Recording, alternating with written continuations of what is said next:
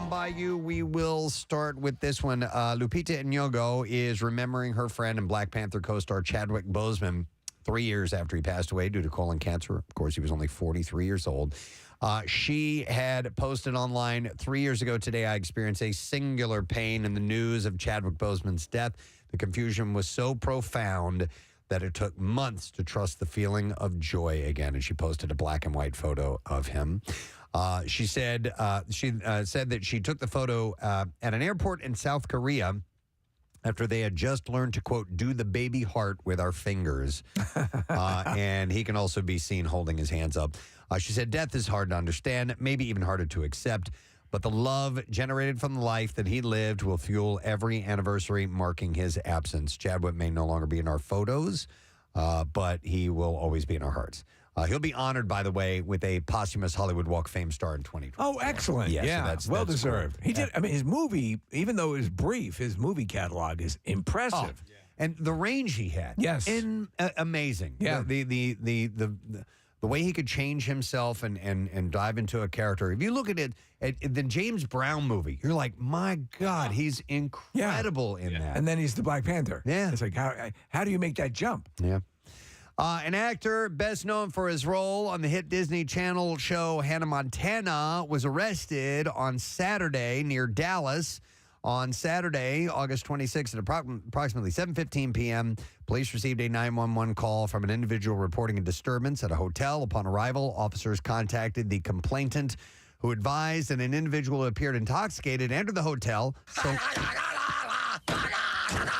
selected a bag of chips, and began eating them. How dare he? When he was asked to pay for them, he became verbally abusive and left without rendering payment. I guess we live in a world where you pay for chips. Officers contacted him outside of the hotel where he's arrested, and police snagged 32-year-old Mitchell Musso for public intoxication and theft. Drop the chips. In addition to other charges. Now, Casey, you watched Hannah Montana. Who was this guy? I don't know his name, but looking at his face, I'm like, yeah, I know that guy. He looks sad. Yeah, we didn't watch a whole lot of Hannah Montana in our house. I thought you loved Hannah Montana. I love The Climb. Miley Cyrus. Yeah, I'm a fan of Miley Cyrus, and I think The Climb from the movie Hannah Montana is... one of your favorite songs. It is a great song. So that was from the movie. That was from the movie. Okay. Yeah. Did she sing much on the show? Do you know? I don't know. I like I said, this Well, I was, guess so, because when she turned into Hannah Montana, She was a singing She star. was a star, right? Yeah. Okay, yeah. A routine records check also revealed that the ex-Disney star had several outstanding traffic warrants out of Rockwell. Outstanding. And records showed that Musso bonded out on Sunday, and it is unclear if he has an attorney. In addition to Hannah Montana, Musso, who was born in Garland, Texas, had a voice acting role on Phineas and Ferb. Oh, okay. Do you think if you end up I in don't know who he Texas, played. a Texas prison, will you get some latitude from the other convicts because you were in Hannah Montana? Oh, without question. Yeah. Yeah, I mean, because her dad is Billy Ray Cyrus, and I got to imagine there are several statues in Texas dedicated. You got to let it be known quickly that you're one of the cast members of Hannah Montana. To Billy Ray Cyrus.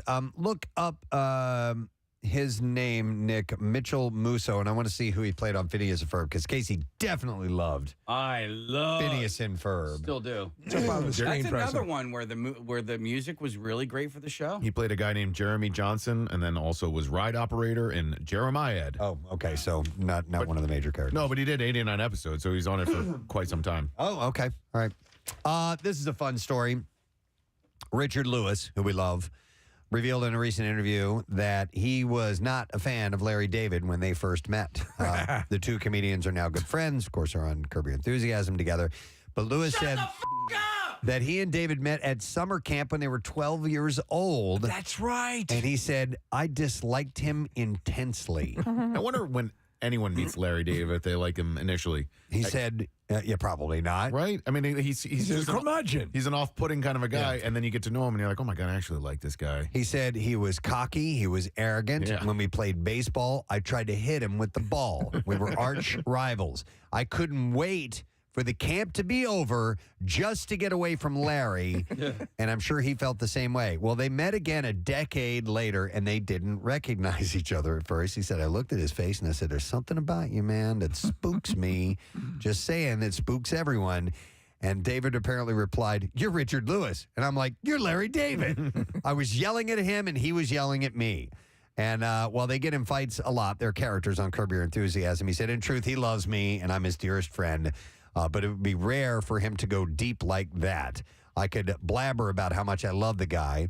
And one of my favorite lines from Curb, I told him that I cared about him, and he said, 'You're a babbling brook of bull ass.'"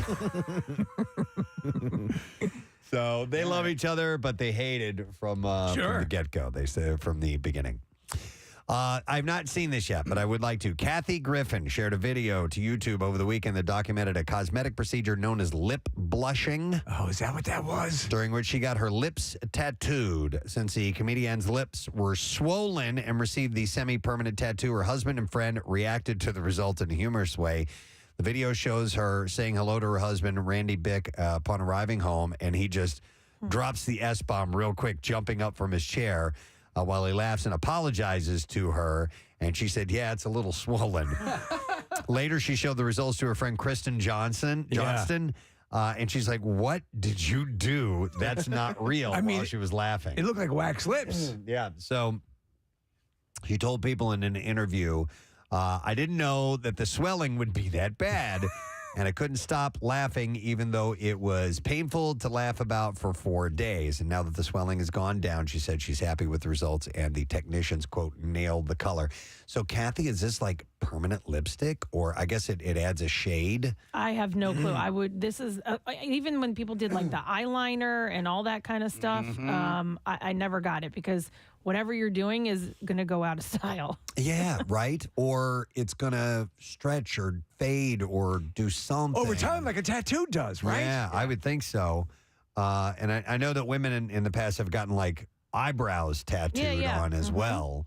But the eyeliner, usually Kath, I heard that too. Usually this stuff fades. Like it's not like the tattoo, that you're thinking of that somebody would normally go and get at a tattoo parlor. Like this will eventually fade. Okay, it's called lip blushing. Most of the never stuff. heard of it. Most of it does. Got a freeze on the pic of her lip. That's her lips there, Kathy.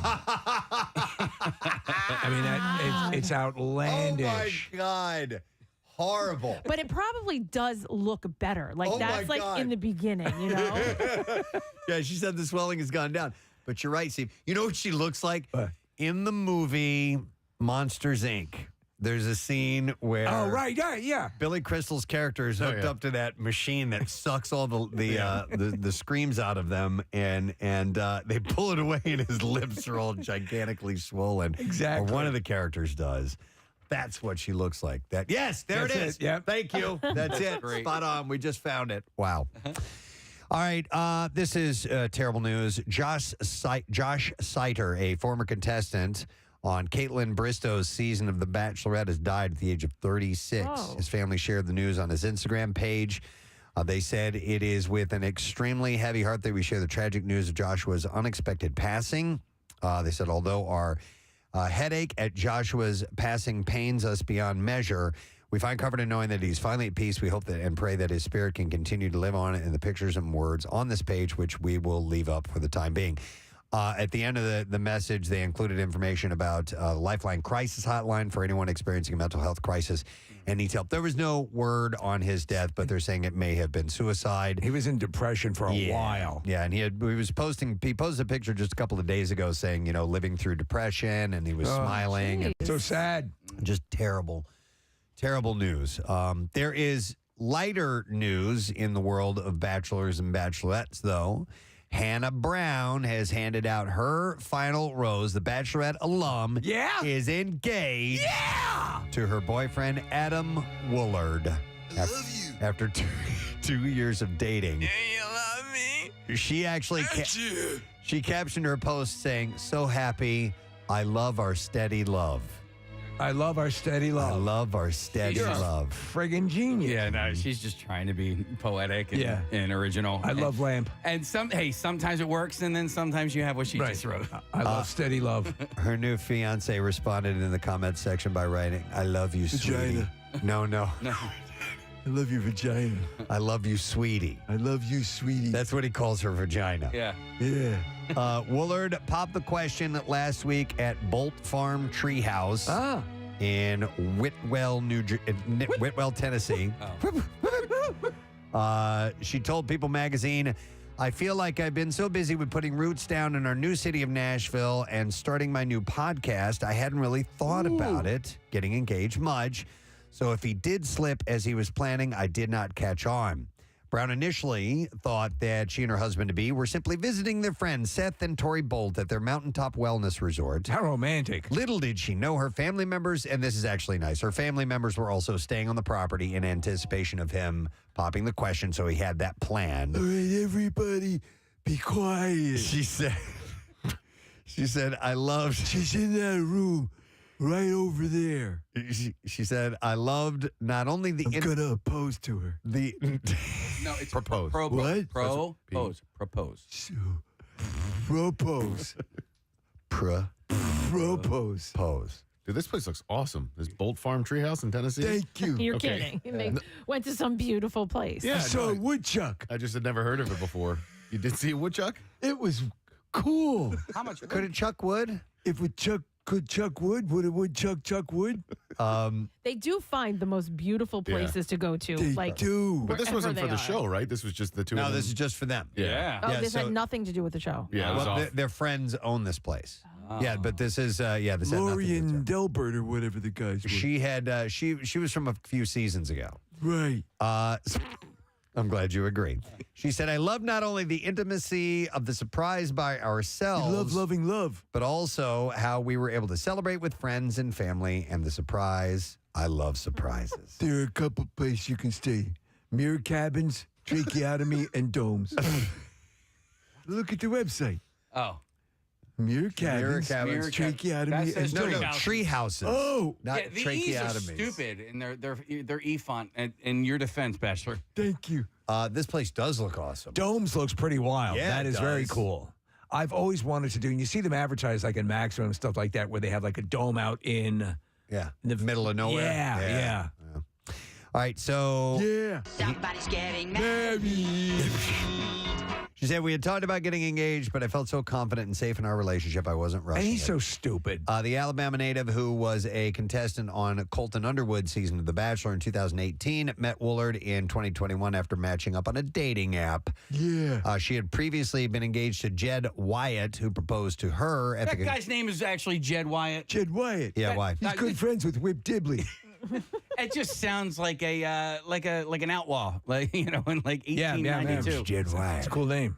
Where you going, Wyatt? And We're not done here. Propose. She had been engaged to Jed Wyatt, who proposed to her at the conclusion of The Bachelorette in season 2019. I love loving love. So they're engaged now. They are a smart-looking couple, I have to say She's that. gorgeous. Yeah. I And wasn't the big deal on her was that she was older than your usual I don't- bachelorette? I think she was like way up there in the low 30s. I'm not. I don't remember, but I just remember her being very attractive. Yeah. Very, very attractive. All right, what else do we have here? How about this? Variety reports that the HBO series The Idol, starring Abel The Weeknd Tesfaye, is that how you say his last name? I just know him as The Weeknd, and Lily Rose Depp has been canceled Aha! after receiving overwhelmingly negative reviews. So it got actually pretty good numbers, but it was a laughing stock for a lot of people. Really? Yeah, and then they mocked it, and Chloe Fineman from SNL did a spot-on impression of Lily Depp Rose in a parody. Lily Rose Depp. Lily Red, yeah. Yeah. The Idol was one of HBO's most provocative original programs, and we're pleased by Oh, this is a statement. Who? The network said, we're pleased by the strong audience response. After much thought and consideration, HBO, as well as the creators and producers, have decided not to move forward with the second season. We're grateful to the creators, cast, and crew for their incredible work. So there was a lot of very forced eroticism. They said it was almost a little torture porny. Wow. And that she was this just this kid, Preston, the exact like Kardashian times 1,000. Okay. I'm watching the trailer for it. It's an attractive, interesting cast. So, Yeah. yeah, but maybe they were just trying to force it a bit Too more. much. Yeah. Too much. Bradley Cooper, let's go to him. He and his ex-girlfriend, Irina Shayk, are continuing to vacation together amid their rumored romance with Tom Brady. Her rumored romance, and not threesome. I'm sorry. They're a throuple. That would be A throuple with an Tom award-winning threesome. Forget for sure. it. Yeah, that would be the winner. I would watch that. Amid her rumored romance. Yeah, I would too, man. With Tom Brady. For sake, let me go get my camcorder. You still have a Do they still camcorder? sell VHS tapes at shows? Sure. Can I be your yeah. Sandman? Absolutely. All right, thank you. You'll hold the boom and I'll hold my junk. The He's just such a horn dog, even in death. Yeah. The supermodel shared photos of their beach trip to her Instagram stories over the weekend, showing herself standing on a large rock formation, topless, and holding her arm over her breastises. So, you're Tom Brady. Do you actually have any jealousy? 'Cause you're Ever? Tom 'Cause Brady? you're Tom Brady. Is that an emotion that can even cross your brain pan? Yeah. Good question. Yeah, I think so. You think so? Yeah. And if you are, would Bradley Cooper be a logical one to Yeah. incite jealousy? Right. If Tom Brady's going to be jealous of anyone, it's Bradley Bradley Cooper. Cooper. In another photo, a shirtless Bradley Cooper leans back in a kayak. Okay, that's for Jackie. In a kayak and blocks the sun from his eyes. Other photos obtained by Page 6 Close your eyes. shows the former couple who were together from 2015 to 2019 and who share a 6-year-old daughter together appearing to get close. Look at these pictures. You ever take vacation pictures like this, Preston? No, Sprawled around the rocks nude. I do not. Yeah. No. So Kendall Jenner and Bad Bunny are continuing to get close. E! News reports that the Dakiti singer Takiti. shared a video to his Instagram 2 stories Takitis and a Coke, please. on Sunday showing him wearing the same K necklace that Jenner has sported on the Kardashians. K neck. K necklace. K Necklace.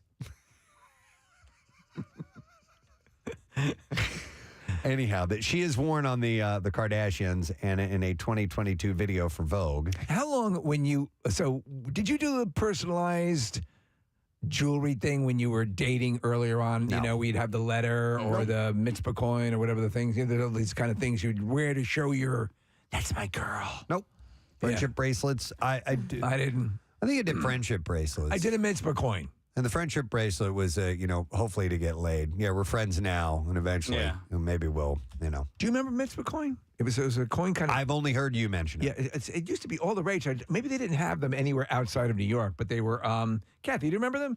It's almost looked like a little, almost like a Eucharist, cracked in half, and Oh, yeah. the parts Oh, joined. that's of called. course. Oh, That's I I seen didn't that in know the that's what it heart was form. Right, Yeah. right. Yeah. Yeah, we always had the heart. Right. Okay. It was, Like a bar mitzvah? Same word? I think it is, Nick. Okay. I think it has its derivation from the ancient Hebrew.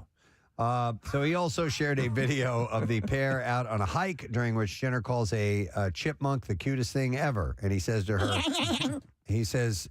her, Mammy, be careful. So he's saying mommy. M-A-M-I? Yeah, like mommy. Mommy, be careful. Like mommy poppy. I actually heard the audio, and he was Mommy, protecting her because he said that they have. He said they have mosquitoes. I don't know if he meant that, but there's a chipmunk. Chipmunks are really cute, and so the chipmunk goes running away, and he tries to intercede and protect her from the chipmunk. Excuse me? Yeah, if we can get the audio, It's a chipmunk. It's a chipmunk. Yeah. But he says They are cute. I think he's thinking of fleas or ticks, but he says I Be think he says careful. mosquitoes. Oh, my God. Yeah. Oh, my God. Yeah, yeah. All right, that's okay, whatever. You don't know, man. Those things can turn on you. Yeah, they can. I've seen one turn over an RV. Okay. All right. They get angry. Let me see what else I have. They'll here for you. attack your toes. According to the Los Angeles Times, Steve Harvey is dispelling the rumors that his wife, Marjorie Harvey, cheated on him with their bodyguard and chef, and that she is seeking a divorce settlement of $200 million. He said, I'm fine, Marjorie fine. He told the crowd at Invest Fest in Atlanta over the weekend. He said, I don't know what y'all are doing, but find something else to do because we fine. Lord have mercy. And he added, sometimes you want to respond, but I ain't got no time for rumor and gossip. God been good to me. I'm still shining. So he's saying she didn't cheat on him. So I don't know. I saw a clip of him, and I guess this is what that was predicated on because he said, see that? He's pointing to his wife because that's mine. Okay. And then he said, and I'm hers. Okay. And so yeah, he was, so I guess, all right. So he's trying to quell rumors. these rumors. One thing, by the way, if you ever get a lot of money, do not hire a hunky bodyguard. Yeah, get an chef. ugly one. Yeah. Yeah. Get a real goon-looking idiot. Yeah. Obviously, they should be skilled in self-defense and know how to use a weapon, but don't get Kevin Costner. Yeah. Don't do that. All right, one final story, and then we got to do the clips. Critics are loving the film You Are Not So Invited to My Bat Mitzvah. I watched it's the other Adam night. Sandler and Adina Menzel as parents of a teenager, Adam's real-life daughter, Sunny Sandler, who's 14, who falls out with her best friend over a boy as her titular character celebration approaches. Adam's 17-year-old daughter, Sadie, also co-star. So you saw this. I watched it. And what did you think? You are so not invited to my bat mitzvah. The problem I have is her character, his daughter's character, is mean and like and Okay. and I don't want to say like because she's only 14 years old and it's not her, it's her character, but it's the same issue I had with Diary of a Wimpy Kid. The main character in the movie, kind of an a-hole. So like how are you going to? Is she in the realm of what a normal girl going through this part of her life? Listen, because it's my understanding she's betrayed by a friend, right? Yeah, but she's not. You know, she just gets embarrassed and like her friend is just there and kind of like cracks a smile when everybody's laughing at her. But like she cracks a smile because she doesn't know what to do. You know, anyway. So it's awkward teenage stuff. Yeah. And maybe she can be a little bit on the bitchy side. And so. she goes to great lengths to be bitchy. The critical consensus on Rotten Tomatoes was a coming-of-age comedy that sidesteps simple nostalgia. You Are Not So Invited to My Bat Mitzvah finds fresh humor in adolescent anxiety and suggests a bright future for star Sunny Sandler. I want to see her. When he was accepting the Mark Twain Award, his whole family was there. It's a lovely family. And so good, but she seems good, Case, right? She's a good actress. Yeah. That and all that stuff aside, as far as the plot is concerned, I think she does a great job, and it's very well cast. And there's a young kid who I feel like should be her love interest, is really charming. So you know who's not a good actress is Sandler's wife, and I feel bad saying really? I like Sandler so much, but she's been in a few things and. What's she been in? What would I know? Oh, man. She's just about everything. Yeah. While you're looking that up, it has a 95% approval rating. She played Hawkeye. And it is best Rotten Tomatoes score of all time for Adam Sandler. That's crazy. His others' best were Hustle was 93%. The Meyerowitz stories. Oh, yeah. Not familiar. 92%. I think Ben Stiller directed that. Uncut Gems, 91%. And he says that he does not look at any of them. Which is understandable because some of his other stuff is horribly rated. Like Little Nicky is 22%. It doesn't matter. I Now Pronounce You Chuck and Larry is 14%. Grown Ups is 10%. And Jack and Jill, by far the worst, at a 3%. I crack approval up rating. So Jack and Jill is yes, the staggering piece of crap, and yet even that, I have moments where I'm like, okay. It's funny the 180 I've done on early Sandler stuff, Preston. How much I used to despise, and then like a switch, and then I'm like I'm all in. All right, and the Netflix relationship has been stellar for him. Yeah. What has Jackie Sandler been in? She was in that The Wrong Missy. Did you see that with David Spade? No. He has the wrong girl on a Hawaiian trip, right? She's done a bunch of voice acting stuff as well. She was in Little Nicky, but look, I'm sure she's a lovely person. So she's got a bigger part in this one. Okay, and how is she? She's fine. Terrible. She is in the movie. Yeah. Okay. All right, we're now ready for the clips. Here we go. The Hill tells the story of the improbable rise of the Texas Major League player, Ricky Hill. In this clip, director Jeff Celentano touches on what makes Ricky's story movie-worthy. Here we go. It was really the underdog thing that I love about characters in movies like this. He to me was the ultimate underdog, like Rocky. Everything in the world was against him, and he didn't take no for an answer. Right, Ricky? Is this based on a true story? It is based on a true story. Nick, do you know the Ricky Hill story? Okay. Is this the one where he had problems walking and stuff? Or because there was that one as well where the guy had like leg braces and everything. He had no torso and his limbs were connected with tape. That's insane. That's Casey true? looks like he's putting on leg braces. But his batting prowess was tremendous, and so he worked his way. And Is this is Dennis Quaid in this one? Dennis Quaid is in this one. He's right. the father, I believe. Yeah, Nick was asking who's been in more baseball movies, him or Kevin Costner. The Hill is playing in theaters now. Here is the next clip, and guess what? It's about you are so not invited in my bat mitzvah. It's the latest Adam Sandler flick to tickle our funny bones, it says here. Here, director Sammy Cohen talks about working with the legendary actor. He's like a coach, right? He knows when to push and he knows when to hop in and guide the team. And then he knows when to take a step back and let everything do its thing. And as an actor, I mean, he's the GOAT. He's the best. He's so incredibly endearing and funny and relatable in this movie. And it's such a part of like the DNA of like bat mitzvah. Yeah. You know what you left out of the Netflix thing? Hubie Halloween. Yeah. It is available now on Netflix, by the way. All right, and there you go. That is the entertainment report for today. We are going to take a break. We will come back. We move forward on this Tuesday morning, Tat Tuesday. If you want to win a Preston and Steve Show themed tattoo, text word tattoo to 39333. Back in a little bit. Preston and Steve. Preston and Steve. On 93.3 WMMR. Make it yet in any of those episodes? Emilia Clarke? Yes. I forget how that proceeds early on in the series. Well, she goes into a scalding hot bath. Right. Full frontal nudity. Yeah. I do like it. And Khal Drogo plows that at one point. Well, yes, he does plow that. So, so you're saying the nakedness though drops dramatically after like third or fourth season? Yeah, it's still there, but yeah, it's still. She comes back with a vengeance. Yep. She got just a wonderful beaver. Christ. Reach, you're not far off, man. Nice beaver. And she's not like one of these workout feeds where things kind of look splayed all the time. Wow. Just natural. All right, so Speaking of beaver, I got to show you guys something. What? Where did you come from? I know. I got. It's a picture. okay. Well, yes. Later. Okay. That's just the reminder. Thank you, You're welcome. everyone. Jot that down. Okay. Jot that I'm down. writing it right down right now. Kathy not my has beaver. pic to show us. The beaver pick. I wasn't this excited when Adrian's men came on the show.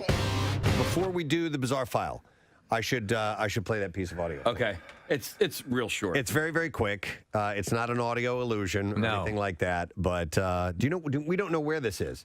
Graduation ceremony. It looks like a college graduation. It was ceremony. college graduation, and as you walk up, this is your moment. This is your family is there. It's your time to shine. You get your name said with the thousands of people in attendance. You walk across the stage. You grab your diploma that you've worked so hard for And paid a lot for. paid a lot for. This is the culmination. And as you're walking, they announce your name. Julie Jerkoff. Forgive me, Kirkhoff. What? Are you serious? Yes. This is legit. Julie Too legit to quit. Wait, one more time. One more time. Quiet, everyone, please. It's her moment. Yeah. Julie Jerkoff. Forgive me, Kirkhoff. Oh my God. Forgive me. Julie Jerkoff, forgive me. Julie Handjob, forgive me. Julie Handy, forgive me. Julie Blumpkin, forgive me. Julie Dirty Sanchez. Oh my God. Julie Jerkoff. Forgive me, Kirkhoff.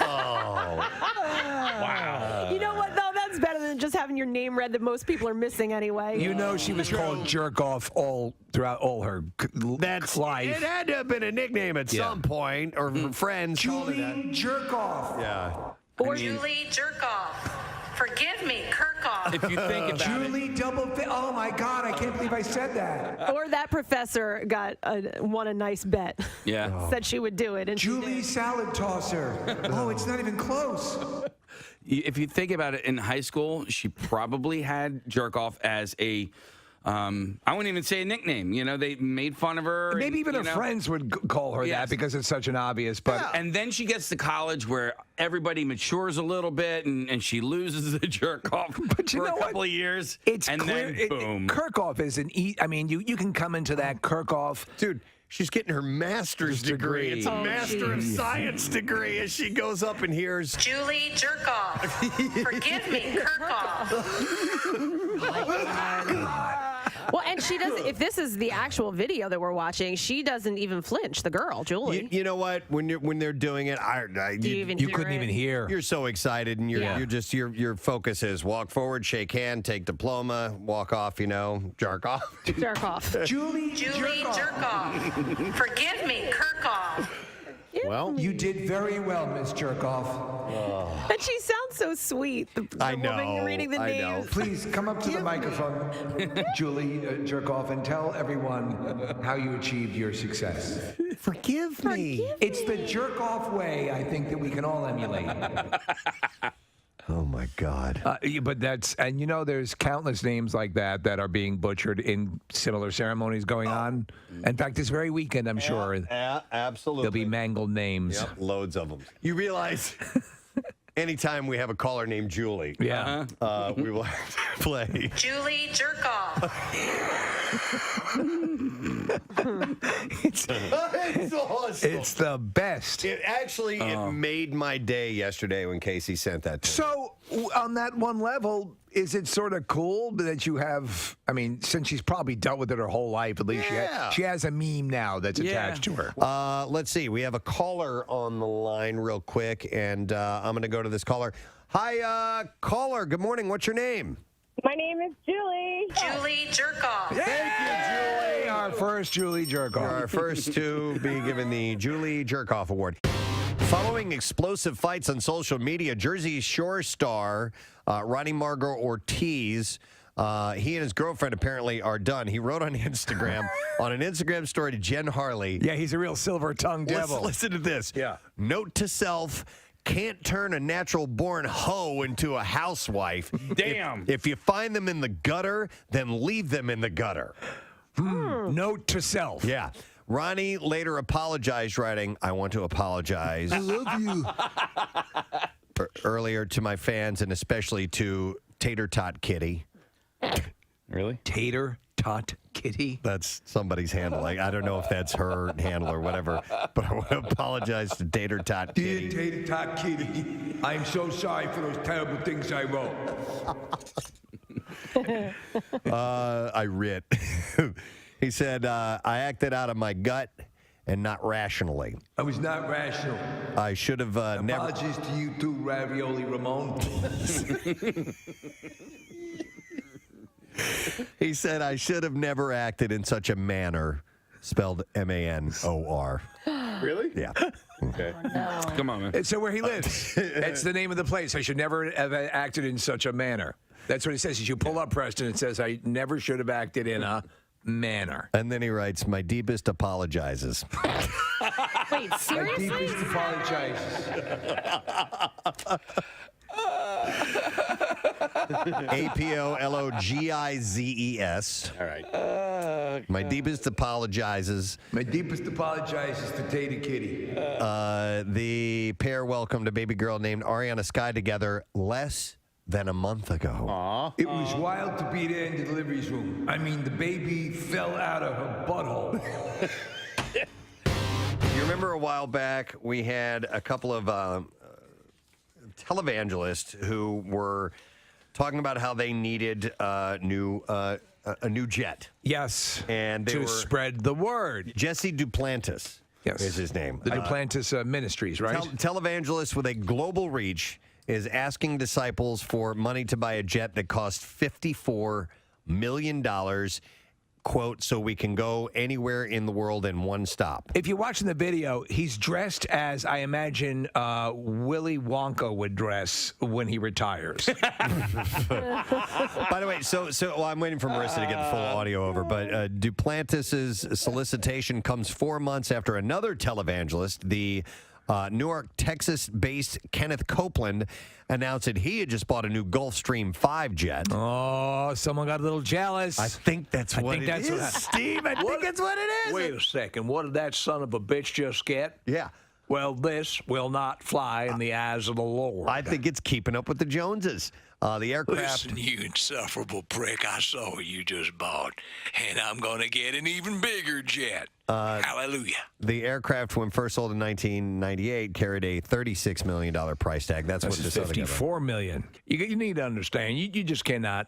You're waiting in line, and you're going through TSA, checking. You're taking your shoes off. That's time wasted from spreading the word of the Lord. That's it. That's it. Oh, my. And then you got the crying kids kicking the back of the seat. I cannot put together a proper homily on a flight with the riffraff, the human filth that populates these various aircraft while I'm trying to get out there and minister to the human filth.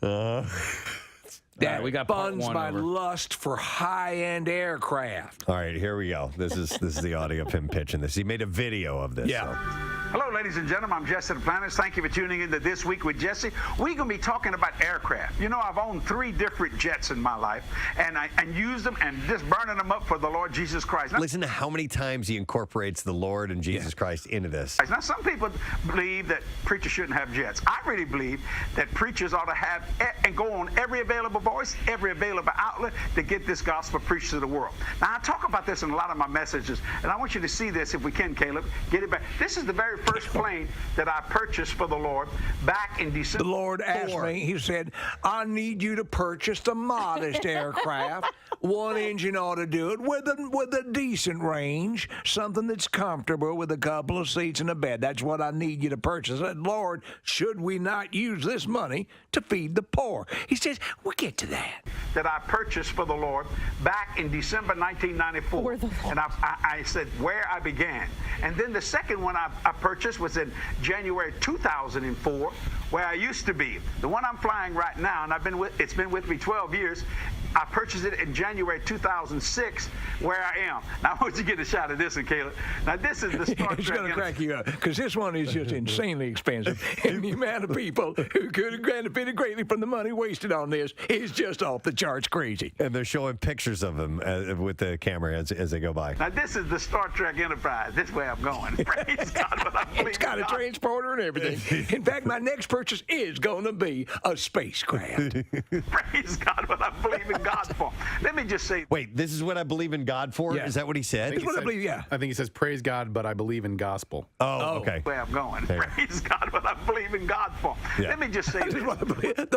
This is what I believe in God for, so I can fly this way around the world. Believe in God for a brand new Falcon 7X so we can go anywhere in the world one stop. Now, people say, my Lord, can't you go with this one? Yes, but I can't go at one stop. That's it. That's the dilemma. Wait a second. You mean you're going to have to stop? There's the kicker. I'm backing that up. Hang on. Now, people say, my Lord, can't you go with this one? Yes, but I can't go at one stop. And you see, if I can do it with one stop, I can fly it for a lot cheaper because I have my own fuel farm. And that's what's You just said, by the way, on this $54 million jet that it has a 5,000-mile range. Yeah. That's not flying around the world with one stop. It's This is the way to travel. And I know you have issues at home where you can't feed your children. I know it's hard to cover your bills. But if you ever do get the chance to fly on an aircraft like this, it will open your eyes and make you ask yourself, dear Lord, why don't I have a jet of my own? Oh, my God. It's the audacity, the absolute robbing of human beings preying on their faith. There I was in Zone 3 waiting to load onto the aircraft. Zone 3. And I said, dear Jesus, I am surrounded by a sea of human filth that is keeping me from spreading the Lord's word. What can you do for me? Can you hook me up in a $56 million plane? Will get it done nicely. And I can fly myself. And it's also the first day of school for my youngest. Today. Oh, wow. Today? Yeah, junior year. So it's we're back at it again. Here He's we a go. junior? Yeah. Wow. Crazy. So right? you've got one now away, right? One away. One in the workforce, one away at school, and one with 2 more years left in high school. I don't know. I don't know how down I am with this going back to school before Labor Day thing. Yeah, I'm a little conflicted about it. I wish that we would go back before Labor Day. We are after Labor Day, and not that I because I like to soak in every last minute of summer, and I'm not the parent, never was, that was like, oh, thank God the kids are going back to school. But they get out so late when they go out. When they go back after Labor Day, it's well into June. You're almost towards the end of June, and the years that we did before Labor Day, I was like, oh, good. Like I felt like we started summer nice and early because they were out. How are these extra days though? Buying them? I mean, yeah, right. It's not that much of a. Yeah, it is. Yeah, though. I mean, and they didn't do. They had no. Like this year, we're currently in it, but there were no snow days or anything of that nature. No, No, but and it's I just don't- the way it works out with like days off and teacher, when they need to do their in-service days and all that kind of stuff, that it puts them towards the end of June. My youngest started yesterday, and so we never started until after Labor Day. Until my oldest started going to high school. She's gonna be she's a senior now, and so now we are starting before Labor Day, but we're getting out way earlier. I think right around just after Memorial Day. Yeah. Really? Yeah, Well, that ain't good. bad. Yeah. My oldest goes back next week, and my youngest goes back next week, and I only have one. So Yeah. they're the same Yeah. person. Yeah. But It's the same one. I think that I think, Kathy, that Ben and Jace are now not the norm anymore. I think after Labor Day is becoming less and less common because, I think Pennsylvania is also sort of not as common anymore either because my nephews in Virginia, they went back 2 or 3 weeks ago. My nephew in Colorado, he went back 2 weeks ago. So, I get the wanting to get out early, but I just can't imagine going to school full time in August and When do taking they it get out? seriously. I would have freaked the hell out as a kid. I mean, Preston, I know you probably in the same boat. That was like the last run. Okay, we got Labor Day.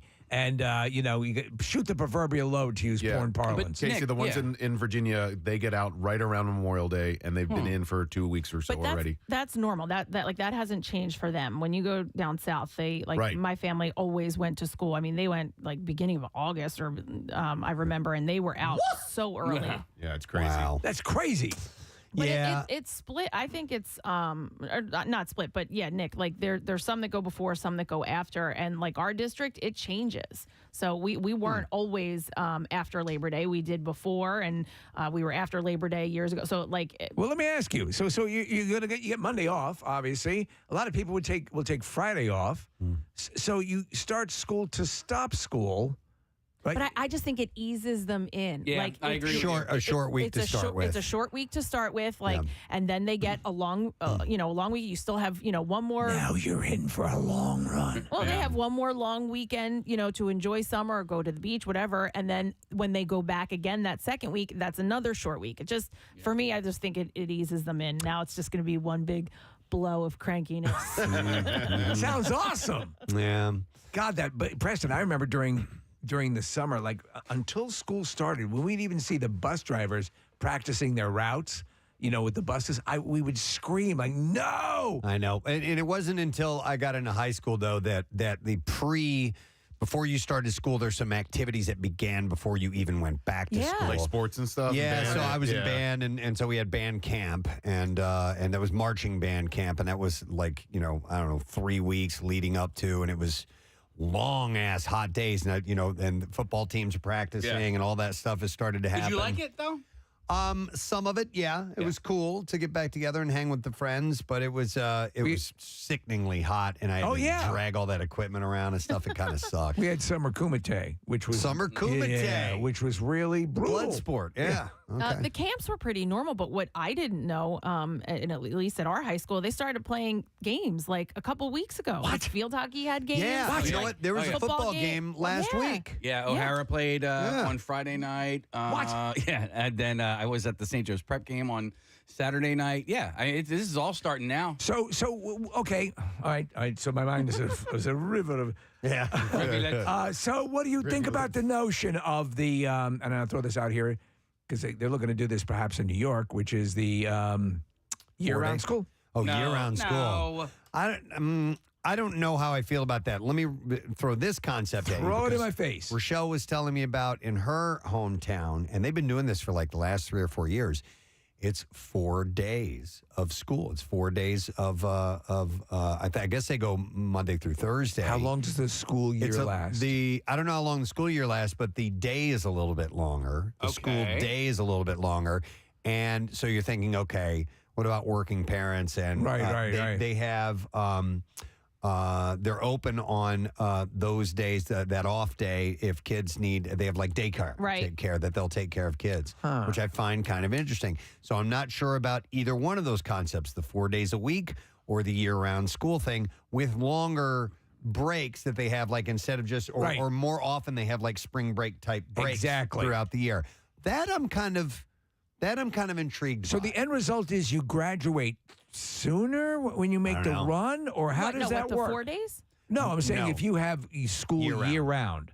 Oh, no, I don't think so. I think because they just get longer periods of time off. So during Christmas, they're not just going to get a week. During spring break, it's not just a week. They still get larger chunks because so families can go on vacation. It's just spread out throughout the year instead of all in the summer. Normally, so you would graduate, the average kid would graduate high school around 18, 17? Yeah, it's still, they don't move that around. All right. I thought for some reason that was a way to sort of speed up the process. So you can be in the workforce by the time you're 14. I think that the idea of the schools doing the 4 days a week thing is a good idea, because I think eventually it will lead to 4-day work weeks for people. Which, ladies and gentlemen, we've tested this over the past few summers. It works. It really works. It works wonderfully well. It is kind of good. We've had to eat up our vacation doing it, but it works wonderfully well. So nearly 900 school districts in the United States currently use a 4-day weekly academic schedule. This one district, it says it added 35 minutes onto the day. That's not a lot. And they have Mondays off. Add it on to lunch. They have Mondays off, and kids can go to school on Monday, but their parents have to pay a fee if it's, for childcare. Okay. Interesting. Very, very interesting. I don't know which one I would prefer. My mind. Yeah. Yeah, I don't know. It is kind of a weird concept, because the one thing that I see everybody going back to school so much in advance of Labor Day that it's like this. I'm done. I'm not down with it. You know what it is? It's the remnant of the big thrill, as bizarre as this is, watching the Jerry Lewis telethon, which doesn't even exist in that form anymore, for 24 hours. And it was like kind of your last hurrah where you could stay up late. And I guess it doesn't matter as much anymore. You know what I refuse to do, though, until we go back to school, because it depresses me, is the back to school shopping. So when does that happen? Well, if kids are going back, at the end of August, the stuff is in the stores midsummer, and parents are shopping for it. And I was actually just having a conversation with a few other mothers about it, and all of us were on the same boat. We're like, nope, we're not doing it until it's time to go back to school. But then you go, and everything is gone. Everything's gone. Why does it depress you? Why does that bother you? Oh, because I don't want summer to be over. Oh, it's just the acknowledgement that summer is ending. Summer's over. Okay. He's going to be back in school. We're not going to spend as much time together. Yeah, no, I listen, I like fall. You guys know that, but I feel like I embraced fall so that I wasn't so depressed that summer was over. No, it's a coping mechanism. It's a coping mechanism. It's an act of desperation. So as you enjoy this year's fall activities, know it was born out of desperation. And Press, the reason I think that the kids should go back to school before Labor Day is because of that ease into school, and so that they get out earlier and we can start summer in the beginning of June. So you'd rather have the beginning is more exciting, yes, than the tail end of right. summer. I realize I'm such a fossil when it comes to this stuff, because it's like, for me also, and now you get, I'm sure, alerted ahead of time as to what the kids are supposed to have, with them when they go. You get emails or whatever. Yeah. We would go to school that first day and be told what we should have. Here's what you need. Right. And then you'd see the masses of kids with their parents out at stores buying stuff. And that's when I could convince my mother to buy me stuff that I really didn't need for school. Every year in May and June, we do Coolest Teacher. And often when we talk to the teachers after they've won, they talk about what they're looking forward to that summer, and including the time off. And I know a lot of teachers work year round or have other jobs in the summer. I wonder what teachers prefer. If they would prefer a 4-day work week. That's a good question. Yeah. The 3 months on, 1 month off kind of thing. I think if I were in that role, I would love year round with big chunks of vacation in the middle. School should always be like it is the last week of school. Oh, my God. That's the most wonderful time where you don't have to. For teachers and students. Right. not paying attention at all. Yeah. In a lot No of one movies. cares. Yeah. Education is like a third concern. If the grades are in by then, you just don't care. You get to hang out with friends. Well, and Your that- teacher tells you something they probably shouldn't. Nick, that year-round schooling helps with, the loss over the summer break. That's a major issue for a lot of kids. But for learning? For learning, Yeah, yeah. So that's what that year-round program they say helps with. So, Nick, with Ben in high school, do they have the scenario where if you hold an A average, you don't have to take the final? I don't know. Okay. That's a good question. Yeah, they do it at my kid's school, except for in math. I think math, regardless, you have to take the final. You have an A average, you don't have to take the final? Mm-hmm. Dude. Yeah. That's good. That's incentive. motivation. Yeah. And it makes sense. You've learned the material. Jesus. Why then put that stress on on a I kid? like to have- that. Yeah. I may have done a better job had I had that motivation. I just know going Not into really, this, right? Yeah. That means I would always be taking the finals. Let's be realistic. Let's be real here. I just know going into this year, Casey, because Ben is a junior as well. Like this is the most quote unquote the most important academic year for college. His college applications will start. We have 3 juniors in this room right now. I mean, your son, my son, and me, and Preston's daughter. Yeah. But I mean, this kind of shapes up to the school that he's going to be able to get into. Come 2 years from now. Nick, intern Peyton, who is now a teacher, texted in and she says 4 days. Oh, okay. Oh, she's Definitely both goes 4 days. 4 days for sure. So, It says 35 minutes. Well, at least that one district. I want to hear from That's not teachers. I bad. want to hear That's what they not what bad they. at all. So Peyton says 4 days. yeah. Somebody had texted in and said the year-round school is 3 months on, 1 month off. And if I'm a maybe teacher, on average. that's what I want. That's pretty awesome. So run that by me. So 3 months on, 1 month off. and there's 16 months in a year. And so, no, they're not. You they're need to not. go back to school. So I assume that's 5-day work weeks, 3 months on, and then 1 month off. That's pretty. All right, January, February, March, sweet. off April, and then May, June, July, off August. I like that. September, October, November, off December. That's kind of cool. Hang on, I'm going to go to Siobhan here, who has a comment on the year-round school. Hi, Siobhan. Good morning. Hey, good morning, everyone. Hey, what's up? I'm calling because my sister, I have a twin sister who lives in Switzerland, and her kids go to school year-round. The longest break is 5 weeks in the summer, and then they do 2 weeks through the year. And I think it's a much better system because... What do you mean they do 2 weeks through the year? Explain that, please. Yeah, so Christmas break, 2 weeks. Okay. The next break they have, 2 weeks in February, which is the ski break.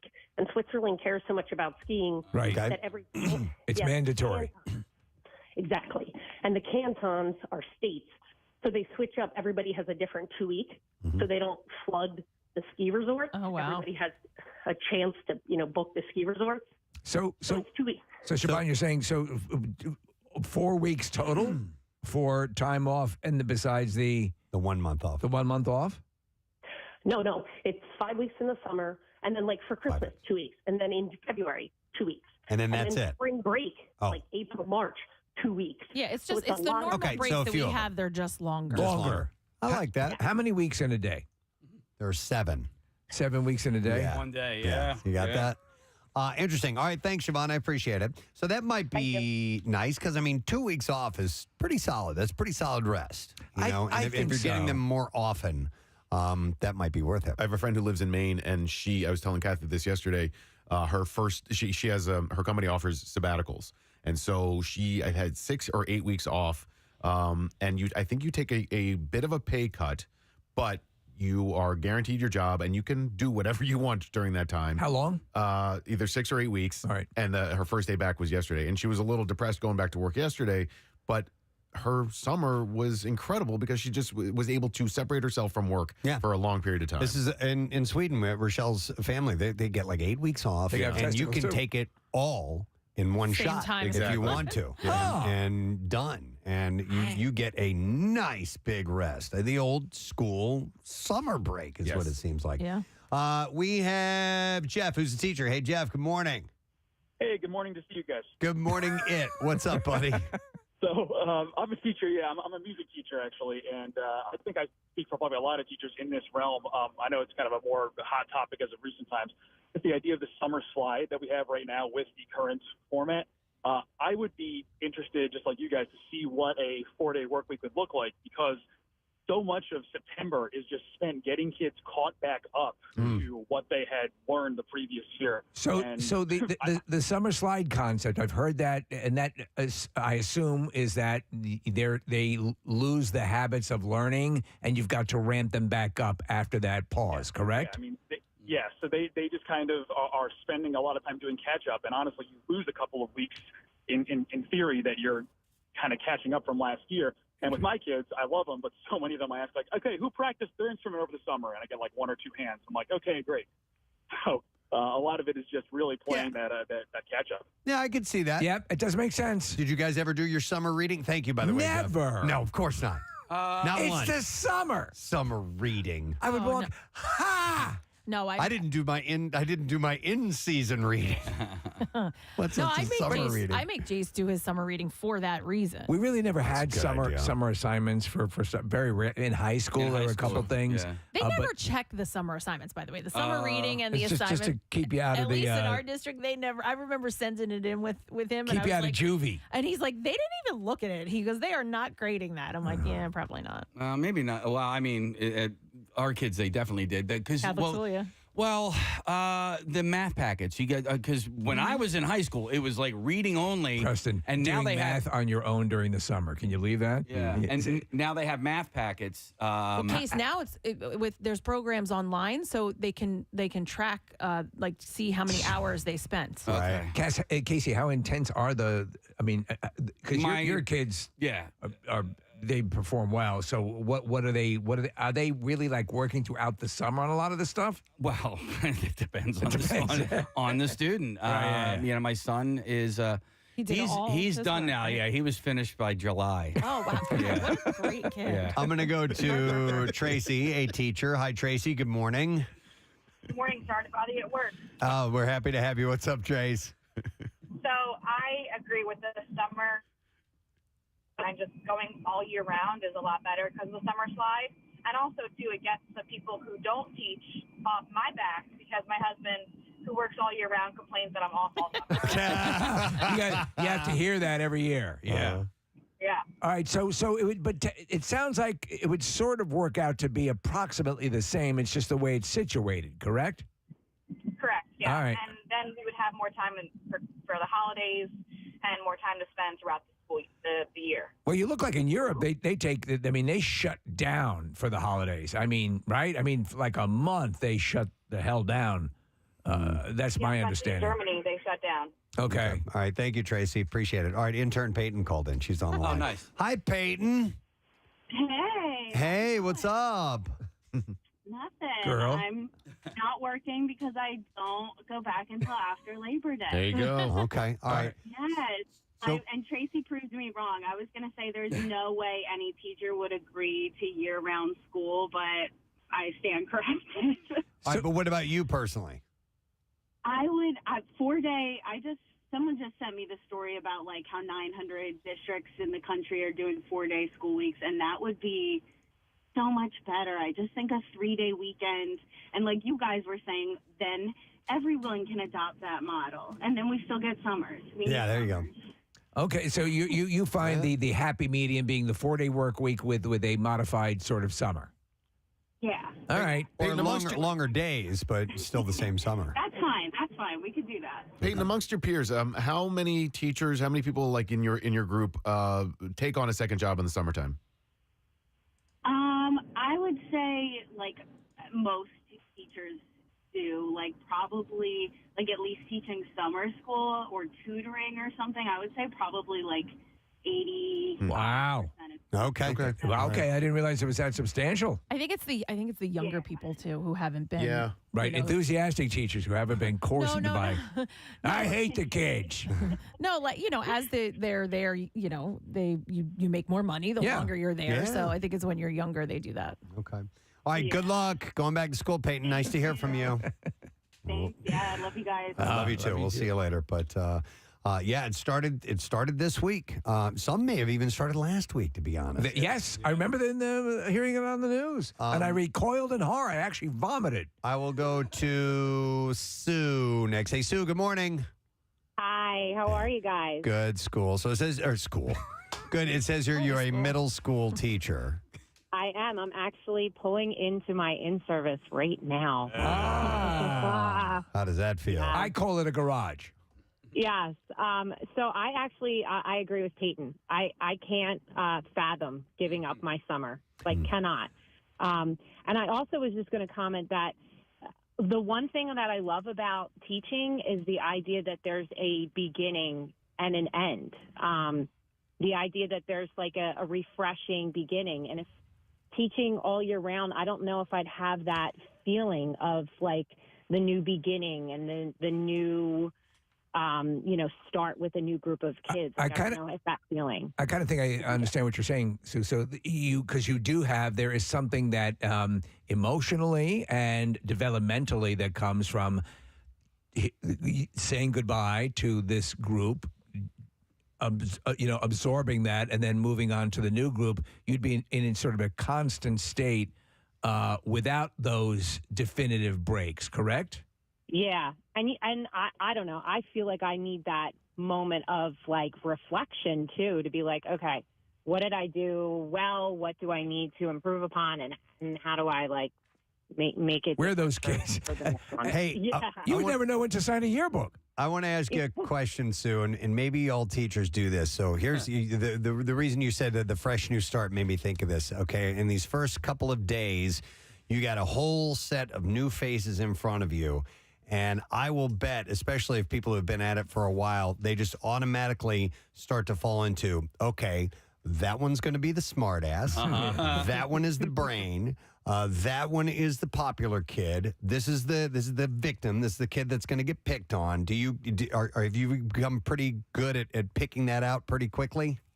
I mean, you try not to get those stereotypical feelings, you know, like, and at times you get some ideas, but I know I try to at least on my own try and create my own ideas. And I'm lucky I teach the first year of middle school, so I feel like kids are getting a fresh start kind of coming in. So I'm like, reinvent yourself. Like, I did. Be who you want to be. Did you have that? Because I was always moving around from school to school constantly. You had to. And so I was always reinventing myself. By the end, I was an Austrian prince. Oh, wow. Yeah. That's pretty cool. That's pretty cool. Middle school stuff, I didn't realize how tough it was until my kids went, and they hated it. Yeah. They look back at it loathsomely. Really? Absolutely. Oh. Because it's a bizarre developmental time in your life. Yeah. It's when clicks happen and people start to really have pointed opinions about things. Well, they pointed out that there's Thank you, by the way, in Steve. high school that junior year is the that's critical. That's the money shot. Yeah, I mean, like honestly, if you're thinking about college and you want to go to a school that you're aspiring to get into, you have to have a good junior year and be able to do it. And your senior year really doesn't matter that much. That's a good point. I think as a teacher, I'd be inclined to look at my students and say, what free labor could they perform for me? What can I get I bet you done that here? one does good yard work. Let me see. That one's probably good with a pool. We're going to have to break shortly. I'm going to go to Rob. Hey, Rob, good morning. Hey, good morning. What's up, buddy? You're a teacher? No, actually, I am a student. Oh. I'm a college student. I fully support school full year round. I go to college right now, and I get 4 weeks off a year. I get 2 weeks off in the end, one in the middle in the spring, and one in the fall. So you find that model works best for you for your education to keep kind of the information flowing and keep your momentum? Absolutely. In high school, and mind you, I'm an old dog. I'm 55. So when I was in high school, I was an okay student, 3.0. I am a 4.0 student. I'm in National Honor Society for the first time in my life. So it works. I mean, it keeps you going, keeps you engaged. You know, so it's a good model. So what had you going back to school, or were you? How do you end up in college at this age? Well, it's kind of funny. I mean, I'm actually going back for my second bachelor's degree. Wait, before you do that, or do you own a big and large tailor shop, and your son was going back to school? Right, yeah. You're tall and fat. No. Are you an exceptional diver? Different story. Go ahead, Rob. No. Actually, no. I'm actually going back for my second bachelor's degree. I have a degree in finance. I'm going back to get my degree in accounting. Okay. So I could be a CPA, so I could be a certified public a-hole. Yeah. Well, all right, yeah, so interesting. So he's taking it from a perspective of, a year-round would be better because it also suits your current lifestyle. Thanks, Rob. I appreciate it. But that might go differently for a teenager. Who doesn't have 3 kids of his own and a wife. Right. Yeah. So, I don't know. We'll go to Teresa, a teacher in Philadelphia. Hi, Teresa. Good morning. Good morning. Hi, what's up? Good. We're doing great. All right, so what do you want to chime in with on all this? I would never want to go to school all year round. Ever. Yeah, you Philly teachers need a break. There's so many. One of the main reasons is right now teaching. There's so much on our plate that didn't used to be on our plate, and we literally need the time to mentally and emotionally and physically recover. How much prep work, Teresa, for the beginning of a new year of school do you have to put in to just get up and running for that first day? So, over the summer, I did many professional developments to try to implement new things with my students. I probably did about 8 or 9 professional developments. My lesson plans over a few weeks for the first quarter. I went into my classroom all last week unpaid. This is most of it, the PD was paid, but all the lesson planning and the laminating and the cutting and everything was all unpaid. I went into my classroom all last week. Then the rest of this week, I'll be in professional development, learning about a new curriculum and stuff like that. It's a lot. And that's just to get ready that's like the first week to be ready for. Right. No, there's a lot. Yeah, Yeah. What about a 4-day week? So, if we could start earlier and end later, I would be okay. But right now, some of the schools start at 9 o'clock. Like my school starts at 9 a.m. The kids don't get out until 3:49. So, by the time we eat dinner and go to practice, there's no time for my children to play. Yeah, that's true. And you need play. Interesting. We have a play break here. Thank you, Teresa. We appreciate we have that. recess. Yeah, it's I don't know. I don't know which I would choose. I have no idea. In junior high, because there were so many kids at our junior high school, we had what we call a split schedule. So there was half of the year I was going into school at about 6:30 in the morning. Yeah. And then the other half of the year I was getting home at about 6:30. I'm always blown away by the teachers, and if you look at their credits, who are not only teaching government, and then they're the baseball coach, and then they run this extracurricular group, the forward thinkers of business and blah blah blah and all this stuff. How in the hell do you take on all those extra jobs? Too much. Well, remember, and I don't know if they call it the same thing now, but block scheduling, and Yes. that was when that first came around. We were all like, "Oh my God, that long in one subject!" And It's now, great. I think it's the norm. Makes total sense. My kids do block. Yeah. It's I really, rather than having 7 different classes throughout the day and getting homework from most of those, having 3 and spending more time in those classes and getting more out of it makes total sense to me. You know what, Kath? I'm thinking about this. I think as a kid, I maybe would have been okay with going back to school a couple of weeks early. You were a pool rat just like me, right? Yeah. You didn't really go to the pool after the second week of August, even after the first week of August. It gets cold at night. It gets colder at night. Yeah, So you just go to skim the bodies out of the pool? Yeah, but I drove past my old swim club last week, and there was nobody in the parking lot, and I had a vivid memory of being there in my early teens, and it was kind of like a depressing time. So yeah, I think maybe I'm done with, as a kid, I was done with summer by August, leaving this too. one diving board town. So would they shut it down? They would shut it down at the absolute beginning of school, or would the pool stay open? The pool stayed open until Labor Day weekend. Not many people would go. I got you. And not a lot of people would go. And then it happened, it didn't happen until I was an adult. It was so hot in September that they actually kept the pool open just on the weekends. Open a few weekends, yeah. Yeah. Okay. So I encourage you, if you're depressed like me when summer's over, you have to embrace the fall activities so that there's something to look forward to. You're actually a doctor. Your full activities list is medicinal. Right. When do we get the full activities I list? think we'll probably do it the end of September. When it's actually fall. Yeah. Yeah. Okay. Fair enough. All right. Well, thank you. Good luck to everyone. School has begun for most people, and we wish you well, dear friend. Yes. We're going to come back in a second, and we'll educate you with what not to do in the Bizarre Files. Stay with us. We'll be right back. Preston and Steve on 93.3 WMMR. You know, they got down there down in the Cabo San Lucas, they got these young ladies that need to hear the word of the Lord. I need to. Oh my God! I need to see this guy in Down there, Casey. Let me tell you something. The girls have literally gone wild, and they need the word of the Lord Jesus Christ to tell them that if the tops are coming off, if the tops and pantaloons are coming off, make sure that at some point the Bible opens up.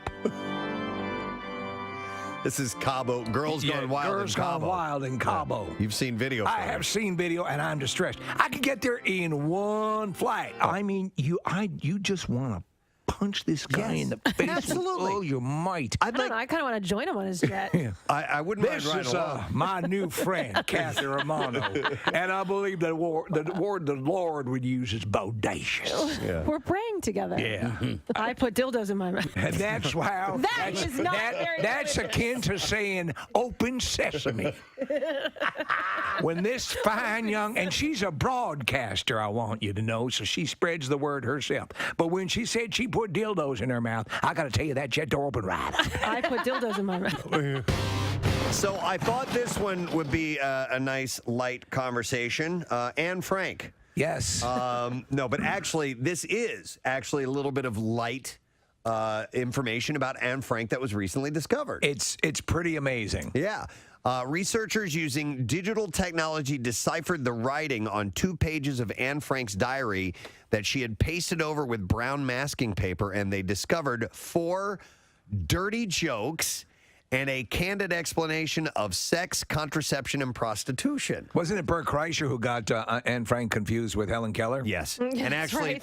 there's an on-running joke about that on a website I go to a lot, which is fark.com. And it's not only Anne Frank and Helen Keller, but they've also thrown in, oh my God, the pilot. You're talking about Amelia Earhart as well. Sully Erna. So they always, Sully Erna.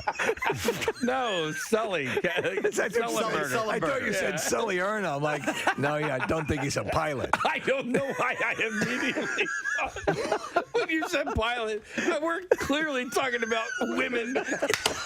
I mean, he did land that. It's a good movie. I don't know why Sully has not brought up the fact that he hid in a in Amsterdam during World War II, because that's an even more courageous and story. what blows me away is the dude was blind and deaf and able to land that plane. Yes. Amazing. Well, I mean, he landed it in a river. Well, I but, guess you know. he doesn't want to puff himself up too much. All right. So anyhow, let me find something else. I can't wear the earbuds. I have small ear holes. You can't wear the earbuds? Yeah, they fall out. Ooh, your ear holes are so tight. Tight ear holes. Oh, man. You can get That's awful. Can you fit that in there? I'm going to work with it. Wait. Yeah. Wait. Oh, ow. No, you're too big. Stop. You're stretching it Stop. out. Your pod is too big. You're going to tear a hole. Oh, my God, I'm going to bleed. Ear lube. I need some ear lube. Well, what you I can just get. gave you an ear pie. I actually bought these things that were like $2 on Amazon. I just got that. I'm sorry. Wait, just got what? Ear pie. You ever heard the term cream pie before? Yeah. Never mind. Go ahead. I bought these things for like $2 off of Amazon that go around your earbuds, so you can A C-ring.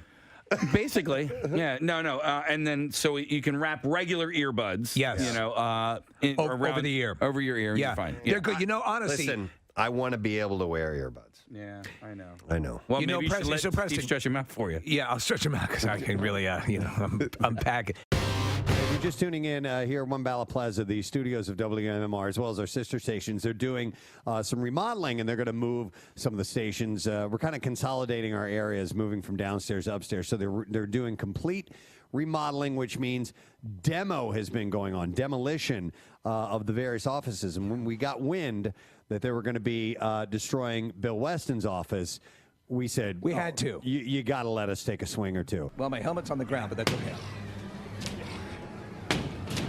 Wendy, I'm not gonna hurt you. I'm just gonna bash your brains in. This is great. Here's Johnny. That is awesome. Oh my God! Look at this. Oh my God. Bill's mailbox. There we go. Give it to him Look at as a that. keepsake. I have the video. By the way, did we ask Bill if he wanted that? No. Okay, all right. Hey, Bill, do you want this? Clear the wall. Oh, nice. She almost fell on her fell ass. backwards. There's another swing at it. She's trying to go out of Bill's office into the sales department. Feels good, doesn't it? So good. Go get it. Yeah. Kill it, Marissa. Kill it. A lot of rage here, man. Yeah, but it's funny. It's She like, packs a punch. It's like watching an angry dwarf.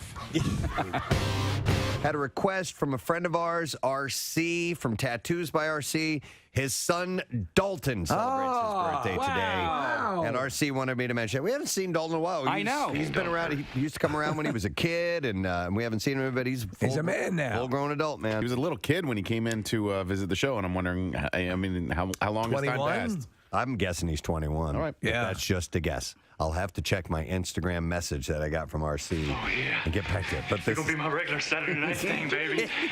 Oh yeah. Oh, yeah. No, he can't be that old yet. Well, he's All right, he's I'll at look it least up. 20, at least. Oh, yeah. Keep playing that clip over and over until I get we this, find it. Steve. Oh yeah. Oh yeah. Are you looking or are you I'm just looking laughing? it up. I have to go into my phone. Oh my God. Let's see. Oh yeah. It says here he turns 20 years old. There we go. Booyah! Yeah. Oh yeah. Yeah, that's it. It's gonna be my regular Saturday night thing, baby. Oh, yeah. Oh yeah. Oh yeah. So far, this is my favorite part of the There day. we go. It all goes downhill from here. All right, let's see if we can get an answer to the stupid question. A panda, what is their primary food source? Yeah, okay.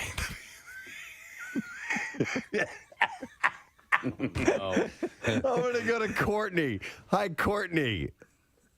Hi. Hi, Courtney. What is the panda's primary food source? Is it bamboo? Oh yeah.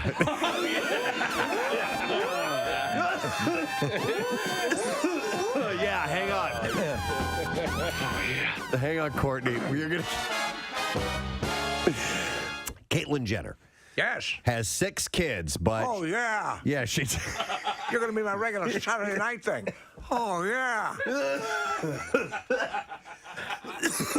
I might not make it through the show today. Caitlin, huh? Thought you'd be bigger. I mean, no core. But she. Roadhouse with Caitlyn Jenner. Oh my God. Pain don't hurt. No. Except when they cut your balls off. That was pretty uncomfortable. I'll have to say that did sting. That pain hurt? Yeah, that pain sort of hurt. The knife attack at the bar, no, not so much. Cutting my balls off, yeah, that actually pinged a bit. Can you stick to the script there? It pinged a bit. That pain hurt. Okay, sorry. Oh yeah. Oh, yeah. So the royal wedding was over the weekend. I'm going to touch a little bit on this stuff, and we'll expand a little bit further on it later on. But of course, it took place on Saturday, and they are officially husband and wife, Prince Harry and Meghan Markle. They became the Duke and Duchess of Sussex at London's Windsor Castle. The ceremony took place at the Gothic St. George's Chapel at noon, but was no ordinary wedding, even by royal standards. So there's an Instagram thing that I follow. It's called Fish Dance Party, and what they do is they'll dub Fish concert music over people dancing. How did I miss this? No, listen. At one point over the weekend, there was a Fish Dance Party Instagram posting of people coming out, and it looked like they were coming out of the royal wedding. And I was like, this can't be. But I think it was legit. I'm fairly certain what I saw. That Fish music was playing when they were coming out? Okay. No, but like ridiculous. A selection from Fish. I just need to know if I did indeed see Prince Charles and Camilla Parker Bowles come out dancing out of the chapel or whatever. No, I don't think they were dancing when they walked out. That is not. Dude, wait till Prince Charles and Camilla. They're Casey. great. Casey. I know. Casey. What is it? We're watching this right now. There's Yes. no way in hell the royal family would do something like this. But look at this. They're great lookalikes right there. They are not even remotely looking. That guy looks nothing like Prince Charles. I was looking at her. Oh. You thought this was real? I couldn't tell. It was on my tiny little. I couldn't tell. What is this from, though? It's a spoof. It's a yeah. It's a spoof. Oh my God. People. Yeah, we're watching this right now. This is it is absolutely absurd that Casey would think that this was legit at the actual royal wedding.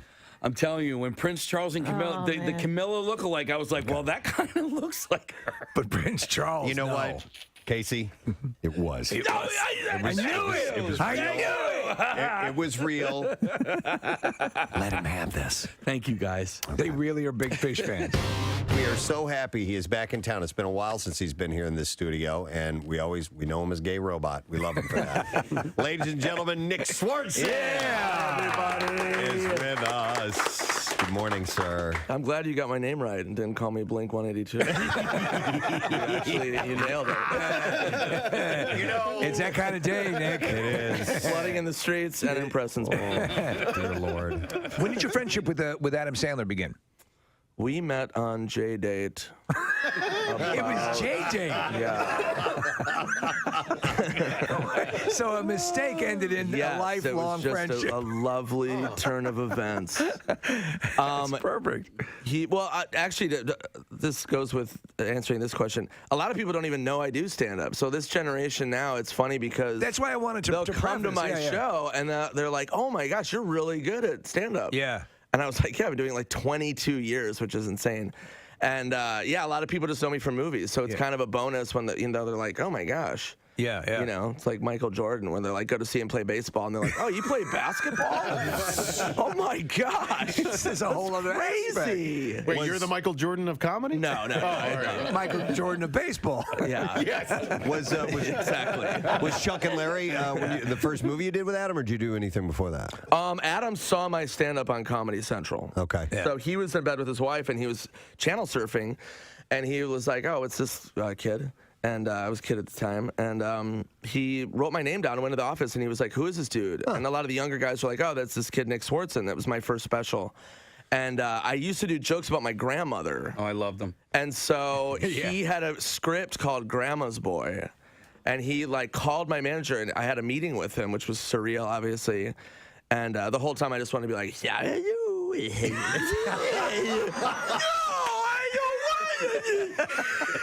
So I didn't do that, and that's why I'm still working with him. But There's a scene in that movie.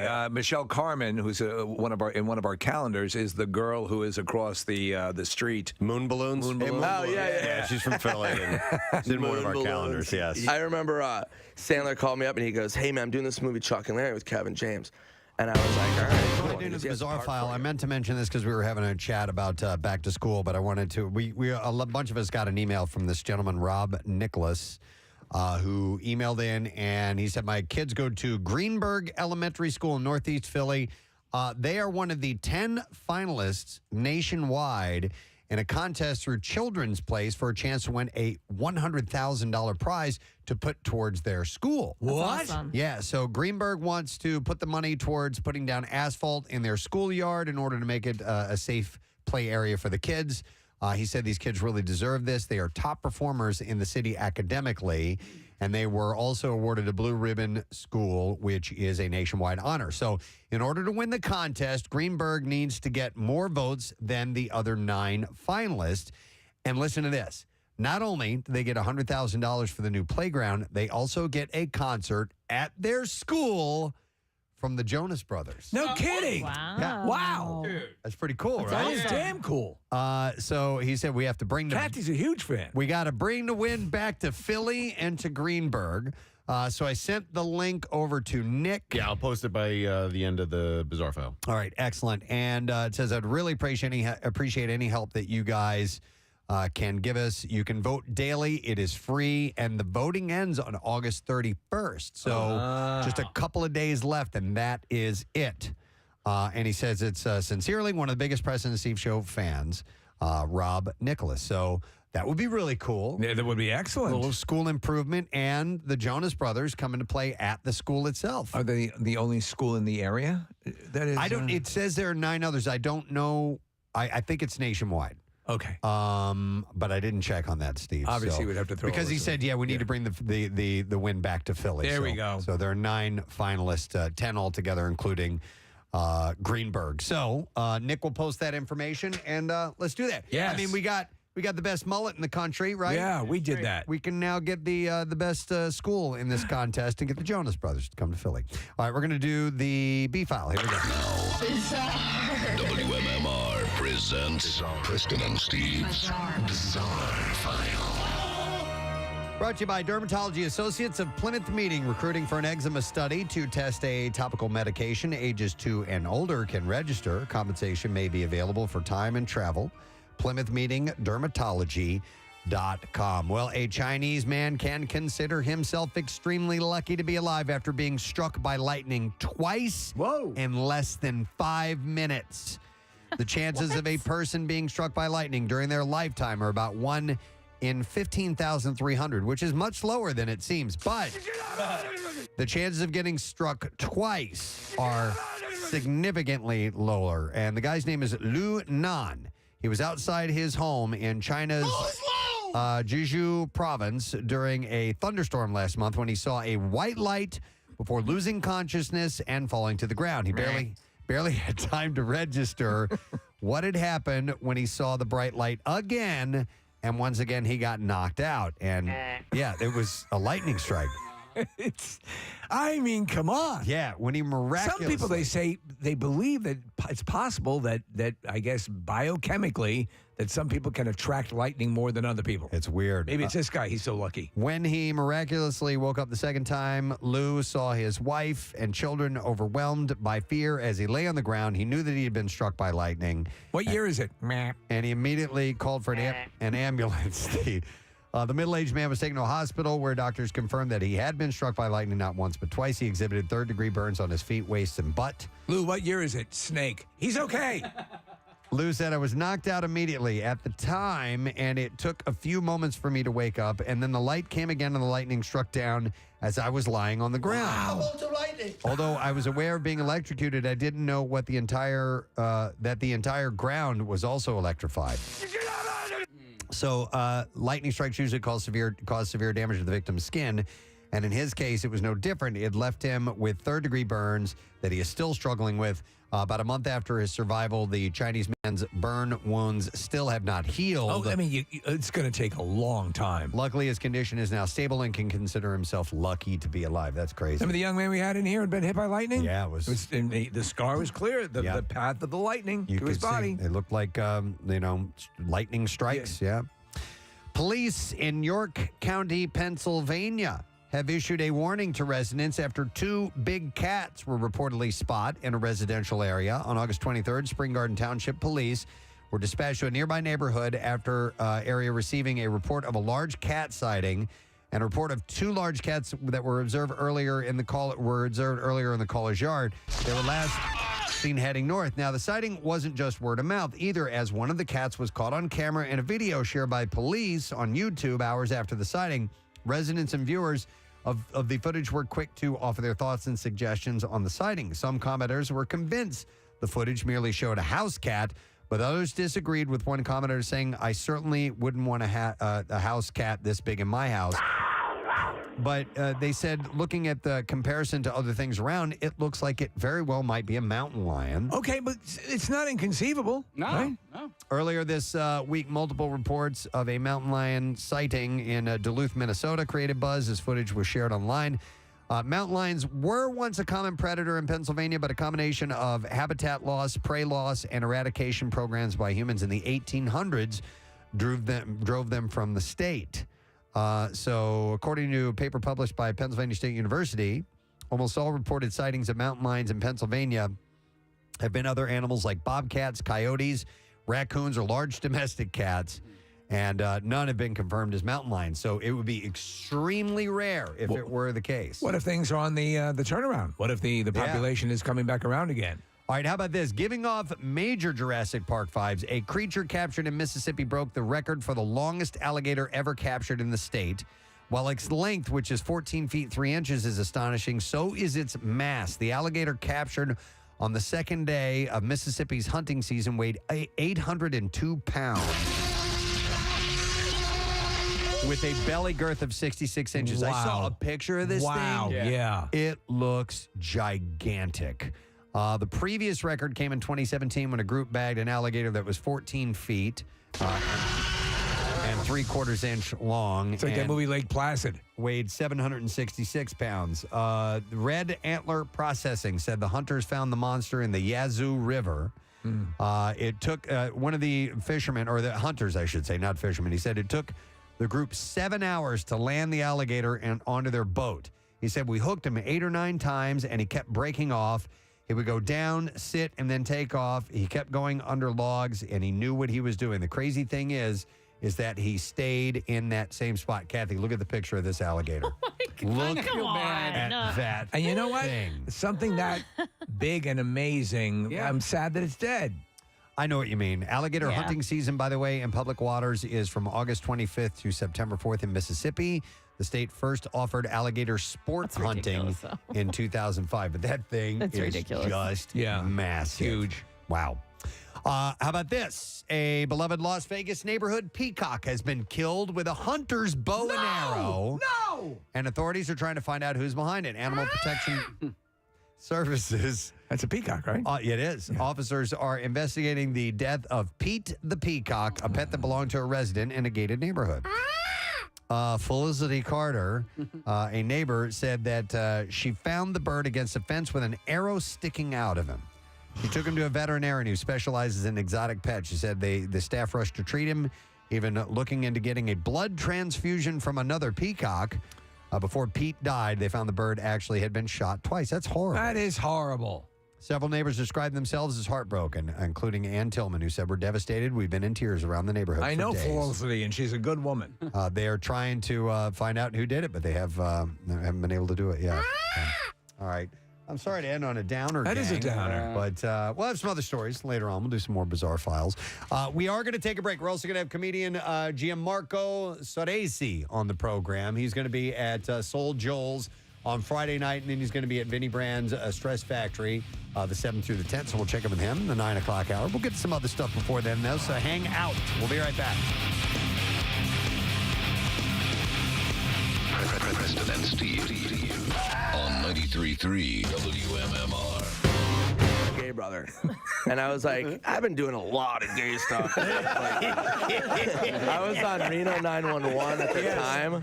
So I was like 4 or 5 years deep in Reno 911. And he was like, no, dude, it's not like your character Terry on Reno 911. It's different. It's not that gay. And I show up to wardrobe. I show up to wardrobe, and they put me in like a butterfly outfit with like tiny shorts. And I was like, yeah, this is way different. Way different. And then you end up playing in another movie I think is underrated is Blades of Glory. Oh yeah. And you play the stalker. Yeah. Who comes up with the conceit that gets I saved the movie. Saved the movie, yeah. But that was another gay character. It was gay-ish. It wasn't like bursting into flames. It was just like half my leg was on fire. I wanted to ask about your fascination with bats because we had seen an interview that you love bats. You want to have pet bats or something like that. What interview is that? I don't know. It says here he loves bats. Wanted to buy a bat farm in a recent interview. Did you That's want to buy? insanity. That's not That you. is completely false. Bats are horrifying. I want nothing to do with bats. So who You never said that in an Who interview? grabbed the I piece of probably did, information? but I do a lot of mushrooms. Who grabbed the piece of information about the bat farm? I don't know what could possibly have happened there. In your data sheet. Bats are literally horrifying. I remember when I was growing up, I lived in an apartment with my mom, and there was a bat in the house, and me and my mom were freaking out, and they make a weird high-pitched sound. They're horrifying. Unlike anything you've ever heard, and they're making their location sound, their echolocation You know it the second you hear it. Oh, Yeah, there's you a know the bat in the second room. you Yeah. hear it. And me and my mom freaked out, and we hid in her bedroom. We didn't know what to do because it's like, it's like, do we call the police? Like, I don't know what to do. And the bat climb, they can fit under, like you said, this tiny sliver underneath the door. That's all they It was need. like a horror movie. Yeah. And it came in, and it made this weird sound, and I just end up killing my mom and eating her. And Okay, I just didn't want her to live through that. So it's the absolute All right. antithesis The love of of a bat bats is incorrect then. All right. How? Okay. Yeah, I don't know who said that. It was when you were in Austin for your third time. It says, why do you keep coming back? And you said, I love Austin. I actually looked into buying a place there. Just like the vibe. It's creative. Everyone is super cool. I love the music. And you have bats. I want to move there and buy a bat farm. It was a joke. Yeah. Yes. Yeah, I lied to that city. That was an open lie. Christy, did you come up with that information? That's our intern, Christy, Yeah. by the way. She tried to go see your show last night, but got stuck in traffic and couldn't make it. She went all the way out there to Bethlehem. I'm sorry. And couldn't make it. And you got a show in Albany tonight? I have Albany tonight and then Brigada tomorrow. Wow, dude. DC. Yeah, I'm on, I think it's like at 35 or 40 cities right now. I mean, so now besides the flight and you got that stuff all handled, are you a good traveler generally? Yes. I mean, I'm pretty easygoing. I mean, Okay. I have like a tour bus, so I don't have to fly a lot. You have a tour bus, okay. Yeah, and people think it's like wild, but it's really not. Like we go to like Whole Foods, and then like I'm trying not to like drink on this tour. I drank on the last tour, and it was just the wheels came off horrendously. I mean, it was ridiculous. Do you self-impose? Because my wife will sometimes do that. Just like, and not she's not an alcoholic or anything. She just I just want to take a month or two and just take a break. I'll go hard for like 5 years, and then I'll take like a month off. Yeah, and it really helps. Sure, it really 5 helps. years, 1 month. 5 years, 1 month. It's all about the balance. Yeah, you know what I mean. Great to see you, man. Thanks Yeah, for being cheers, here. guys. That is Nick Swartz. But you did get your first job from an internship, right? I did. KSAN? At No. KSAN in San Okay, it was. Francisco, yeah. As a jock? Well, even when I was a jock, I was only part-time. So I Couldn't they worked change in the- format? Yeah, and then in my last year, it switched to country and western, which was just ghastly. And what was your name again for that? Will Robertson. I couldn't give. I was so. You just couldn't. My first name is William, but none of the kids in my family ever went by their first name. My middle name is Pierre, and we've always gone by our middle names in my family for whatever bizarre reason. And so I said, I can't. This is such a vile thing they've done. I can't give them my name, but I got to keep my paltry weekend air shift. So, but the records were much shorter. It was hard to go to the bathroom. Yes, they're 3-minute records. Country songs are short.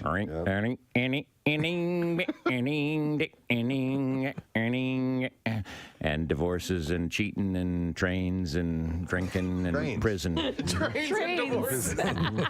Cheating on trains. Yeah. I mean, some themes that go through. Now I actually got to like a lot of the music too, but it was here comes another 5 songs in country stereo. Yeah. Yeah, that's Country stereo. That was the tagline? Country Well, stereo. something like that. And then they had this horrible jingles. The spirit of the West is alive and well, and living in Contra Costa County, and and living in Marin County, and living in Sonoma County. Name all the counties They in name the all area? the counties. Oh, my God. You all got us a story there, Yeah, we Presbo. do. Yeah, we do. And now decades, one station. Yeah. rest is I've only history. been at 2 stations. That's wild. So Will Robertson and Kenny, what was his name? Who, me? Yeah. Kenny Knight. Kenny Knight. Yeah, but when I worked at a country station I did weekends. It was down the hall, and they needed a part-timer, and I did whatever I could to be in the radio business. I was Kenny Big Rig Rider. Kenny Big Rig Rider. Big Rig Rider. Yeah. We got to get us a morning show with Will Robertson and Kenny Big Rig Rider. That's a good team up. Hell right there. yeah. I like And it. then I went by Don Imus.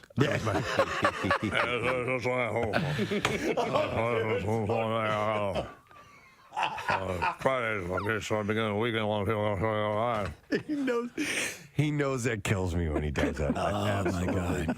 Absolutely. Is he still kills even me. on? He retired. Okay. He retired. He's a legend, bona fide legend, but towards the end there, it's A little crazy? total unintelligible. It's honest in the morning. I got a movie work coming a little later on. Reverend Billy saw Hargis. Who's wore those cowboy hats, too, when I see him on TV? I mean, With the headphones. Cowboy hat? He did? Yeah, on the side. No, they hung underneath. Were they under? Okay. Yeah. That's a good look. Action News says when they arrived, they saw 2 officers from the 24th District attempting to arrest an unruly teenager. While that was happening, another person showed up and tried to antagonize the person being arrested. That person was told several times by police to back up, but instead they pulled out a cell phone and got in between the officers to yell at the guy being arrested. After a supervisor arrived on the scene and tried to get the person to step away, the man tried to provoke officers into a fight. That's what you were talking about, I was Casey, just telling you guys. on, This guy is such an a-hole. He's yelling at the cops. Don't touch me. Don't touch me. But he's getting as close to them as possible. The cops aren't touching him at all. Yeah. And he is the one that's walking towards them. He's the aggressor. Oh, my. Yeah. And he got arrested, and he's in the middle of the street, and the cops are saying, you got to get out of the street. He's like, no, I don't. Like, yes, you do. Yes, you do. You're in the middle of the street, you effing a-hole. Well, technically, that's jaywalking, so you can be cited right there for that. Well, he got arrested for being an idiot anyway. He did, yeah. So then he used profanity to tell a supervisor showed up on the scene as well. They called for backup, and he told the supervisor that he was really ugly. Yeah. You're really ugly. Oh, he was ugly. If you don't watch out, I'm going to grab your wrist. So he says, "Who you wife? Damn." You guys are so mean. Whatever. He's going to squeeze it really hard, though. I'm moving on. Okay, move on. Who you wife? I need to focus on this because she's a newswoman. I don't know if this is English. And we're distracting her. Sorry. All right. Who you wife? Damn, I forgot he ain't got one. Damn, he said. That was well performed. Okay, Who thank you wife? Who you wife? Damn. Damn. Don't forget the damn. Yeah. Damn. Who you wife? So Damn. Philadelphia Police Chief Inspector Scott. Excuse me, who you wife? Damn. Damn. You ain't got no wife? Damn. That's a different way. John Houseman performed. Yes. You wife? Damn. You ain't got no wife. Damn.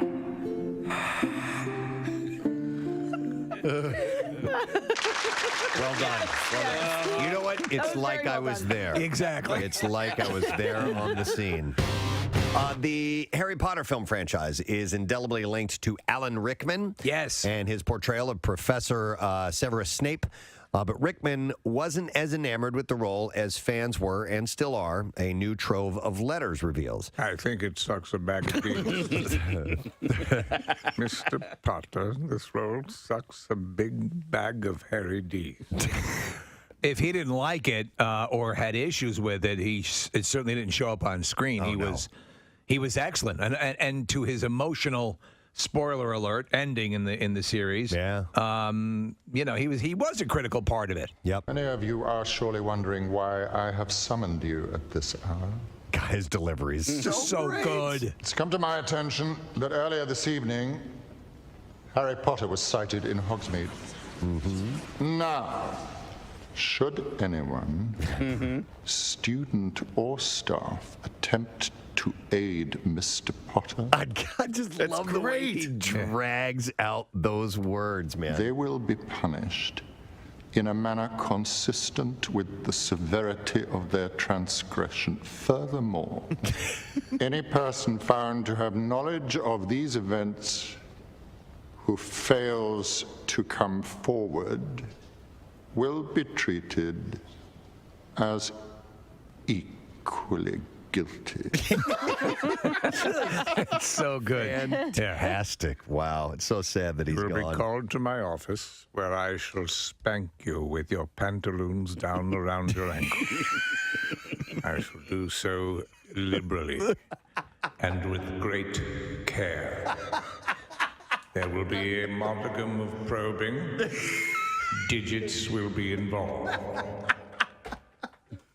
If that doesn't scare you straight, I don't know what I might would. even break out the wand. At which point you will receive an enema unlike any you have ever received before. In fact, I will pay to have the owl watch the whole Oh thing. my God. He's a cuck. The owl's a cuck. Absolutely. Hedwig? Yeah. That's his And then, when it is all done, I shall pleasure myself into the sorting hat. Oh my God! Not the sorting hat. Oh man. Oh my God! He's always gone off the deep end. That's when Rickman became bored with the character. Right.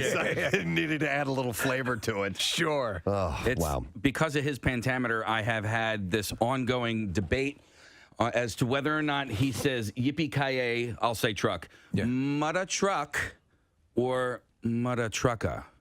And that haunts you? Well, I mean, I've talked about this ever since the movie came out. Does he put an ER at the end of... I don't think Bless he me, does. Father, for I have sinned. Yes. I'm worried about Alan Rickman's delivery of the role Yippee-ki-yay, Mother Trucker. Do you have any sins to tell me about, son? No. I just thought I'd talk about I just this. wanted to seek your counsel. Yeah. I don't know. I don't think there's an ER. I think it's a... Me neither. The question you just raised is easily one of the most imbecilic things I've ever heard. I want you to come to my office, where I shall lock the door and spank your buttocks. A man was spotted riding on the hood of a car barreling down the express lane of I-95 in Florida late Sunday. It appeared to be talking on the phone while he was doing it. Yes, that's with anchovies and pepperoni. 93.3 WMMR. All right, thanks, Kath. Interesting little article. Steve sent this over to me this morning. There was an influencer on TikTok, sparked a debate about something that she shows in one of her videos. Her name is Cecily Bachman. That's it. Bach. Yeah. She posted a pair of TikTok videos of herself grocery shopping, I guess in Tennessee, where she lives. And at some point, she's checking out, and she says to the cashier, "Oh, I opened this in the store." She was holding her now empty pack of spicy salmon sushi, and she giggles while talking to the cashier off camera saying, "I'm sorry, I was so hungry." So this has sparked a bit of a debate as to when you are grocery shopping, if you feel like it, can you go ahead and open up what you have in your grocery cart and start eating it before you pay for it? People are very passionate about this topic. Yes. Yeah. I mean, if you're going to pay for it, what's the difference? She had captioned, "Opening food is a normal thing at the grocery store, K," Okay. and it's gone viral. So I think it like the norm, like people walking around the grocery store eating, you probably don't want that. But I mean, if this girl was starving and she, was kind of sitting there, she's going to pay for it. I mean, I don't care. What about you, Preston?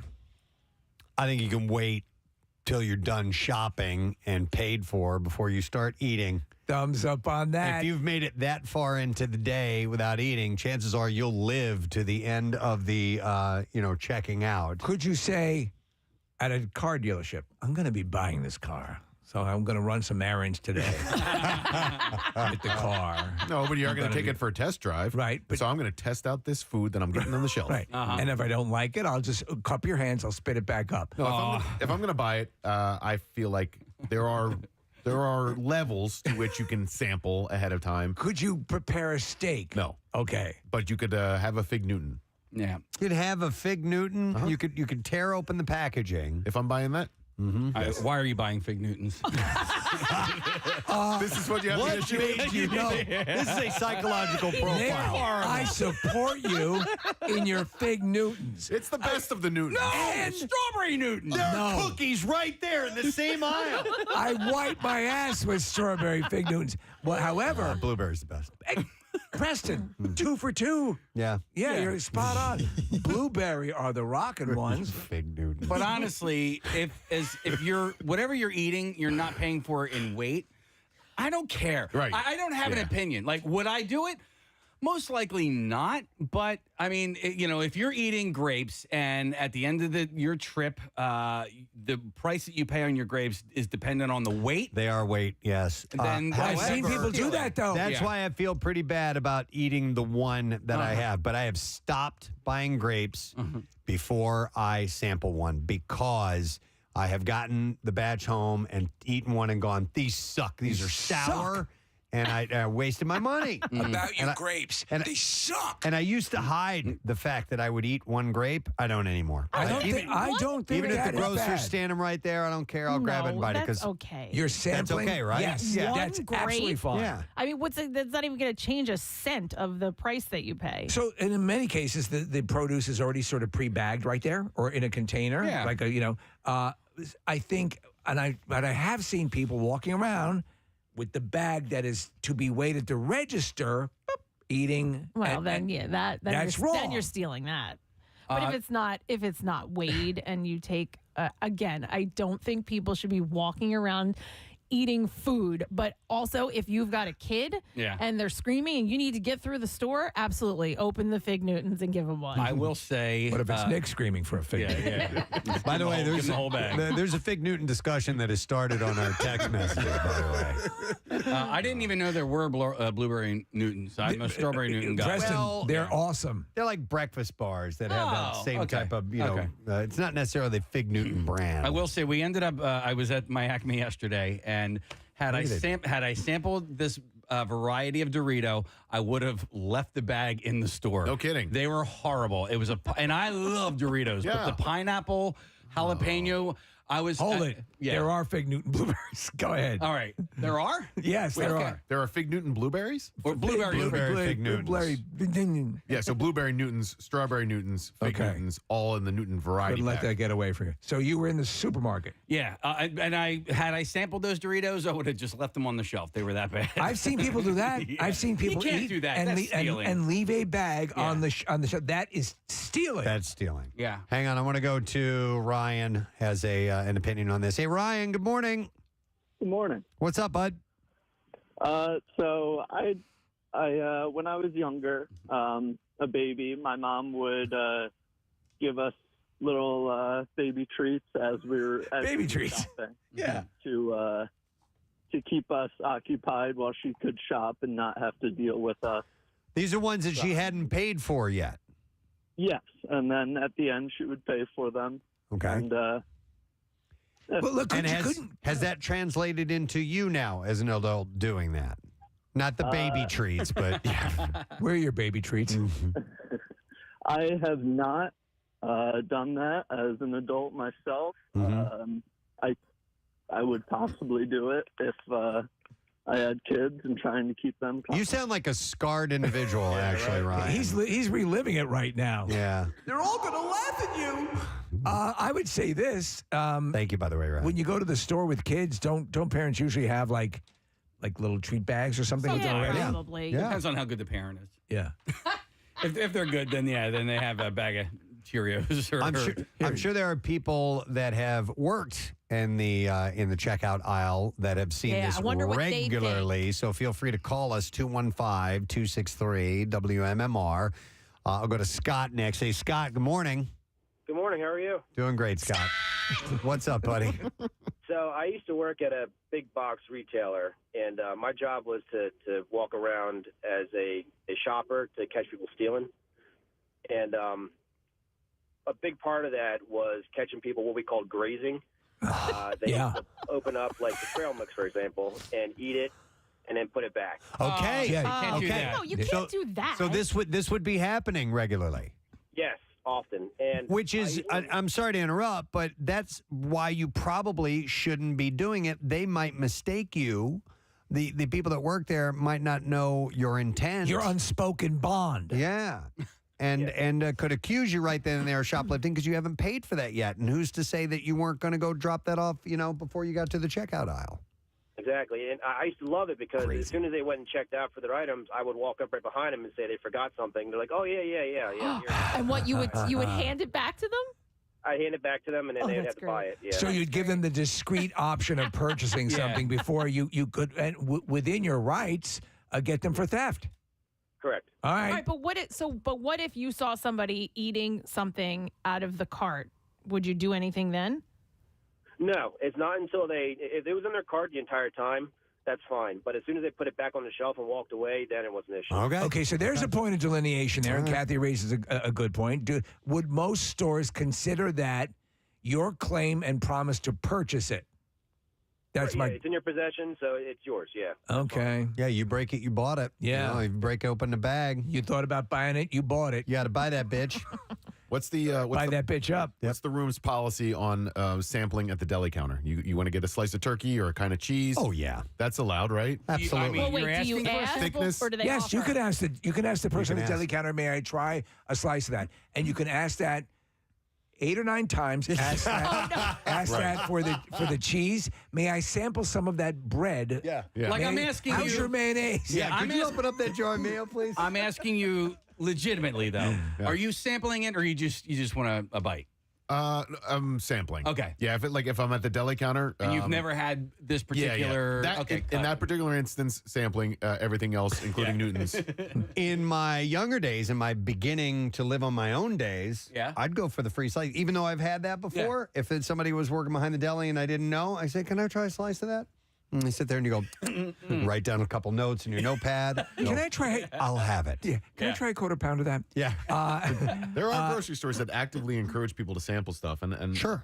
So I think that's a cool policy. I would never have found out that Acme's regular oven roasted turkey brand is my favorite brand because I just, okay. And I really am not the sampling kind of guy. I see people sample things all the time at ice cream places. You know all what they the should, time. At Acme, Steve, they should encourage is have a sample of this rotisserie chicken. Yes, it is. I don't think you should be able to chew, but you should be able to lick it. Right. Kat, do you find the ice cream sampling annoying? You don't know what the ice cream tastes like. I know. Just get it. Sometimes they have flavors that are unique and you've never had before. Well, take a guess. What do you think Oreo cookie ice cream tastes like? But it might.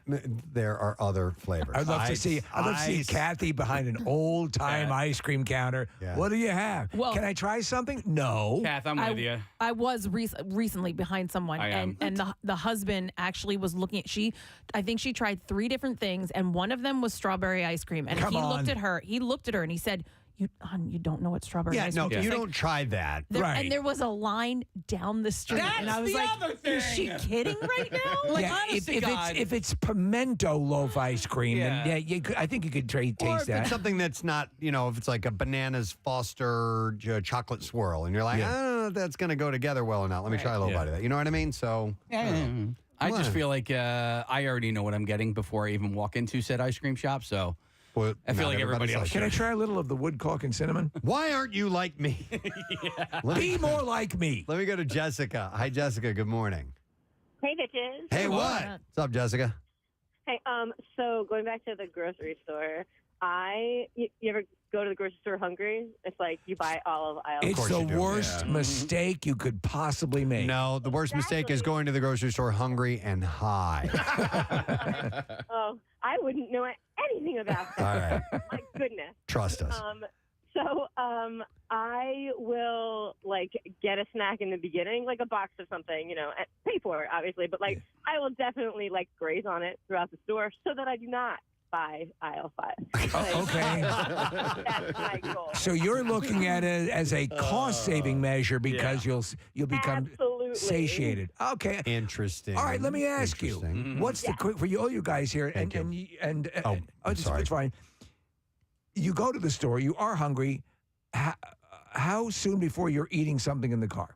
Oh, in the car? Yeah. I mean, that happens With the way supermarket. more. No, I mean, it doesn't always, but it happens sometimes. I eat pizza. Like if I bought a pizza on the way home the other day, and I'll do that. I only ate 2, and I was so proud of myself, Steve, because I only had 2 pieces before I got home. Did you hold slices? It was a far ride. Okay, I was how from far was the C. Kane. ride? I got Casey. an Imperial Pizza. It was C. Kane to Broomall. Did you hold? that's- Did you hold yes. the pizza against the steering wheel, and as you were driving, keep nibbling? I'm actually impressed that you only did 2 slices. If you were taking that, And they were smaller slices too, so I was See, very now proud I'm of not myself. okay with that. The pizza needs to come home intact. Yeah, but nobody knew the pizza was coming home. It was a surprise It was a pizza. surprise pizza. And that, you have rights. and I have rights. It was my pizza that I let other people eat. The eater has rights. Yeah.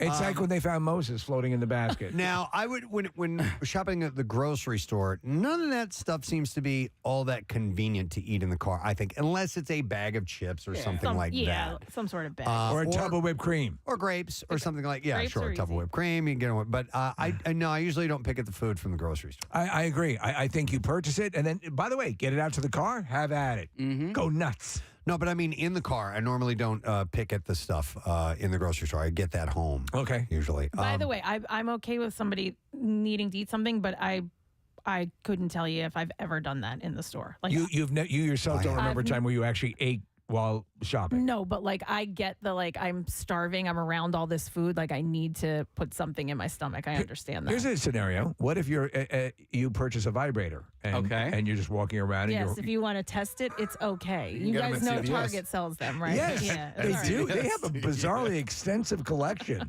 I will go next to Alex. Hey, Alex. Good morning. Morning. What's up, bud?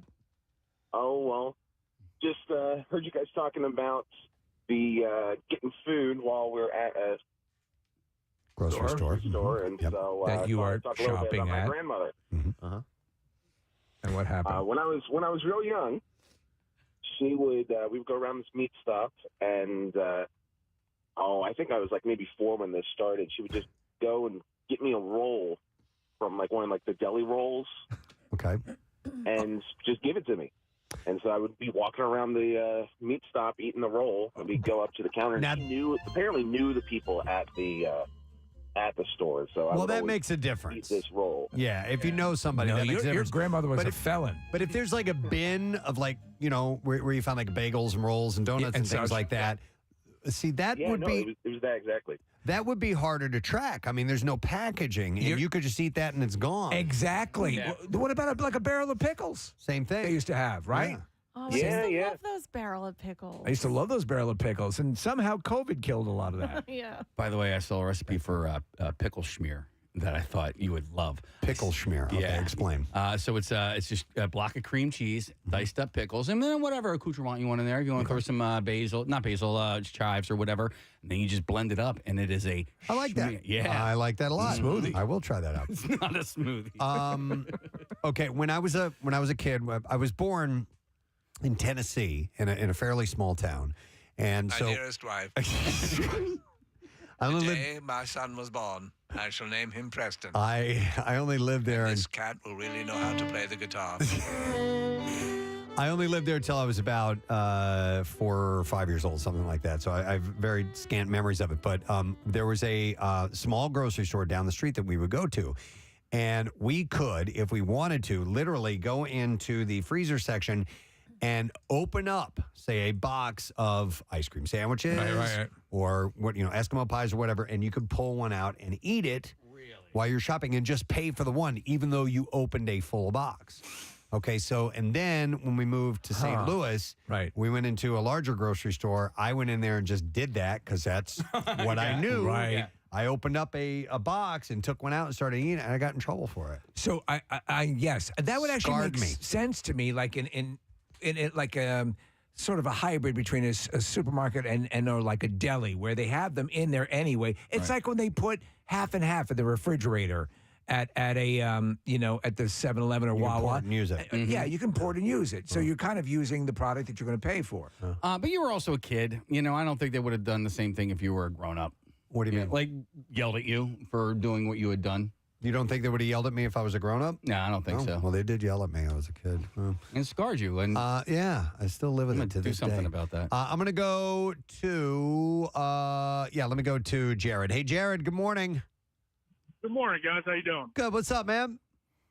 So, back in the day, where I was growing up, we got our license, had nowhere to hang out, so we would just go to the Walmart Supercenter and just walk around for hours. So you'd walk in, and there's the coolers with all the sodas. So, you grab a soda, you walk around for 20 minutes, you drink the whole soda, and you throw it away, and then walk out of the store. Well, a couple of weeks ago, my daughter wanted a box of candy. We're at the grocery store. I was like, okay. She's like, can I have one? I'm like, sure.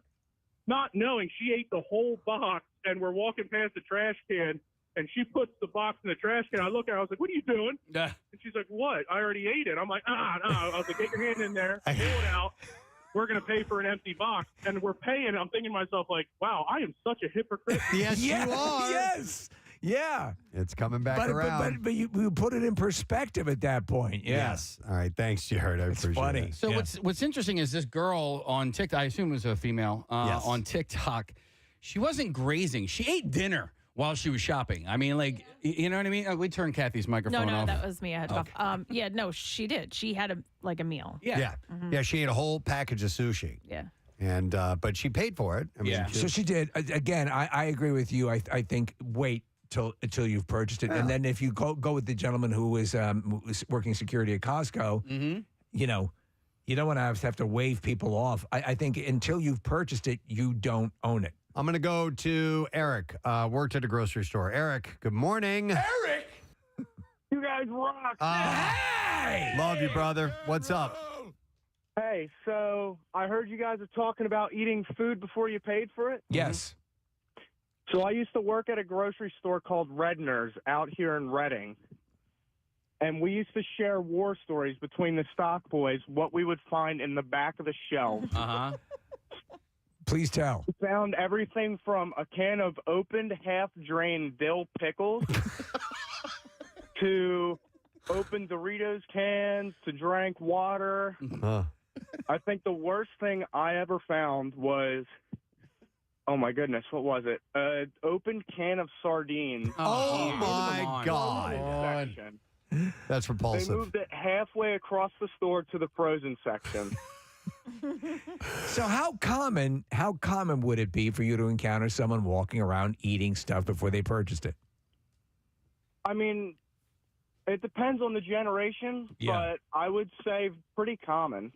All right, this is unrelated, Eric, and you'll be able to comment on this. I saw this a while back. I don't remember if it was an Instagram account or what, but it was essentially a reposit for people who work in the grocery stores to post pictures of people that have taken items from one part of the store and put it in another part of the store. And I mean, literally, you would see like a New York strip steak sitting on top of M&Ms.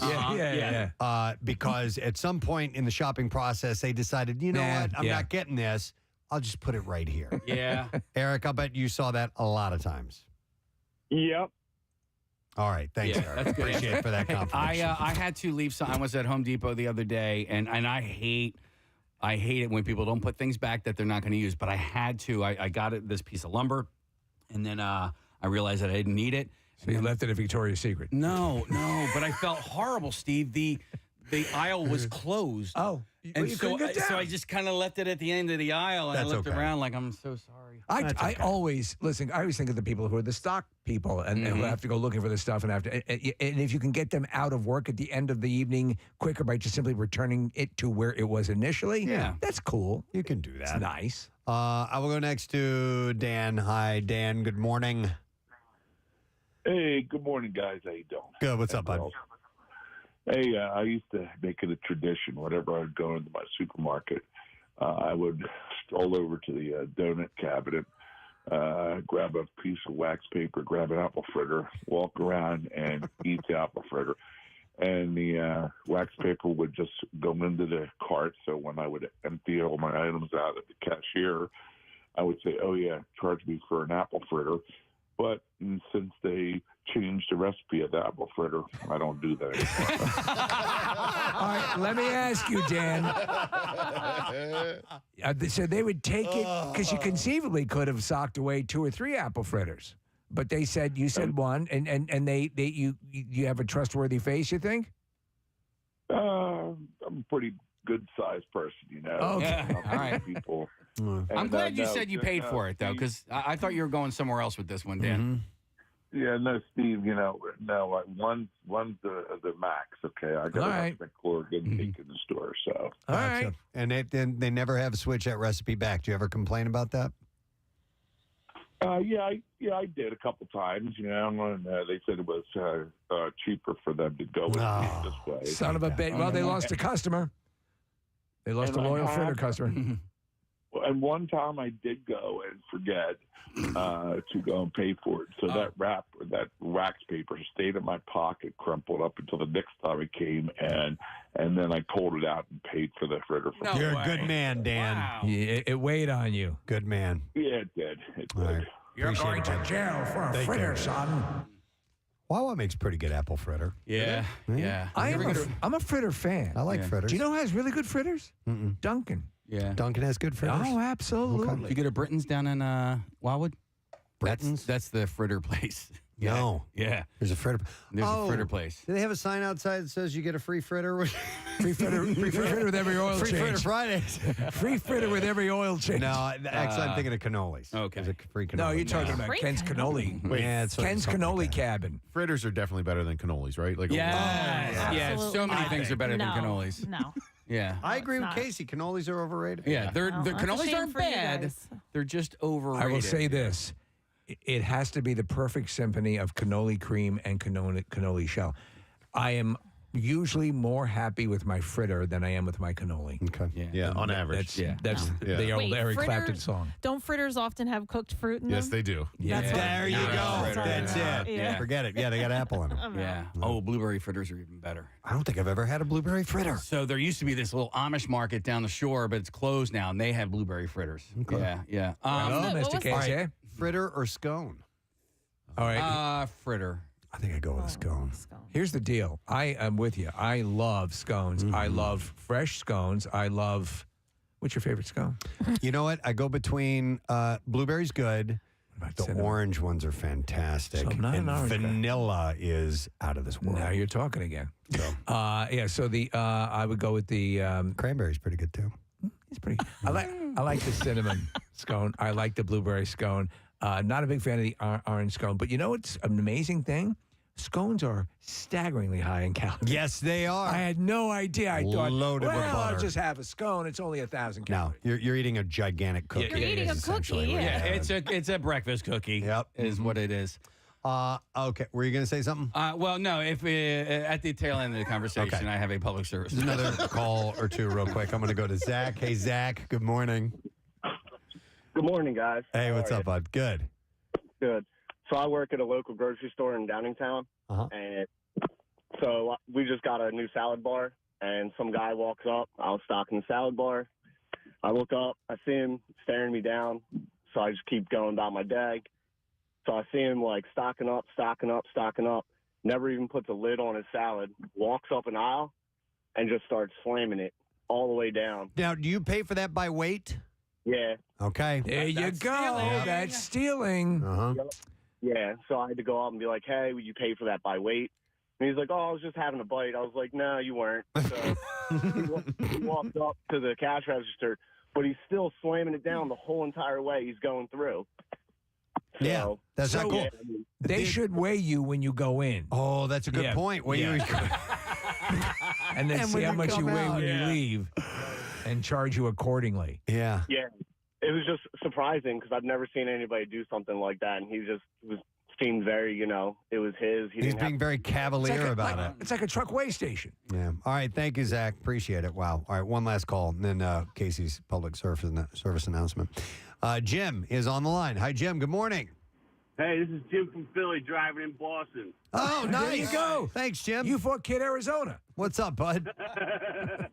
So you brought back a memory. I was a single dad of a 3 and 4 year old walking through Giant in Montgomery Township, and the older one needed something to eat. So I grabbed a carton from the container from the refrigerator, fill up his bottle. He takes a sip. He throws it. I grab it again. He's throwing it. I grab it, give it back to him. He's throwing it. Finally, I go, fuck it. Oh, wait, Dude, wait, hold even it. though you're in Boston. Jim, you can't say that on the radio. It was wicked awesome. There you go. Better. All right, go ahead. I'm going Boston now. So I chugged the other half of the cotton. After the second counter, I put it up there. The lady goes, hey, the half and half is empty. The freaking 3-year-old knew not to drink it. You're giving a 3-year-old half and half to And you drink. slammed half That's of it. hilarious. I love it. All right. Thanks, Jim. For the good memories, guys. Appreciate Thank you, it, man. bud. We'll see you. Oh, my God. Do you remember that movie years ago? It's a Joe Namath movie. Yeah, Preston where he made a sandwich and a whole meal in the beginning of the movie, and then eats goes it. and with a gum.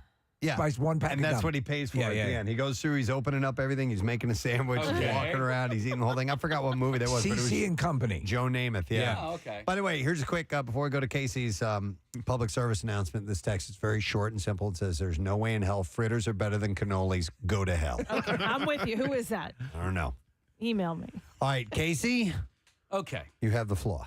When you were at a store and there was one register open and a huge line, and they open another register, I don't care what that person says. If they say next in line or if they say this register's open, whoever is in the back of the line, you do not have dibs to the front of the line. This happened to me yesterday, and I actually said something to the guy.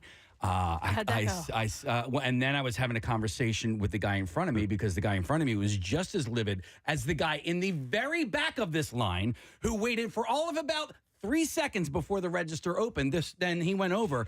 I called him me first in the gimme gimmies. I know Marissa would appreciate that. And then I pointed at his face and I was like, I go, oh, what did I say?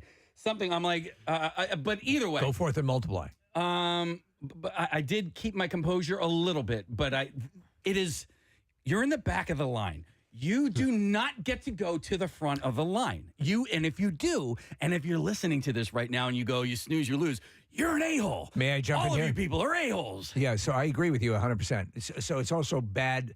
It's bad line management. The people go next in line should be called out by the register. Is that register open over here? No, it should be next in line. All right, wait, I'm confused. You weren't in line. I was in line. Oh, you were I was in line. I was like fourth from the register, and there were 5 people behind me. The 5th guy behind me was the first person served at the register that just opened. Can't do that. It was a long line, and I like when the cashiers, like, they will call people out, though, sometimes. They'll say, sorry, it's next in line. And I wish they did I that. think the grocery store is a different animal. He said one line open though. There was only one line There was open? only one line that So was I agree open. with you. I know where you're going. Yeah, if it's a counter, Right. and then all of a sudden another register Yes. opens up, the next person who's in line should go. Right. But if it's a grocery store and there's multiple aisles, I think whoever's nearest You can break it has off. dibs. But So when Snap it off. When it happened, and I saw the guy, because the lady called for help, and then the guy came over, I said to the 3 people in front of me, I'm like, hey, you guys, and before I could even finish my sentence of, do you guys want, and he was already there. I'm like, you got to. You son of a bitch. All right, Hey, you, I'm talking to you. Yeah. Casey, similar situation, but different. Last night, I was at the Phillies game, right? And there's a long line to get in the third base gate, right? And so there are, I don't know, 8 or 9 or 10 gates that you can go in. Right. We were in the far right gate, and it was a very long line to get in. We had worked our way to about halfway up, and then they opened up the one that was second to the right. And we went from the middle to the front because the security guards and the ushers were like, this line is now open. So it became a bit of a free-for-all. Yes. Am I okay to then get into that line immediately? Go from the middle I'm of the having line a to hard the first. time, like, understanding. There were multiple lines, Case. Yeah, so there in were already- multiple lines, it would have been more vague, and I think he was okay to do that. So Yeah, imagine I agree with you. there's 10 gates, right? We were in line number 1, and then all of a sudden, and 2 is closed the whole time, 2 opens up. We shifted from line 1 to line 2 to go in. Because there's no way to delineate who rightfully is the next Exactly. person in a multiple line situation. And By we the way, weren't next. Kathy, you'll appreciate this, and and I agree wholeheartedly that places like Home Goods and Marshalls and Dick's Sporting Goods and so on that have a single line for everyone to get in, and it's very clear that there's where you stop, and then the next counter person will say, "I'll take who's next." There's no question as to who You know who does that as well? is up next. DSW. DSW does And you that know what I too. do a lot of times? If you're going to a place where, let's say, like a Rita's Water Ice, where there's like 3 or 4 windows. Yep. Yeah. And at least at my Rita's, they do this all the time, where there's one line, and whatever window opens, then the next person goes Yes. to the open window. Yeah, yeah. So there's And then one. they'll say, be cool, you're at Rita's. That's right. Yeah, that's right. Be cool, eat. By the way, Marisa ran a poll across our socials and on YouTube. An overwhelming response is to eating in the grocery store before you pay. No. 75% went with a big no, and 25% it's okay. So that will continue on, and we'll see how people respond to that. We need to take a break. We have a guest who's coming up here shortly. So let's do that very thing. We'll return in just a moment. So please stay with us. Preston and Steve. On 93.3 WMMR. What the actual F? We're in mid-highway. He's one hand holding on to the crease of the hood, yeah, and the other hand holding the phone to his ear. A female passenger in the car seemingly could not believe what her eyes were seeing. According to the video, she said, "What is that? Oh, my God." The driver, Daniel Maida, who was filming this, told the Miami News Times that the man on the hood was somehow hanging on to the Mercedes-Benz C300 with one hand and appeared to be talking on the phone with his other hand. A woman behind the wheel. Now, baby, I know I made a mistake. I know I made a mistake. But I think we can work this out. I just want you to listen to me, or at least slow down by 20 miles an hour.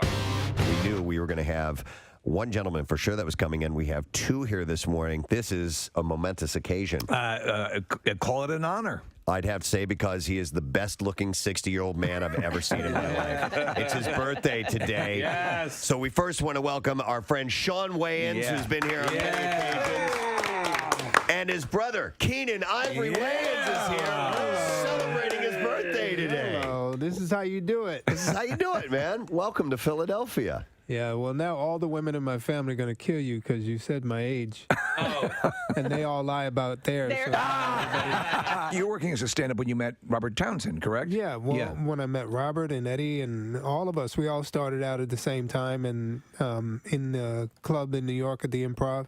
Yeah. And that's sort of how we, started working together. And you I believe, if the legend is correct, that you are one of the writers or co-writers on Raw, correct? Yeah, on Raw. I worked on that with Eddie. I also produced it, and Robert directed it. I remember that day. There was a picture. Put the picture back up. Yeah. I was back there with you guys, right? And I was slapboxing with Eddie, and I almost hit him, and then security grabbed me and was like, all right. All right, Junior, you about to mess up this money. Go sit your ass down.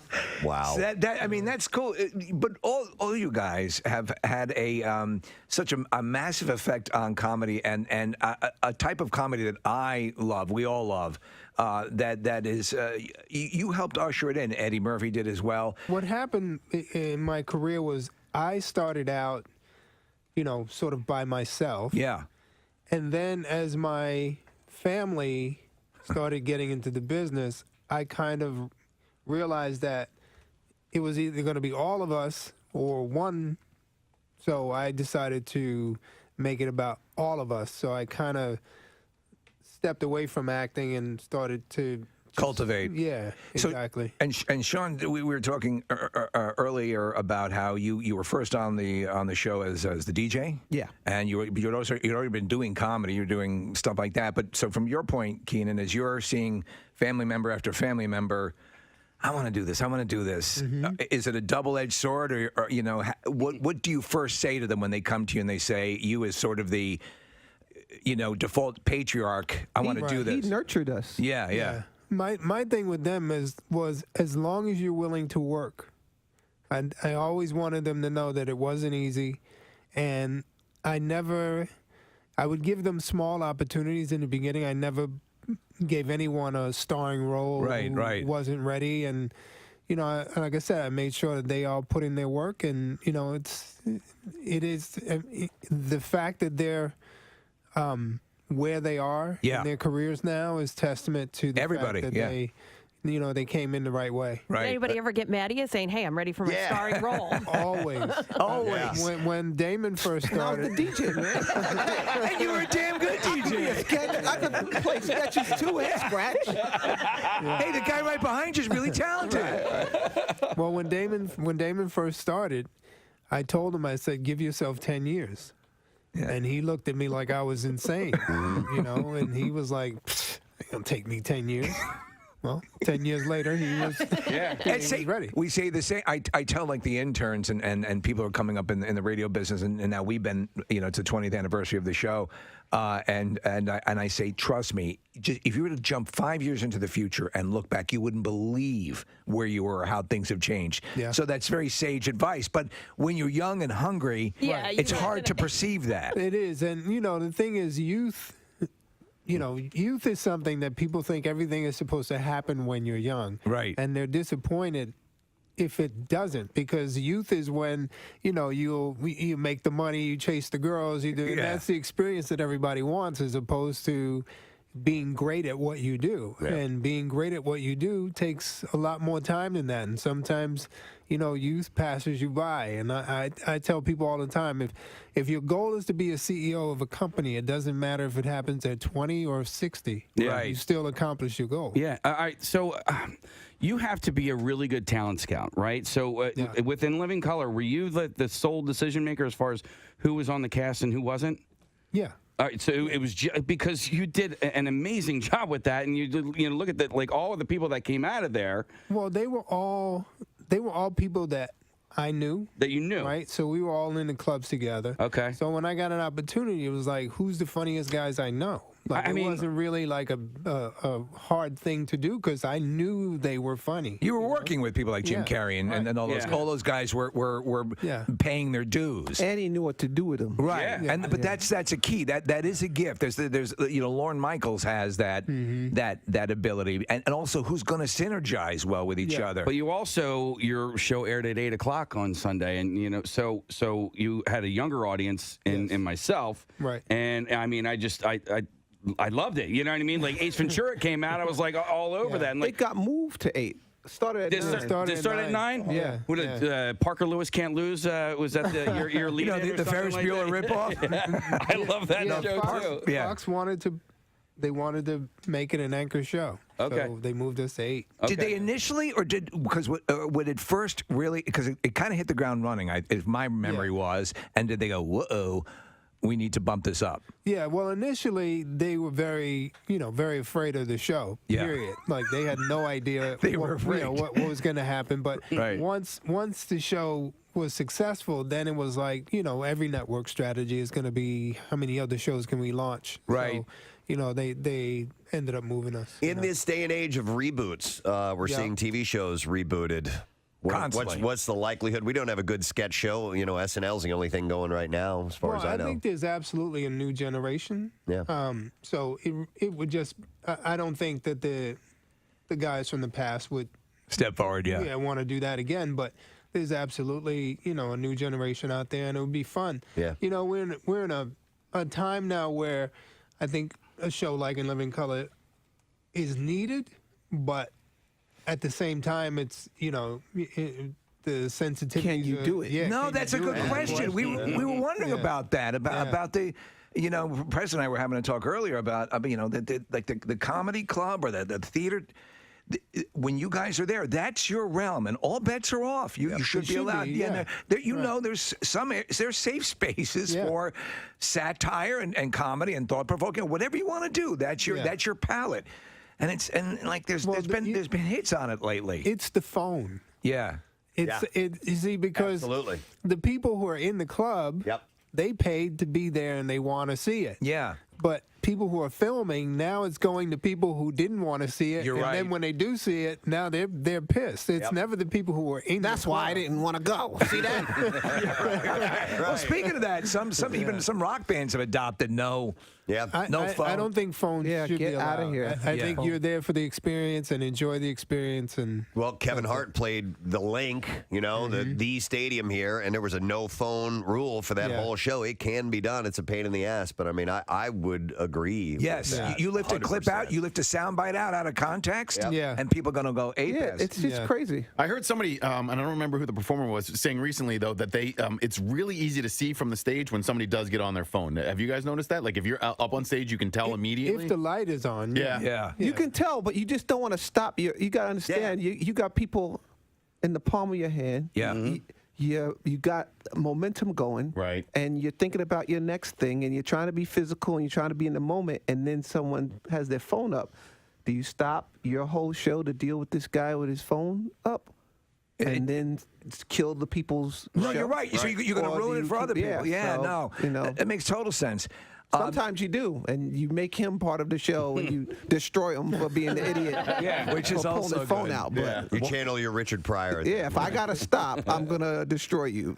Keenan, I have to tell you that I'm Gonna Get You Sucker is one of my absolute favorite movies. Thank you. Hilarious. I think people need to revisit it, but I think it's also sort of it's the likely first step to getting to Don't Be a Menace, which that same sort of comedy, which has became the style of comedy. When you were putting that together, how difficult was that to pull everybody? You had a lot of cameos and stuff. Give us the idea of what that production was like. I was very lucky.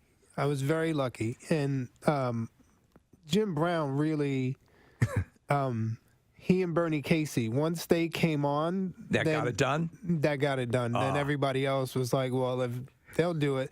And they were essential. Yeah, they were what Leslie Nielsen was. Yes, they were the icons of the era. And so once I was able to bring them on board, it went really smooth, and it really was.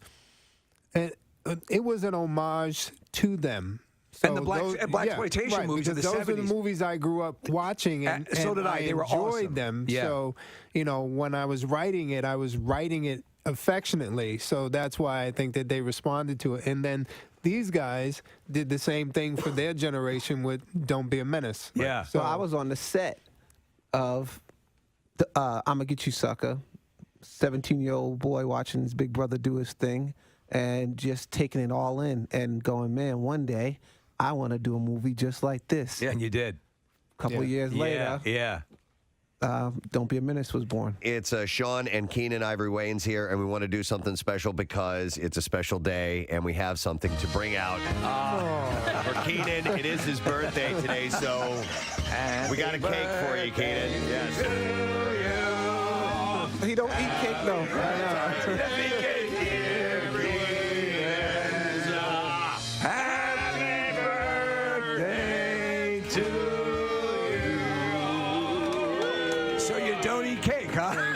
No, actually I don't, but I appreciate the 7 candles. It's my 7th birthday. There you go. So you can blow out the candles and everything. The first ever Bond girl, Eunice Gayson, has died. She was 90 years old. She starred as James Bond's love interest, Sylvia Trench, opposite Sir Sean Connery in Dr. No back in 1962. The iconic scene of all Bond movies, when James Bond first is introduced, she is across the, I don't know if we have the audio of it from the clip, but she is across the table, and here it is. I admire your courage, Miss... Trench. Sylvia Trench. I admire your luck, Mr. Bond. James Bond. So, Sylvia Trench, you got to love the names that they gave these women. Sylvia Trench, huge gaping gash. Yeah. Right, exactly. Yeah. You know, I mean, if you're going with Trench and Pussy Galore and things like that. Pussy, Harriet Pussy. Yeah. No, Countess Smelly Bunghole. Well, Miss Bunghole. Pussy Galore. And that was, a lot of vagina. Was the, to play off of that. A lot of vagina. But Sylvia Trench. Yeah, hairy gash. Slimy bush. Slimy. Putrid pooter. Yeah. All right. MMR. All right, thank you very much, Catherine. Next guest is going to be performing at Soul Joel's in Pottstown this Friday, 7 o'clock show, by the way. Tickets available at souljoels.com. And then over to Buddy Vinny Brand's joint, The Stress Factory, September 7th through the 10th. Please welcome Gianmarco Soresi to the show. Hello. Hey, man, how you doing? How are you? We're doing good. I'm good. Wonderful. Hey, by the way, real quick, just not really knowing, we never had a chance to talk before. Nick had pulled up your Instagram account. You got married. No, that's Jed from the Struts. You scared the crap out of me. Well, let me finish because he just pulls up. Generally, Nick will pull up an Instagram page of our next guest. I'm like, your wife is really hot, dude. But never mind all this. No, but Jed's wife from the Struts, she's really hot. So there you go. Yeah, if you ever go to a Struts I've heard show. great things about her. What a lucky guy. So let's talk about him. For the brief period of time you were married this morning, she was hot. So there you go. And he kind of looked a little bit like her. He does, yeah. That's funny. That one he'll remind me of this at a later date. Gianmarco. Anyway, but yeah, so tell us a little bit about you, man. It's nice to meet you. Good to meet you too. I'm zooming in from New York. I'm a New Yorker. You originally from Maryland? You know, yeah, Maryland. Very boring. Potomac, Maryland. Nothing funny about Maryland. I never, like, I saw that. I'm like, I don't think I've ever, and I'm sure there are other people from Potomac, Maryland, but I don't ever remember seeing that in any of the bios. So it's just like 3 overall. So yeah, it's not surprising. Right. Very cool. And then you moved to New York for a comedy, right? Well, no, originally I've been an actor longer than I've been a comedian. I did theater. I've shared the stage with some people who have gone on to become huge real estate agents. It's usually the way, right? Yeah, pretty much. And it didn't go well. You know, I had a small part on Law and Order SVU. I played Ice-T's waiter. Oh. So, you know, to prepare for that, I actually became a waiter for 12 years. You've had some cool, though. I have to ask, you're on Blue Bloods, right? Blue Bloods, yeah. Right. So I yell a question at Tom Selleck, and he says, "Shut up," and that's it. Well, to be on set with Selleck, who seems like a pretty cool guy, do you have time to interact with, because obviously if you're building an acting resume and you're doing roles like that, is it just verboten to just talk to the main star, or do you get some time now and then? You know, he's nice. I waited for another person to ask him for a picture, and then I said, here's my opportunity. And then I went in there, and you see the producer come over to be like, Tom, is it okay? Should we let them speak to you? And Tom was very gracious. Right. Tom was very nice. But once he took that picture, he had things to do. Yeah. He had some voiceover to do to make $1 million. Right. So, yeah, continue. I'm sorry.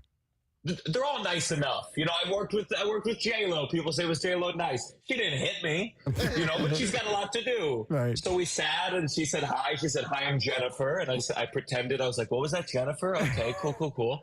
But yeah, everyone's been nice enough. Right. All right. So entering into, if you're in theater, you go to New York, and I mean, that's just you're in the jaws of it all. There's so much competition. There's so many insanely talented people. Were you pretty confident going into that I can make this happen? No, the trajectory of confidence, it's always biggest in high school. In high school, I was the best actor of all time. Right. I was a Daniel Day-Lewis. And then college, you go, wow, there's some people who can sing a little better, who can move a little better. And then once you hit New York, you really feel it. You just feel how especially also how good looking some people are. Yeah. That's the thing you don't, oh my God. I hit an age. You know, I don't know if I'm good looking enough to be a movie star. I mean, for stand-up comedy, I'm stunning. You know, I do shows.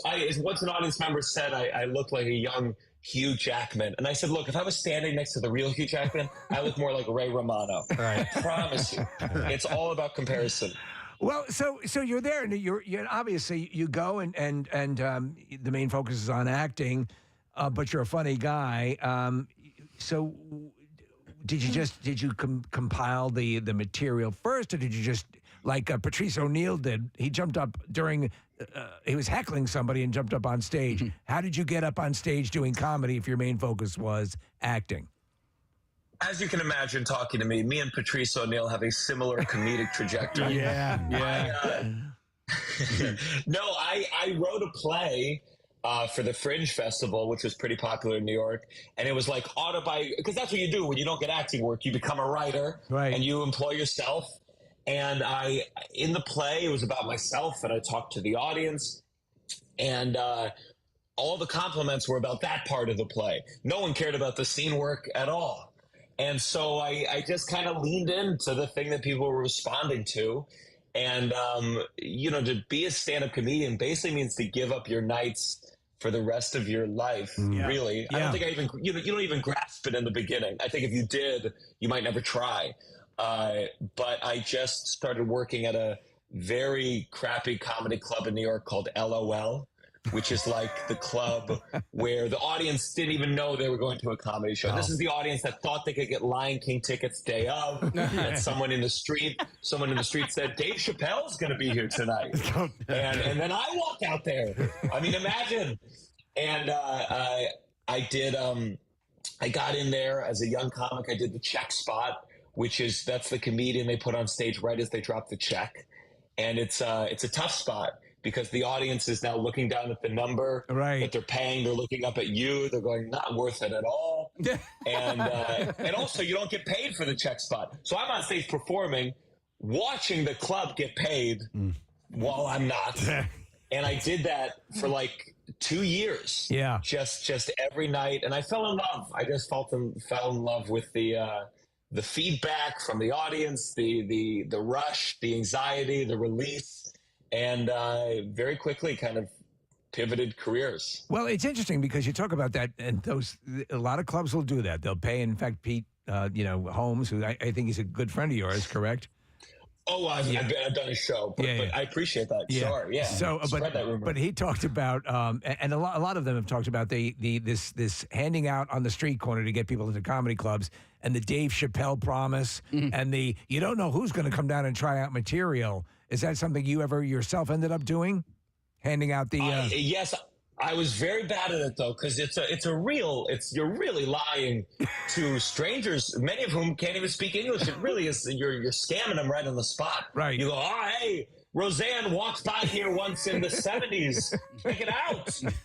And ultimately, then they go to the club and it's you, the person who handed them the flyer.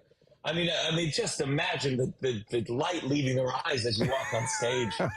It's tough to bear. The realization that it's a Twilight episode.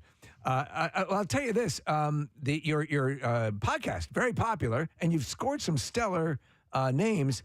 Jerry Seinfeld. Now we've heard Jerry Seinfeld. I love Jerry Seinfeld. We love the comedians in cars, but sometimes can be a difficult interview. What was your experience like? Wait. You think I had Jerry Seinfeld on my podcast? That's what it said, yeah. Wow, my PR person is really lying on my behalf. I've hosted shows that Jerry Seinfeld has showed up on. Oh my God! If he had done my podcast, listen, if you know him, I think please, so. Yes, we know him. He doesn't know us. Yeah. So I do. We're in the same boat. Listen, I've hosted a lot of shows that Jerry Seinfeld drops in. Whenever I see him on stage, I'm like, okay, my next show is going to start really late this time. I'll tell you that. Yeah. I do want to ask about going through that whole process because you are a Bachelor of Fine Arts at University of Miami, and we're going through this process right now. I have a daughter who's starting her senior year in high school, and we're looking at BFA programs all across the country. And listen, you did it because you loved it. Do you still love it? Listen, I want to. That was a long pause. Yeah. I want to be your daughter's advocate.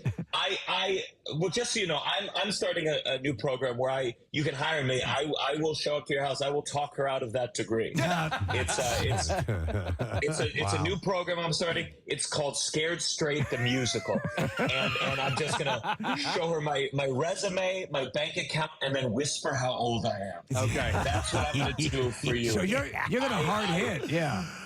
Oh, I'm gonna bring your daughter. Here's what we'll do. We'll go to Times Square. We're gonna watch the actors that Chicago the Musical has hired to dress up like characters in the show, handing out flyers in the middle of Times Square. Okay. And I will say to your daughter, I'll say, someone auditioned for that. Yeah. And did not get it. And it was me.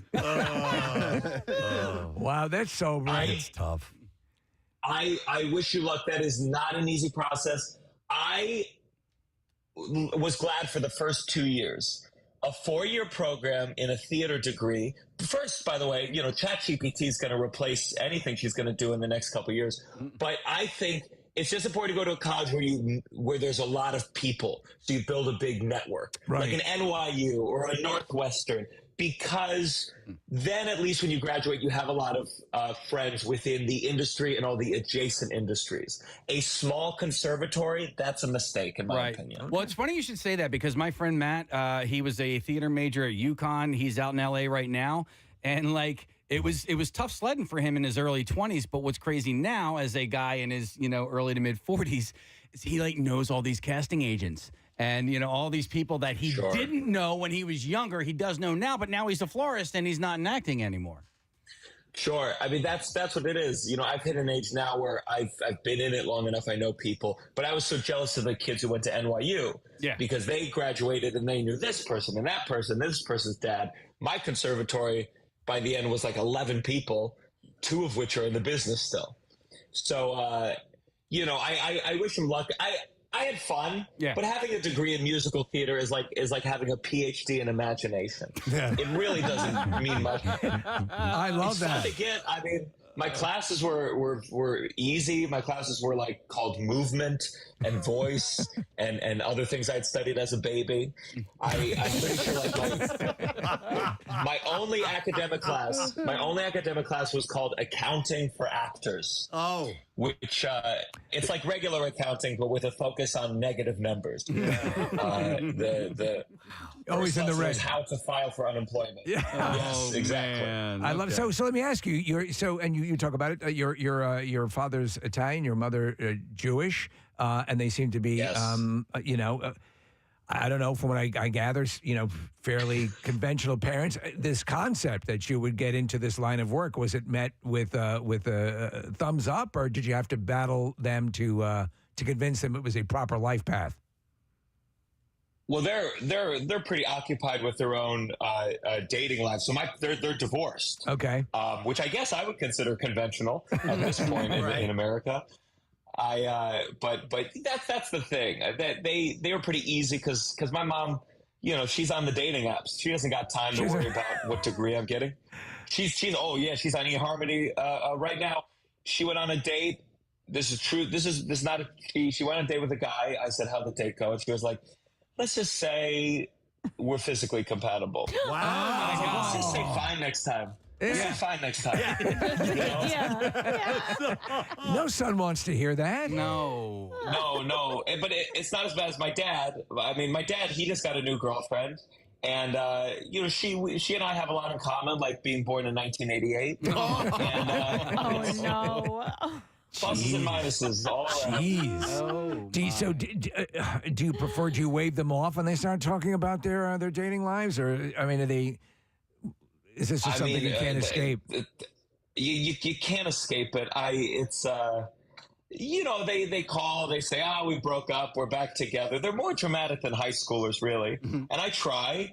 I tried going on a double date with my dad, but it's weird because he likes dating younger. I date older. So when we go on a double date, it just looks like the family dinner I never got to have. Oh, my God. I was recently out with a friend who is dating someone who is a year older than his son, and all 3 of them were there. Wow. And I was like, this is weird. And even the guy, he was like, I know. He's like, he should probably want to date my son, but I don't know. She doesn't. She wants to date me. I'm like, okay, whatever works for you guys. It's kind of effed up. Oh, God. Yeah. How old were you when they got divorced? So my parents got divorced when I was 7 days old. 7 days old? Wow. Yeah. So like most kids, you know, my first word was mama, but my next 5 were told me to tell you. It was brutal. Jesus, that is brutal. Wow. Okay. Well, then you didn't have the benefit of all the resentment and all the other stuff that would go with it. So you missed out on all that. Well, yeah. Real lucky boy. I want to test the validity of the research we've done on here, since the Jerry Seinfeld thing didn't pan out. But were you a spokesperson for a German condom brand or something along those lines? So I was a spokesman for several things: a German soda, a American condom brand, and General Electric.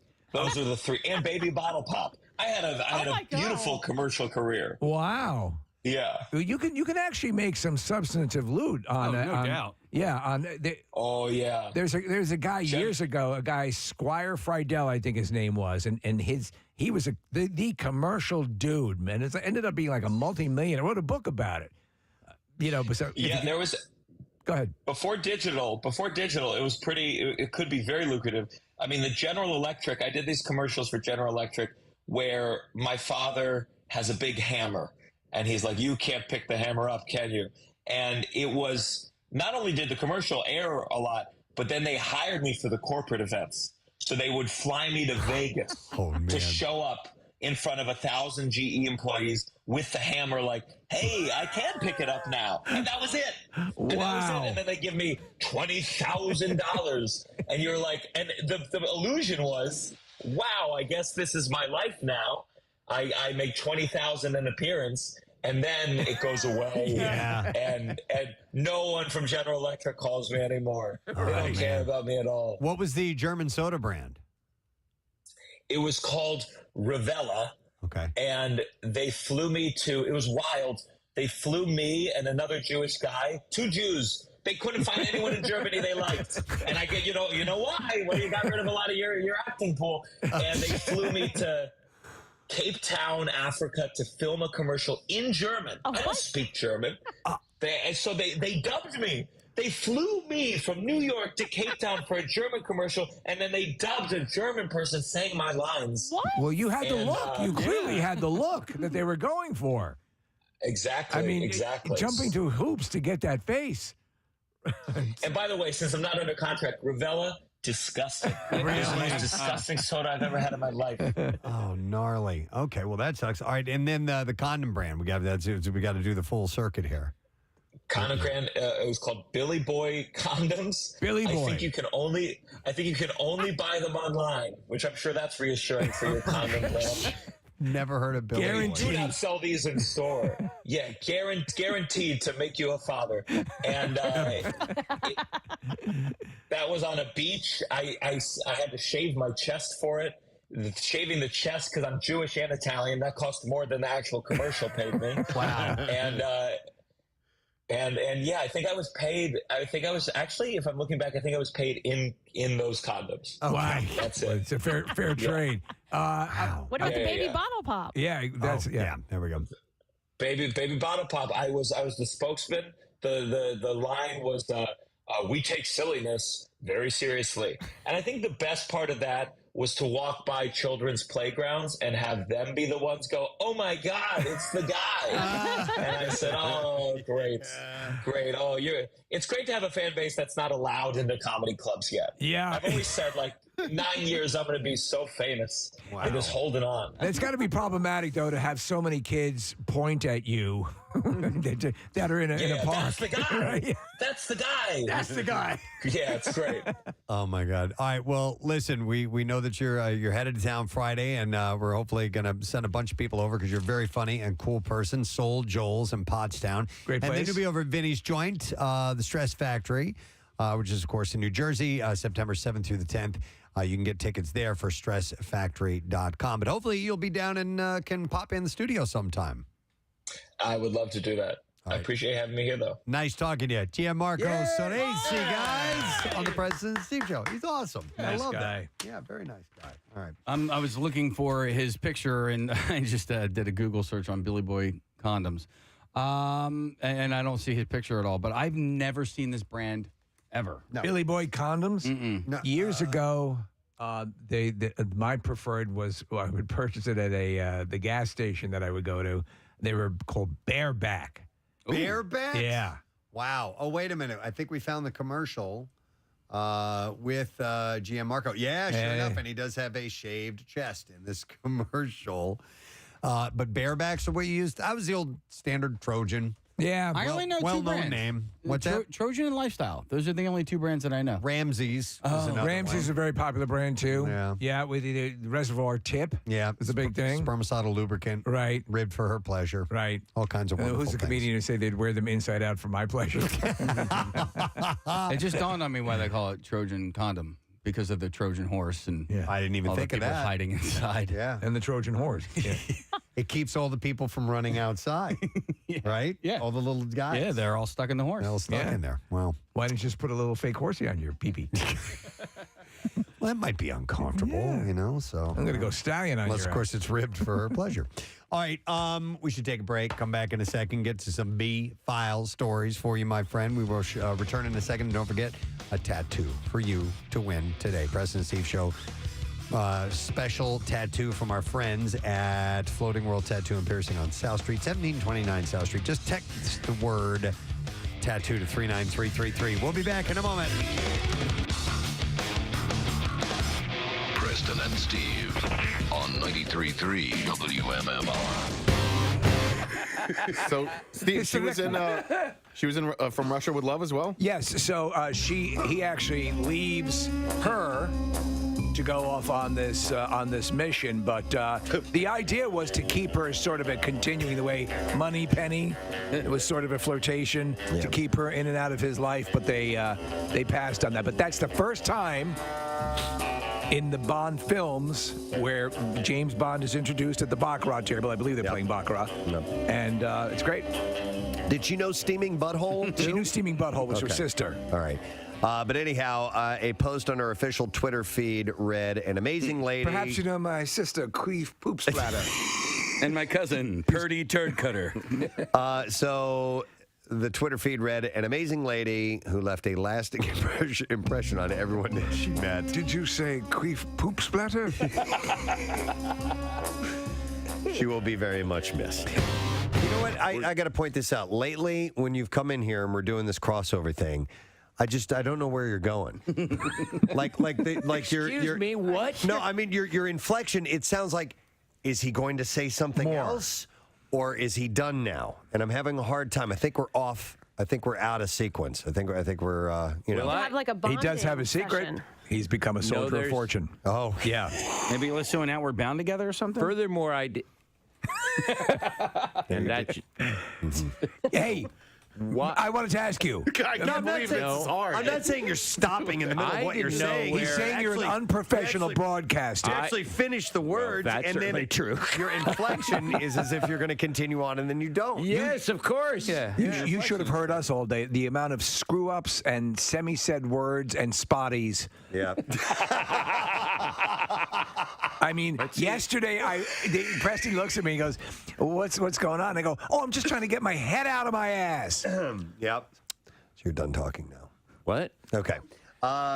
What is on your show today? There was once a time. Oh, is that you doing that, Steve? I'm like, where's that noise coming from? Beautiful day. Then I found myself camping. That part's wrong because I wouldn't camp. That part's wrong in my own story. And well, I'd like to correct my story. A Motel 6 is camping for me. You going to U2 tonight? Yes, yes. And you have access to right? You can be on premises. Yes. Something to talk about. Thank God. Oh my God. Yes. It's like a first date. Oh my God. We found something in common. I like spaghetti too. I have a follow-up question. Do you think that the band will do anything for the radio station? I believe they've been made aware that it's the 50th birthday, but I don't know if they're planning on saying anything. I don't know. There could be something from the stage, possibly. May I recommend something? Yes. Put like a coil of speaker wire over your shoulder, put your hair in a ponytail, hold a Guinness, and pretend you're a roadie. Okay. Yeah. I like that. Yeah. I'm going to do that. Because, but again, I cannot affect an Irish accent like you can. Well, just pretend you could, in fact, make it a horrible one. Okay. You know? Oh, goshly. Gosh. Did you just say, oh, Garshly? The hell does that mean? This man's an imposter. Don't just tackle him, shoot him. Oh, Garshly Bob Bono. I've got. My name is not Bob Bono. I've got to tie me shoe. Bob Bono. Bob Bono. I remember you back when you were playing the clubs, don't you know? Don't you know? Potatoes. Potatoes and leprechauns, right? And Am I right? Yo. Mr. Bono just goes, he's one of us. Potatoes and leprechauns, am I right? Wow. Shillelaghs, right, guys? Shillelaghs, potatoes, and leprechauns. Right, everybody? I love this text from somebody that says, I think you two just canceled. Case, we got to get you on one of those water jet packs. Oh my God, I would love that. We've got to get you on that. So I know they do. Where's have the closest one? They've got them down there somewhere. AC they do. We talked about it last year or the year before, and people said that they are available in certain spots. Very, very expensive to rent. But Are they? I think so. Okay. Yeah, that's what I've heard. I don't know if that's the case or Maybe not. we get a knockoff one. A knockoff jetpack. But I personally would love to go on one of those things. But I'm dying to see you on one. You see see the dudes who are able to flip down and go underwater and dive it down and come back up? Since they've had those out now for several years, there's people that have mastered them, and they can do all kinds of spinny, wild, crazy things in the air and then dive down in and back up. I'm afraid that I would jetpack myself right down into the water and not be able to right myself, and then just go down to the bottom and stay there. Yes, Down to the just bottom of the continue ocean. to thrust myself.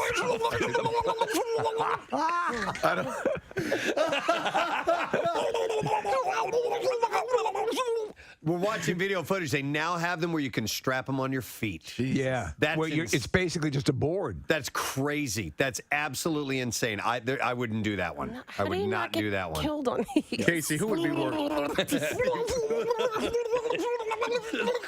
Just screaming down to the ocean floor. Where's Daddy?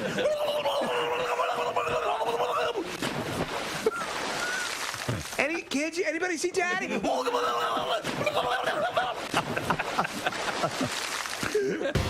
Please welcome Lil Rel Howery to the show. What up? What This up? morning, Rel. I'm excited. Thanks for having me. You bet, man. Thanks for coming in.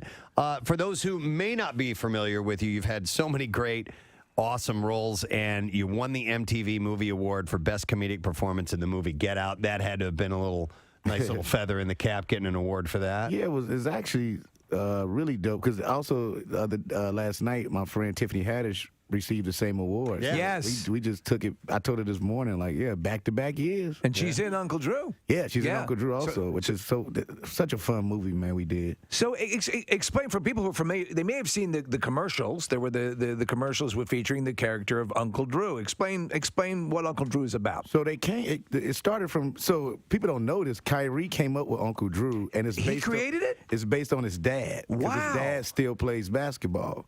So he basically created this he's better as an older version of his dad, but his dad still plays all the time.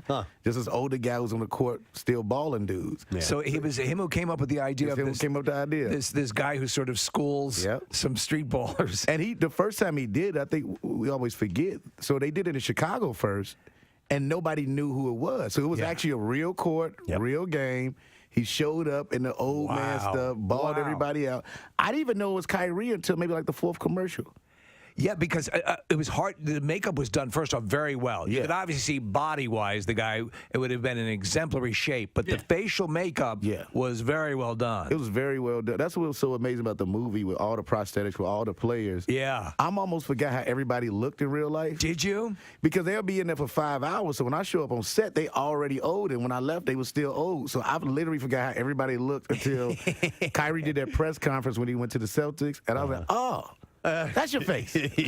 Well, in the movie, so you have a team. Yeah. And your adversary is Nick Kroll, which is borderline science fiction that he's got, but I got it. So he's your adversary because he plays a good prick.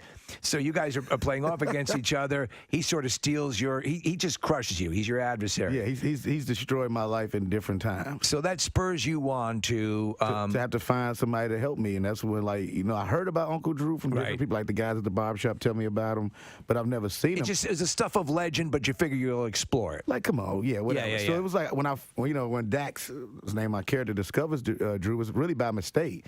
This was after I couldn't find any new players to play on my team. Went around all these different playgrounds, and I just happened to be at a playground and see Drew take on this dude one-on-one. That's when I approached him.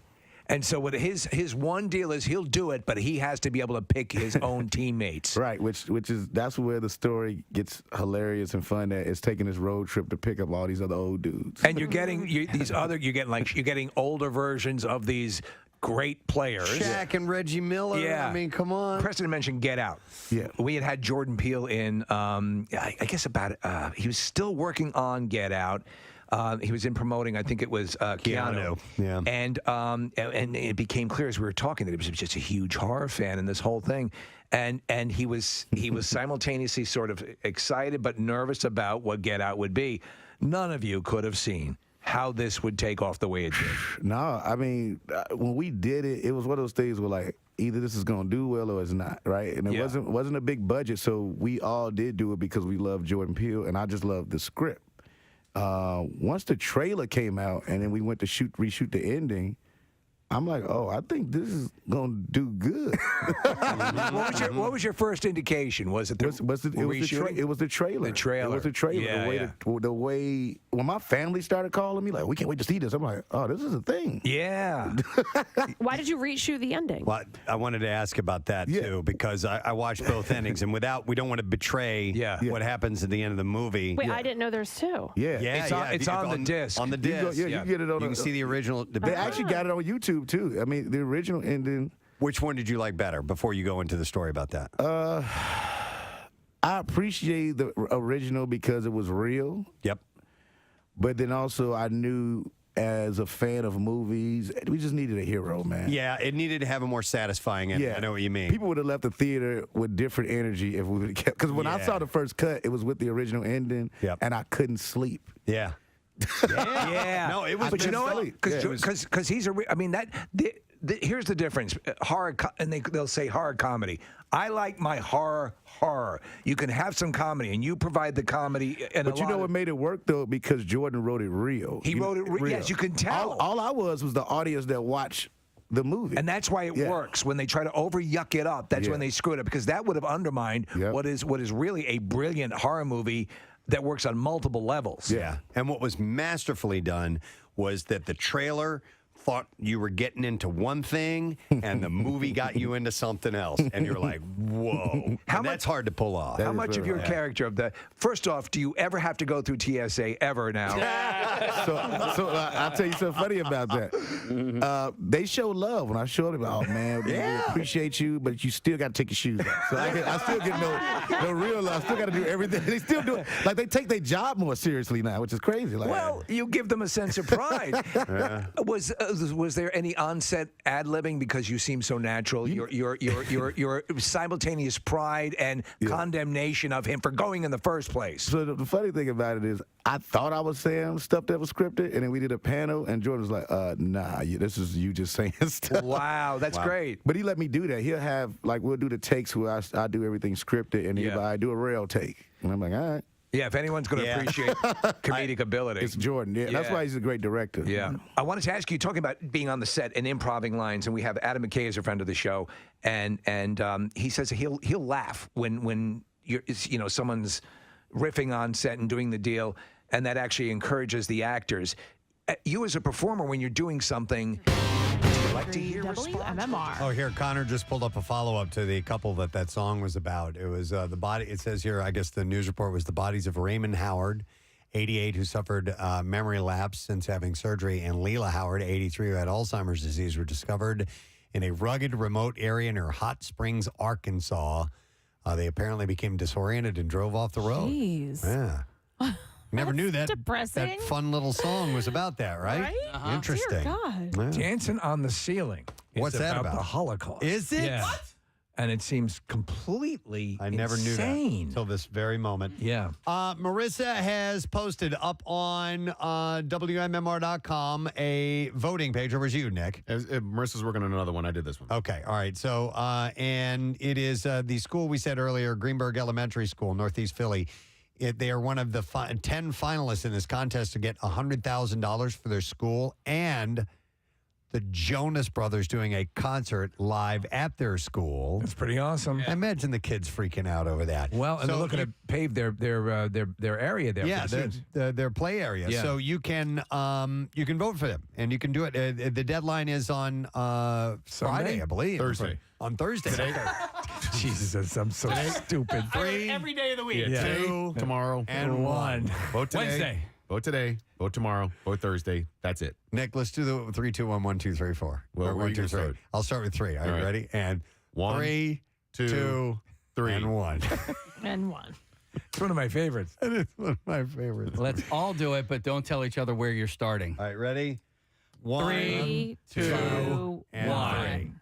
Okay. That was fun, wasn't it? Yeah. All right. Anyhow, you can Do that with your friends today. you can vote on PrestonandSteve.com for the school. Please do that because it'd be great if they won it. All right. We now would like to do the Bizarre File. WMMR presents Preston and Steve's Bizarre File. All right. We'll start with this one in Germany. Germany. A naked wolf man who is believed to have lived in the Harz Mountains in Germany for 5 years has been spotted. I'm a crazy wolf man. 2 hikers saw the mysterious bloke roaming the woods and How you doing? Sitting at the foot of a ruined castle holding a spear. Gina Weiss and her pal Toby managed to snap a blurry image on a cell phone. Hi, Gina. Hi, Toby. I'm the wolf man. It shows him completely nude, covered in dirt, and playing in some sand. I love sand. And I eat sand for breakfast. You eat sand? I eat sand. The hikers were in Blankenberg on Tuesday evening, and they spotted him, the naked wolfman of Germany. Want to see me spray on this tree? The encounter lasted for about 10 minutes. Yeah, it was great talking to you guys. Gina said, when we reached the sand caves, we saw a wolf man. He stood up high on one of the caves and had a long wooden stick like a lance in his arm. And he would take his eyes off of us, or he wouldn't take his eyes off of us. He said nothing. He looked dirty like a Stone Age man from a history book. There have been intermittent sightings of the man, believed to be in his 40s over the past few years. Local authorities have reportedly found evidence of fires and rudimentary dwellings in the woods. It would not be the first time that if you talk about going off the grid and somebody really just goes sort of rogue and feral. Yeah. And that would be me. Someone clearly knows how to live. What's happening on The Bachelor? Outside and adapt to the changing seasons, according to the head of the Blankenberg Fire Brigade. Back in March, another frightened walker contacted police and claimed to have seen the wolf man running around. So just so he doesn't kill people like the wolf man, he's cool. No kidding.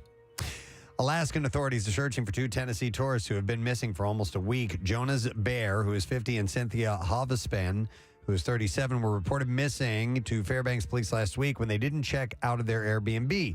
They checked into their lodging on August 9th. They're supposed to check out on the 11th. The couple's belongings were left behind in their Airbnb, but their families have not heard from them. Now, family members believe that they got lost on a hike after a social media post included plans to leave base camp and vowed to, quote, not get lost. Oh, boy. The couple visited... Looks like Fastball has another hit. Alaska for Bear's 50th birthday. He posted photos of Denali National Park and a birthday brunch in Anchorage, and previously posted about his quest to visit all 50 states, ending with Alaska for a milestone birthday. He posted that the couple was exploring Denali National Park, writing, "I'm not going to get lost like I did 10 years ago in Australia at Katoomba Range. If a Kodiak gets me, I'll consider that an honorable death." No, you wouldn't. No, you While that wouldn't, thing's yeah. eating your throat out, I don't think so. I take it back. Bear rented a Jeep Compass that state troopers found at Chena Hot Springs Resort in Fairbanks. Hovespain's sister posted that the couple went on an afternoon hike at the resort and got lost. Troopers have been searching the area with helicopters, drones, ATVs, dogs, and professional search and rescue teams. They have not found them yet, and that is not a good sign. 5 women were arrested Monday for intentionally clogging a toilet at a wing joint in Longwood, Florida. I'm going to blow this place up. The intentional clogging led to a brawl between the 5 women and employees at Papa B's. A supervisor allegedly told authorities that the women stuffed the toilet in the restaurant with wads of toilet paper. They didn't do it the natural way. When an employee cleaned the bathroom, one of the women went back inside and clogged it again. The supervisor allegedly asked the women to leave, and that's when the group became irate and started yelling. One woman allegedly punched the supervisor in the face, prompting the others to join in by kicking, punching, pulling hair, and throwing objects at the employees. One employee attempted to step in and help her supervisor when a woman slapped her and started throwing chairs at her. The fight was broken up by other employees. The supervisor suffered bruises to a leg and arm and cut behind her ear, and police officers were able to detain the 5 women. Why were they? I don't know. I mean, it doesn't make any sense. It doesn't say in the and story. Also blowing out the plumbing with the back. That's just, it's not right. That's bad cricket. It's just bad cricket. All right, here's a messed up video that I saw. A passenger on a New York City subway went berserk and violently elbowed a fellow rider who fell asleep on his shoulder, igniting a brawl that was caught on camera. The video, which has gone viral, captured the commuters, smashing his elbows into the sleeping commuter's face, knocking him unconscious before throwing fists with the victim's friend who was there. Because the guy nodded off and his head went over onto his shoulder? That's it, yeah. The fight took place around 5:30 a.m. on the northbound F train as it was approaching Queens. The attacker yelled at his 27-year-old victim in both Spanish and English for using him as a pillow, but both the man and his friend stood their ground and argued back. He said, "You're sleeping on me, and I'm not your effing pillow. If you want to sleep on his side since you're both sleeping because I am not your effing pillow." And the attacker asked the man, understood in Spanish over and over. And then the guy out of nowhere just leans forward, just takes his elbow and just starts clocking him in the face, like 3 solid elbow strikes right in the face. And then his buddy gets up and they start having a full-on fist fight. And we're rolling the video here. I don't want to watch it in the studio because you'll get the reaction because he absolutely plows him with the elbow, and the dude's got big arms too. Yeah. So and it knocks the guy out for just a little bit. So bang, bang, bang. Yeah, he's out for the count. No, that's messed up. All right, we need something else. Something we do a little lighter. Oh, than at least that. he got knocked on his ass. Yeah, they end up getting a full fist fight. So let me see here. How about a story? Here we go. We'll end with this one. 2 men from Fort Lauderdale scammed Uber Eats out of more than $1 million. Holy hell, how did they do that? Over 19 months. The suspect carried out the scheme, which began in January 2022, by creating fake accounts on the Uber Eats app to act as both the customer and courier when placing grocery orders. So this worked because Uber Eats provides couriers with prepaid cards that they can use to purchase up to $700 to complete customers' orders. So police claim the suspects would show up as couriers for their fake grocery orders before canceling them. So that's how they do it? Using the prepaid cards to purchase gift cards at the stores. Yeah, so I guess that's how they do it. So, okay, I never knew that. The man carried out their scam at 27 different Walgreens across the region. The 2 suspects, 21-year-old Trayon Morgan and 38-year-old Roy Blackwood, now face charges of organized scheme to defraud and grand theft following their arrests earlier this month. But it was over $1 million bucks, man. They went to town on that.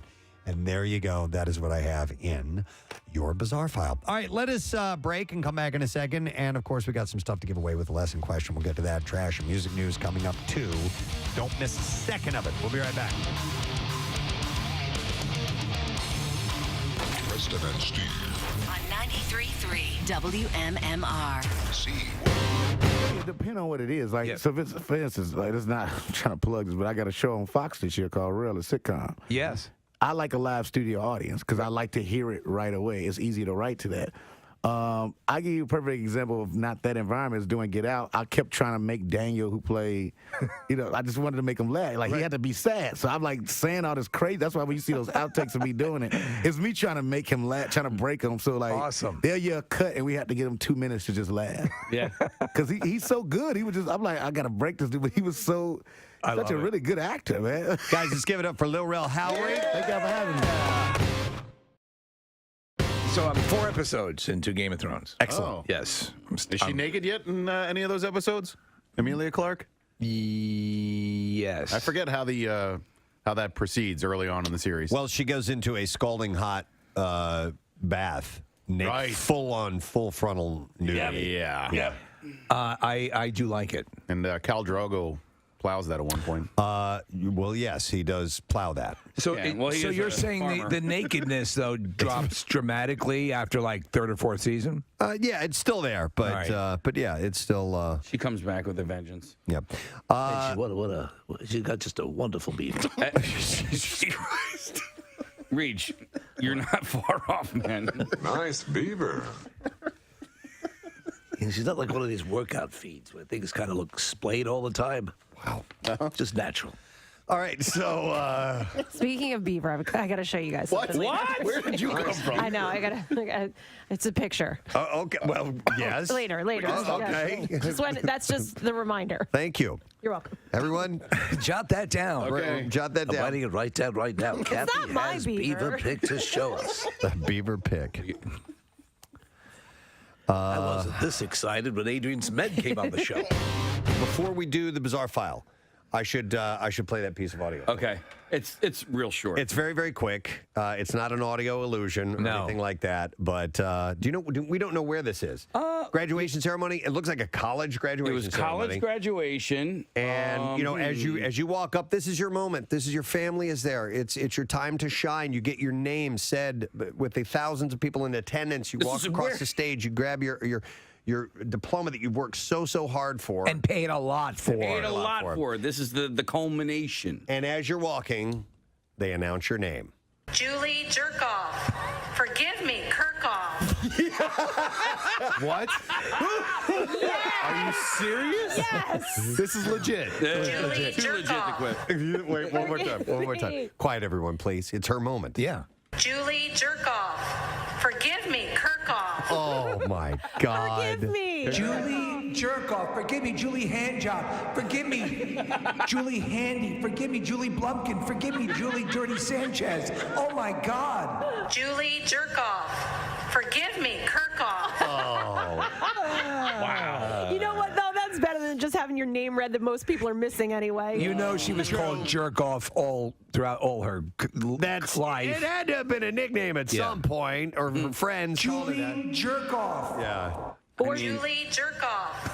Forgive me, Kirkhoff. If you think about Julie oh my God, I can't believe I said that. Or that professor won a nice bet. Yeah. Said she would do it. And Julie Salad Tosser. Oh, it's not even close.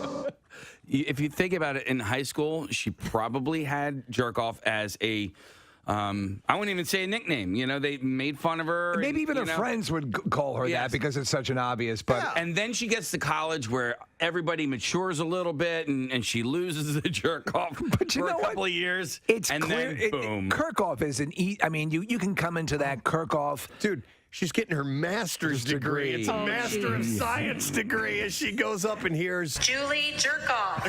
Forgive me, Kirkhoff.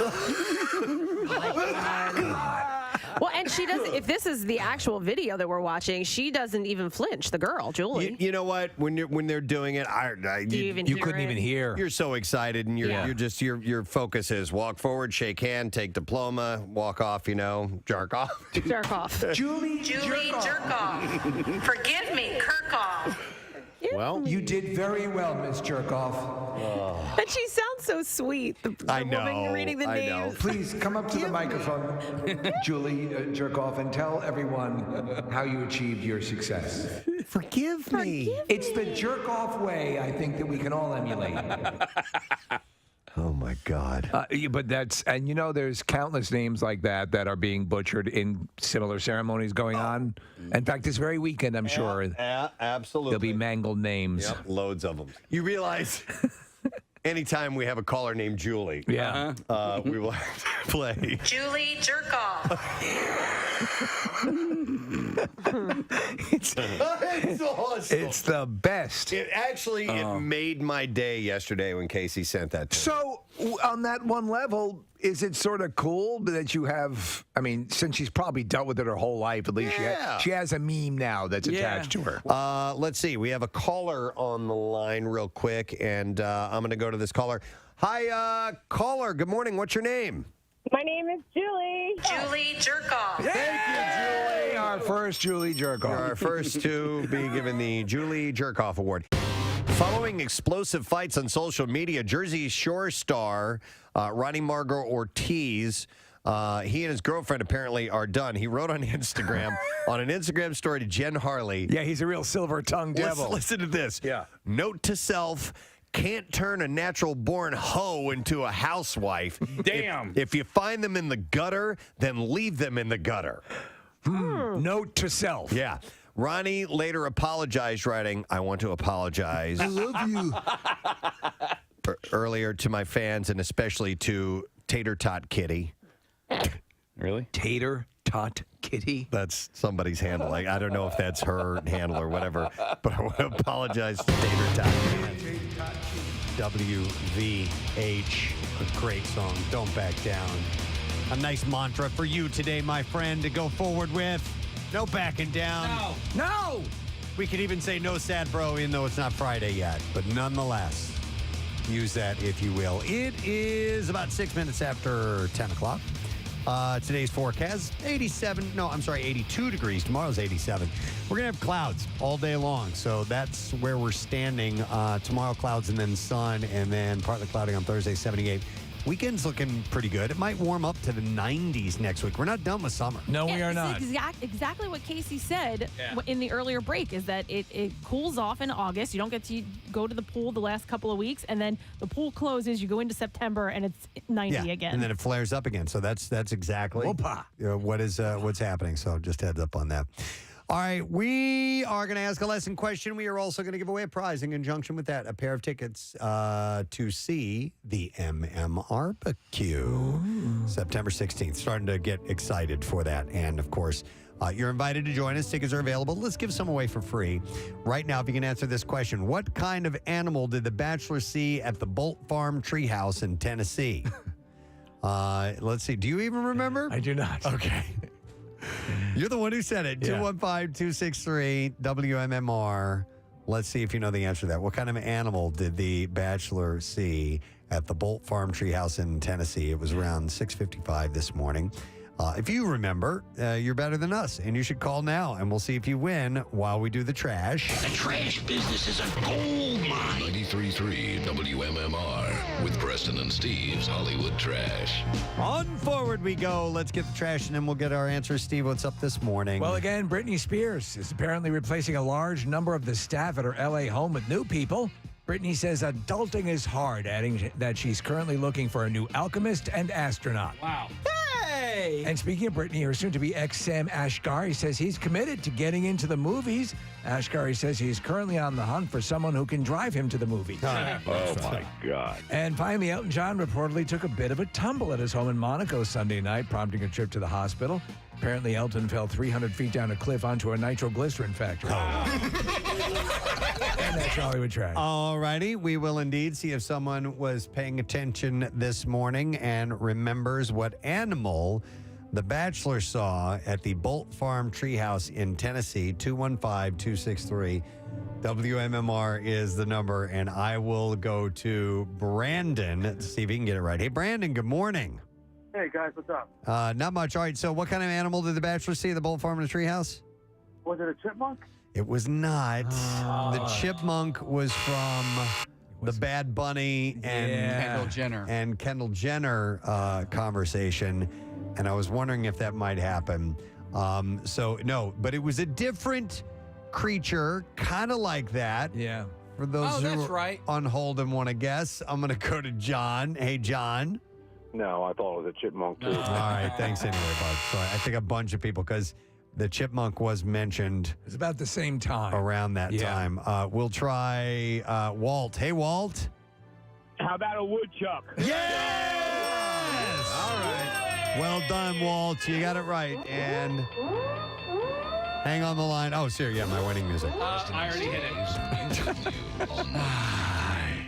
We're going to start this all over again. What did that guy say? He said a chipmunk? Yeah, he did. All right. Yay. Woodchuck. All right, and what's that? It was a woodchuck. Chipmunk was incorrect. Woodchuck was correct. Whatever. It doesn't matter. I was thinking of something else. And we're going to set him up with a pair of tickets to the MMRBQ Saturday, September 16th. Tickets are on sale now. Tickets start at just $25. By the way, Nick, you pulled up a groundhog. Groundhogs are the same thing as a woodchuck? They are indeed. What? What? Why did I never know that? What? None of us. Why knew that would you be except for required Nick. to know that?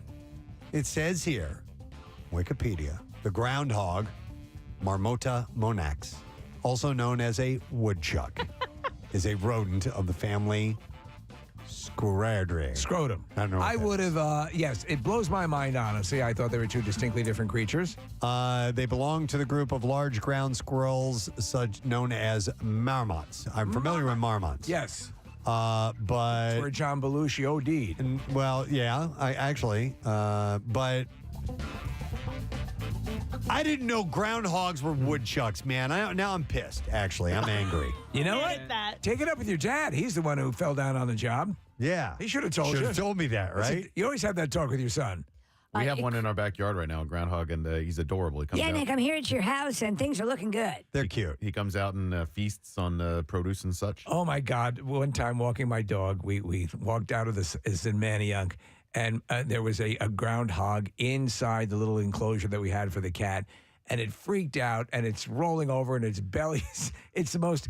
It's just flopping all over the place. Your heart breaks for them, but they're totally adorable. But they have quite a bite on them. It's so funny to watch them run. Yes. They waddle. Yeah. Yeah. They're completely problematic. I know. stopped the other day to watch one. I was like, I got to see how far this guy gets. Especially a big chubby one. Yeah. They're And so Preston, funny. you like a whistle pig, right? The whiskey? Yeah. Yeah, that's also a whistle pig is another name for a groundhog. Oh, come on. What the hell? Yeah. I almost cursed just now. Son of a I didn't bitch. know that. I mean, just be happy that you're learning stuff. That's, you know what it should be. Yeah. I need to turn that frown upside down. That's right, kid. Sad clown. That's right, kid. What are other names for it? Is this? Okay, a chuck, a woodchuck, ground pig, whistle pig, a whistler, The f is a that? thickwood badger, What the f is this? Canada marmot, The f is a that? monax, What the f is this? a moonac, The f is that? a weenusk. What the f Weenus? is this? I have a few more. A red monk, The f is that? a land beaver, What the f is this? but the French Canadians call him a souffleur. A souffle? No, souffleur. Oh. How would I pronounce that, The Nick? f is that? Where is it? Souffleur. It's the last one. Is that a distinctly different situation that for a creature to have that many Probably. names? That seems to be a lot. But do you think about like a rodent like that, where there are a lot of different people naming it at different points in times? True. You know, so like one that's an ecumenical creature. Native American names and French names and English names and etc. Yeah, seafood. Hey, there's a marmot called a hoary marmot. Whore. That's right. Yeah. What's your name? And they have yellow-bellied one. I've seen Woodchuck. I've seen those in Colorado before. I'm wondering if Whistler, British Columbia, is named after the groundhog. I bet you it is. That was one of the things that you named there. Interesting. I'll look that up while you're doing By the way, it. do you feed your groundhog? You said various produce items? He just comes out and eats stuff from the garden. Okay. Like a little bastard. Yeah, I know. They're that's a problem. They will do that, but they're it's cute. adorable. Yeah, so we allow it. So you only shoot it once. Yeah, you just wing it. That's it. Is your garden fenced in? It is. You gotta dig down. Yeah, and he goes on through the wiring and stuff. It's annoying. They're resourceful. Yeah. Okay. Well, groundhogs are woodchucks, in case you didn't know that. Learned it here. You learn stuff. You learn so much. Preston and Steve Show. All right, music news time. Preston and Steve's Music News on 93.3 WMMR. Don't pass on this alive. All right, just a couple of things. We'll start with this. There's a TikTok video that shows Jelly Roll going to Walmart to buy his own album. What? He can be heard saying in the clip, which was posted on Thursday, that he grew up, quote, dreaming of Walmart, having my music in it. The Son of a Sinner singer says... Son of a singer? Yeah, the Son of a Sinner singer says... He's all fired up as he locates and buys about 10 copies of his vinyl records and a CD. I think that would have to be very cool if you're an artist to be able to purchase. It's like hearing your song on the radio. Totally. Dude, it was like when I saw my name on the marquee at the Riddle Ale House. I was like, I made it. You did. In Delco. In Delco. Yeah. And what a concert that was. Yeah. As he meets a fan, he can be heard saying, "This is a big difference. When I went into a Walmart last time, they didn't have my album and nobody knew me there." So good on him. He seems like a pretty cool guy. He does. As the band approaches their 30th year, Seven Dust will be releasing a lot of music. Several of their classic albums will be issued via BMG as 7 of Seven Dust, a 9 LP set coming out October 13th, with a 7 CD set followed on October 27th. They should have released it on 7/7/77. Yeah. But that already passed. The band has... Or the new one coming up. It's a couple of years away, but the band... It's a little long to wait. Has had 3 consecutive gold certified albums, a Grammy nomination. They've sold millions of records worldwide and toured with some of rock's most renowned names, including Ozzy, Tool, and Megadeth. And then one last thing to back up what you had in the trash, Steve. Yes, Elton John, back home after following a brief hospitalization. The 76-year-old singer fell at his home in the south of France. On Sunday, he was discharged the next day on Monday. The press release said following checkups, he was immediately discharged and is now back at home and in a good health. He and his husband, David Furnish, have been spending the summer in France with their two sons because he's done. He wrapped up his touring. He's got a home in Monaco, loves it apparently. And he's just going to relax for a while. He said he's not done performing altogether, but he's definitely done touring. So there will be more Elton John one-off shows from occasion to occasion. And that's it. Short music news. That's all I have for you. That's all we need. Take a break. We'll come back in a second, and we will wrap up the program, and we will also give away our tattoo for the day. Yes. So stay put. We'll be back in a moment. Preston and Steve on 93.3 WMMR. He said, I should have never acted in such a manner. Spelled M-A-N-O-R. Really? Yeah. Okay. Come on, man. It's where he lives. That's the name of the place. I should never have acted in such a manner.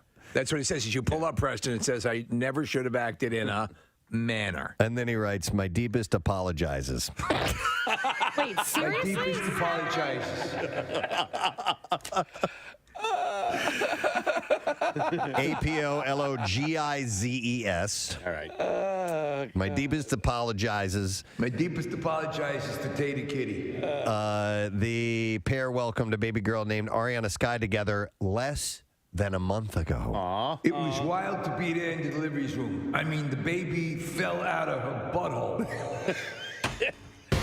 You remember a while back, we had a couple of televangelists who were talking about how they needed a new jet. Yes. And they to were spread the word. Jesse Duplantis is his name. The Duplantis Ministries, right? Televangelist with a global reach is asking disciples for money to buy a jet that costs $54 million, quote, so we can go anywhere in the world in one stop. If you're watching the video, he's dressed as I imagine Willy Wonka would dress when he retires. By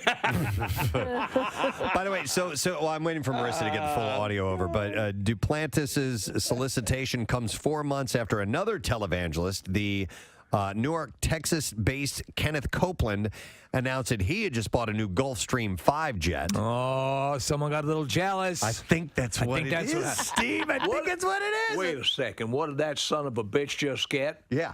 Well, this will not fly in the eyes of the Lord. I think it's keeping up with the Joneses. The aircraft. Listen, you insufferable prick. I saw what you just bought, and I'm going to get an even bigger jet. Hallelujah. The aircraft, when first sold in 1998, carried a $36 million price tag. That's what this other guy $54 million. You need to understand. You just cannot.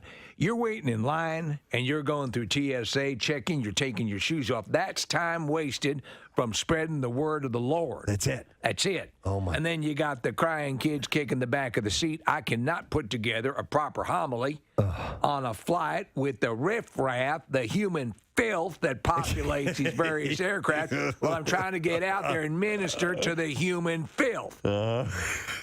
That we got part funds one my over. lust for high-end aircraft. All right, here we go. This is the audio of him pitching this. He made a video of this. Yeah. Hello, ladies and gentlemen. I'm Jesse Duplantis. Thank you for tuning into This Week with Jesse. We're going to be talking about aircraft. You know, I've owned 3 different jets in my life, and used them and just burning them up for the Lord Jesus Christ. Now, Listen to how many times he incorporates the Lord and Jesus Christ into this. now, some people believe that preachers shouldn't have jets. I really believe that preachers ought to have and go on every available voice, every available outlet to get this gospel preached to the world. Now, I talk about this in a lot of my messages, and I want you to see this if we can, Caleb. Get it back. This is the very first plane that I purchased for the Lord back in December. The Lord asked me, he said, I need you to purchase the modest aircraft one engine ought to do it with a decent range, something that's comfortable with a couple of seats and a bed. That's what I need you to purchase. And Lord, should we not use this money to feed the poor? He says, we'll get to that. That I purchased for the Lord back in December 1994. And I said where I began. And then the second one I purchased was in January 2004, where I used to be. The one I'm flying right now, and it's been with me 12 years. I purchased it in January 2006, where I am. Now, I want you to get a shot of this one, Caleb. Now, this is the Star Trek. It's going to crack you up, because this one is just insanely expensive. And the amount of people who could have benefited greatly from the money wasted on this is just off the charts crazy. And they're showing pictures of him with the camera as they go by. Now, this is the Star Trek Enterprise. This is where I'm going. Praise God, but I believe it's got a transporter and everything. In fact, my next purchase is going to be a spacecraft. Praise God, but I believe in God for. Let me just say. Wait, this is what I believe in God for? Yeah. Is that what he said? That's what I believe, yeah. I think he says, praise God, but I believe in gospel. Oh, okay. Where I'm going. There. Praise God, but I believe in God for. Yeah. Let me just say This is what I believe. Don't worry. This is what I believe in God for, so I can fly this way around the world. Believe in God for a brand new Falcon 7X so we can go anywhere in the world one stop. Now, people say, my Lord, can't you go with this one? Yes, but I can't go at one stop. Oh! That's it. That's the dilemma. Wait a second. You mean you're going to have to stop? There's the kicker. I'm backing that up. Hang on. Now, people say, my Lord, can't you go with this one? Yes, but I can't go at one stop. And you see, if I can do it with one stop, I can fly it for a lot cheaper because I have my own fuel farm. And that's what's up. You just said, by the way, on this $54 million jet that it has a 5,000-mile range. Yeah. That's not flying around the world with one stop. It's just, this is the way to travel. And I know you have issues at home where you can't feed your children. You know, it's hard to cover your bills.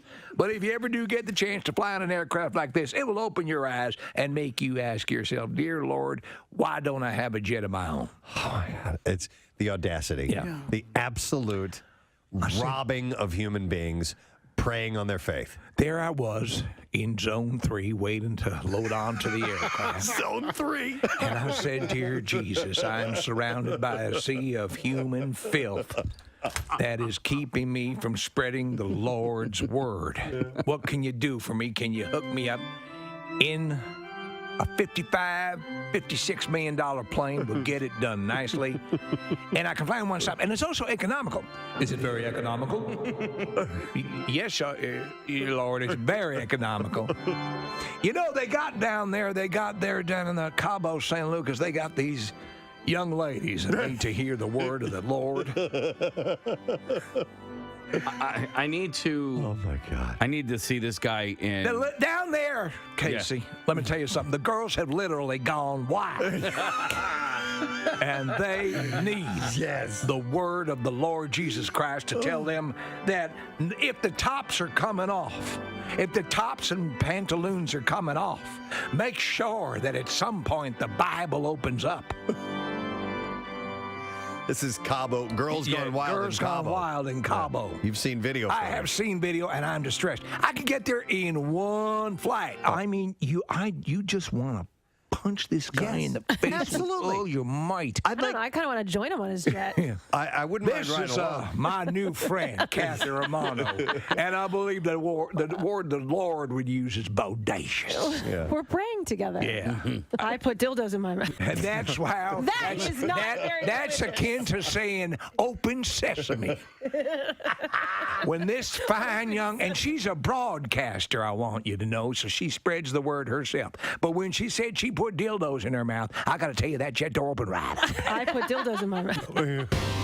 So I thought this one would be a nice, light conversation.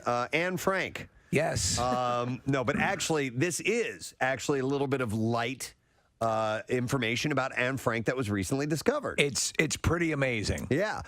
Researchers using digital technology deciphered the writing on 2 pages of Anne Frank's diary that she had pasted over with brown masking paper, and they discovered 4 dirty jokes and a candid explanation of sex, contraception, and prostitution. Wasn't it Bert Kreischer who got Anne Frank confused with Helen Keller? Yes. That's And actually, right. there's an on-running joke about that on a website I go to a lot, which is fark.com. And it's not only Anne Frank and Helen Keller, but they've also thrown in, oh my God, the pilot. You're talking about Amelia Earhart as well. Sully Erna. So they always, is Sully Erna.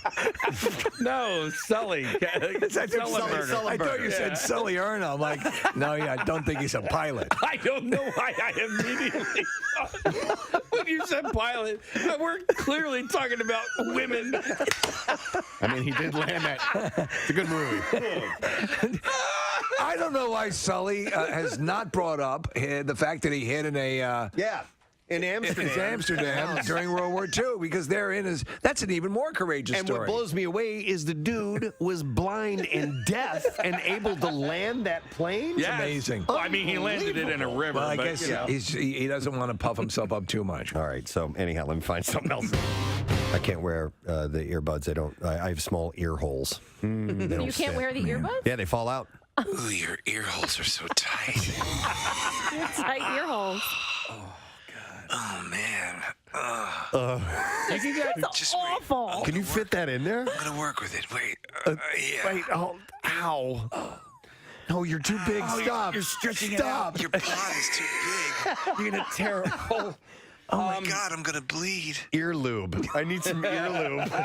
Well, what you I can just get. gave you an ear pie. I actually bought these things that were like $2 on Amazon. I just got that. I'm sorry. Wait, just got what? Ear pie. You ever heard the term cream pie before? Never mind. Go ahead. I bought these things for like $2 off of Amazon that go around your earbuds, so you can A C-ring. basically, yeah, no, and then so you can wrap regular earbuds. Yes. You know, over the ear, over your ear. Yeah, You're fine. They're good. You know, honestly, Listen, I want to be able to wear earbuds. Yeah, I know. I know. Well, You know, maybe Preston- you should so let Preston- Steve stretch them out for you. yeah, I'll stretch them out because I can really, unpack it. If you're just tuning in here at One Bala Plaza, the studios of WMMR, as well as our sister stations, they're doing some remodeling, and they're going to move some of the stations. We're kind of consolidating our areas, moving from downstairs to upstairs. So they're doing, of course, Black Summer, 93.3. It's WMMR, 10:29 a.m. We are coming to a close on a Tuesday morning, which is good. Tuesday is kind of that day that bothers me, and it's just not really much of anything. I mean, after what it did to you. Well, it's not the beginning of the week. It's not the middle of the week. It's not almost Friday. It's nothing. It's tough. So You ain't nothing. if your day is difficult, we hope that we can maybe usher you along and get you where you need to be mentally to move forward, and then we head over the hump and down the slide. Which is Absolutely. pretty cool. So, but it's been fun today. The program is a good time, and we got to meet a new friend. Gianmarco Soresi. Hey! He was a nice guy. He's going to be at Soul Joel's coming up on Friday. And we had fun with him, and he really is looking forward to coming here and playing. So He's an up-and-comer, as they say. Yep. And we don't have a whole lot to do before wrapping the program, except it is Tattoo Day, and we should probably give away our prize that we have for our texters. It is a $350 gift certificate for Floating World Tattoo and Piercing, and that recipient is Samantha Cremian. Yay! Or Cremine. I'm not sure how to pronounce Samantha's last name, Santhi. But she's from Runnymede, New Jersey. And we are going to give her that gift certificate. And Tattoo Day is, of course, presented by Floating World Tattoo and Piercing, a great place at 1729 South Street in Philadelphia. For artwork samples, visit floatingworldtattoos.com or check them out on Instagram at Floating World Tattoos. Anything else? Does anybody have anybody want to testify or anything like that before we go? Is there something you need to testify about this? I told this guy that I would give him a shout out, so I'm going to do this because. All right, we'll get to that in a second. So from Shane from Mount Laurel wants to give a 1-year wedding anniversary shout out to his beautiful bride. And her name is Ashley. They celebrated 1 year on Sunday, the 27th. So there you go, Shane. I'm sorry I'm late with that. All right. Pierre is indeed here. Hey! Good day then. And he is wearing a wonderful headdress as he walked in. Leftovers from Jackie Bam Bam. I get his hand-me-downs. Yes, you do.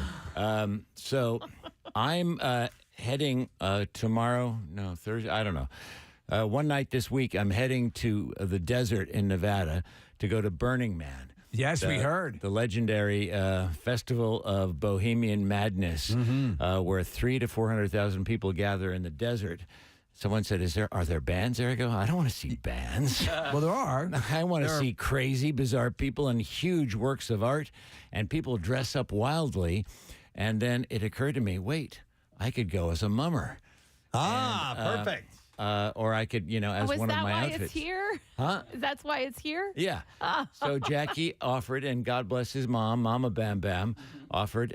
It's wobbling a little bit. So, and there's apparently a lot of desert windstorms that pop up. Out there on what they call the playa. You'll take flight.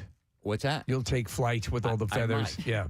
I have a friend who goes out. Her and her husband go out, and obviously the kids stay home. And they she semi-permanently does this crazy thing to her hair. They bring the most outrageous outfits, and they're normal, everyday people that go to work in a suit, and this is just their weekend away, and everything about it is outrageous. Yeah. So you talk about seeing crazy people there, and but also musicians, because our friend, I know you're going to meet up with, hopefully, with Michael Giacchino. Right. But his buddy is a guy named David Silverman, who's an animator, who's worked on The Simpsons for years. And he brings out a tuba that he has rigged up propane to, and it shoots flames out of it while he plays it walking around at Burning Man. It's awesome. If you Google anyone that might not know what it is, Burning Man, and just the photos of the people and the creations of art, it's like cardboard classic on steroids. Yeah. It's because steroids or acid. or steroids and acid, and maybe some coffee and methamphetamine thrown in. I don't know. These things are gigantic. The sculptures they make, giant dinosaurs, and these moving cars. But you can't have anything. It's all, you have to supply all your own power. Right. So if you have something like that, it has to have a generator, and then at the end you have to clean completely. Is that the guy? We're seeing a guy playing tuba. Him. Yeah, that's David. He's got the tuba that shoots flames out of it. It's so awesome. Wild. There's my buddy that I'm going with he found an old vintage phone, and he's made it into a headdress, and people will be able to go up to him and say, and he has a sign on it that says, "Call anyone you like," even though no phone service is there. So although they have a radio station I'd love to tie into, but I don't know how they manage to get a signal out, because you can't get a cell phone signal in. That's been on your bucket list for a long time, right? Yeah. Yeah. So but I have, my family has this old house at Lake Tahoe, and my plumber, who was quite a nutball, used to say, "Pierre, come with me to Burning Man. We'll sleep in the back of my pickup truck. I've got aluminum foil. I make a tent." I go, no. Yeah. But we've got a nice big truck and a trailer that we're towing behind. And so the idea of outrageousness made me think of Jackie. And then now he's given me this beautiful blue feathered headdress. So I saw Jackie on the way out today, and he said he suggested that you had it sent out there, but you're gonna pack it and take it with you? He didn't get it to me in time to do that. Unless I take his mummer outfit and overnight it, which might be rather expensive to my friend in Northern California, who will then put it in the back of the trailer and drive it up. I think you could me up at the airport in Reno, and off we go. I think it might be worth it, because that thing's how huge. else are you going to get it there? I was thinking, can I get this in a suitcase? No. This hat thing? Are you serious? No, not in a steamer trunk. Not even nothing. It's only huge. Well, wait. When are you going? You don't know. You don't even I'm know. going First, Thursday figure night. out when you're going. I'm going Thursday, right after my show. And when would it need to be to your friend? When is he leaving? Thursday morning. So if I overnighted it, what? Today. You got to do it today. Oh, for God's sakes! You have to. You can do it. Send pancake. Oh, there's the rest of the outfit in there. Yeah, it's sizable. It is sizable. And Jackie says, "Get suspenders," and I go, "What?" And bring it in. Let me try it on. So Pierre, last year we have friends of the show, Mike and Jess from Van there, and it took them 10 hours to leave last year because there was a big problem. There last was serious issues. So whatever planning you can do when it comes time to leave, try to plan ahead so you don't have to. You said two things: plan ahead. I know. But you're not alone. Yeah. Maybe you can get other people to help you with the planning. Because I just don't want you to get stuck there for 10 hours. Yeah, whatever. All right. You know, I would say get this shipped out. You can, if a service that can help you get it out there, I think you're going to be good. Sure, I don't pancakes stripping your head off. It'll be easier to the suit to send the suit than it would be the headdress. I think a headdress is going to get damaged. I don't know how are you going to transport it otherwise? no idea. What are you going to wear it on the plane that way? No. I think so. I don't think I'd have any problem with security. All right. Yeah. I mean, no. What? You have to have it all shipped. All right. And that and it gets hot. So and there's all these naked you're in people. the desert for crying out loud. He said you wanted something. I'm just trying to find my path. So this is my path to spiritual enlightenment. Okay. I've heard about Burning Man for 20 years. I have books on it. I have videos of it, and I've never gone. So I'm going. Nice. Oh well, that's excellent. And we want you to come back. What? Who's pulling on me? Nobody, dude. No one. It's the forces, the spirit forces. Do you feel them, Presbo? I'm creating them actually. Oh, dude. Yeah. Burning Man. Yo, this is as close to camping as I'll ever want to get. But there it is. It's the right. It's the right mood for you. It's the perfect camping. Yeah, you'll for love you. it. Yeah. I think it's got my name on it. Yeah. Burning Pierre Man. Yeah. No, don't let that happen. No, don't do that. It could happen. It has happened. All right. All right. So with that, shall we do the letter? Sure. All right. Preston and Steve on 93.3 WMMR. Now, the Daily Letter. All right. The President and Steve Show is brought to you today by the letter A is in artichoke. All right, and we have a couple more to go before we give away the 4-pack of tickets as MMR rocks Aerosmith. Peace out the farewell tour this Saturday, and it'll be at the Wells Fargo Center. The Black Crowes performing as well, and it is the 50th anniversary of Aerosmith, celebrating a lifetime of hits. Very few tickets remain for sale. What do you have on the show today, dude? Well, You we can't got see. tickets. No, we don't have tickets for Meatloaf. He's dead. I'm just trying to read this with this stupid hat on. I mean, how do they ever walk down Broad Street for hours with all this weight? Yeah, you appreciate it a little more. Yes. So you have those meatloaf tickets. They may pull their hair to the side and then put the hat on. Oh, right. Just a maybe that. suggestion. I hadn't thought of that. Yeah. There's a martini bar somewhere there. And that's my first task is to find the martini bar. There's no money allowed there, though. So you have to trade in tokens. You know, you look like a mummer walk of shame. Thank you. Yeah. Your first task should be to get through today. Yeah. Right, you're right. And then find the martini bar Thank later you, dear. this week. She's so helpful. Meatloaf will be on the Workforce Box and Hailstorm and Steve Winwood and Aerosmith. Fabulous. Rock on. All right, let us thank the sponsors. The Preston and Steve Show brought to you today by Duncan. And the Preston and Steve Show runs on Duncan. It's also brought to you by Wilmington University. Find your education home at Wilmington University, wilmu.edu. Tomorrow looks like a full day. Fox Good Day, secret text word, Ari Spears. Yay. And Tig Notaro. Nice. So a couple of really good guests on the show tomorrow. It's going to be fun. That is it. We're done. Rage on and have a great day. And we'll see you tomorrow. Bye-bye.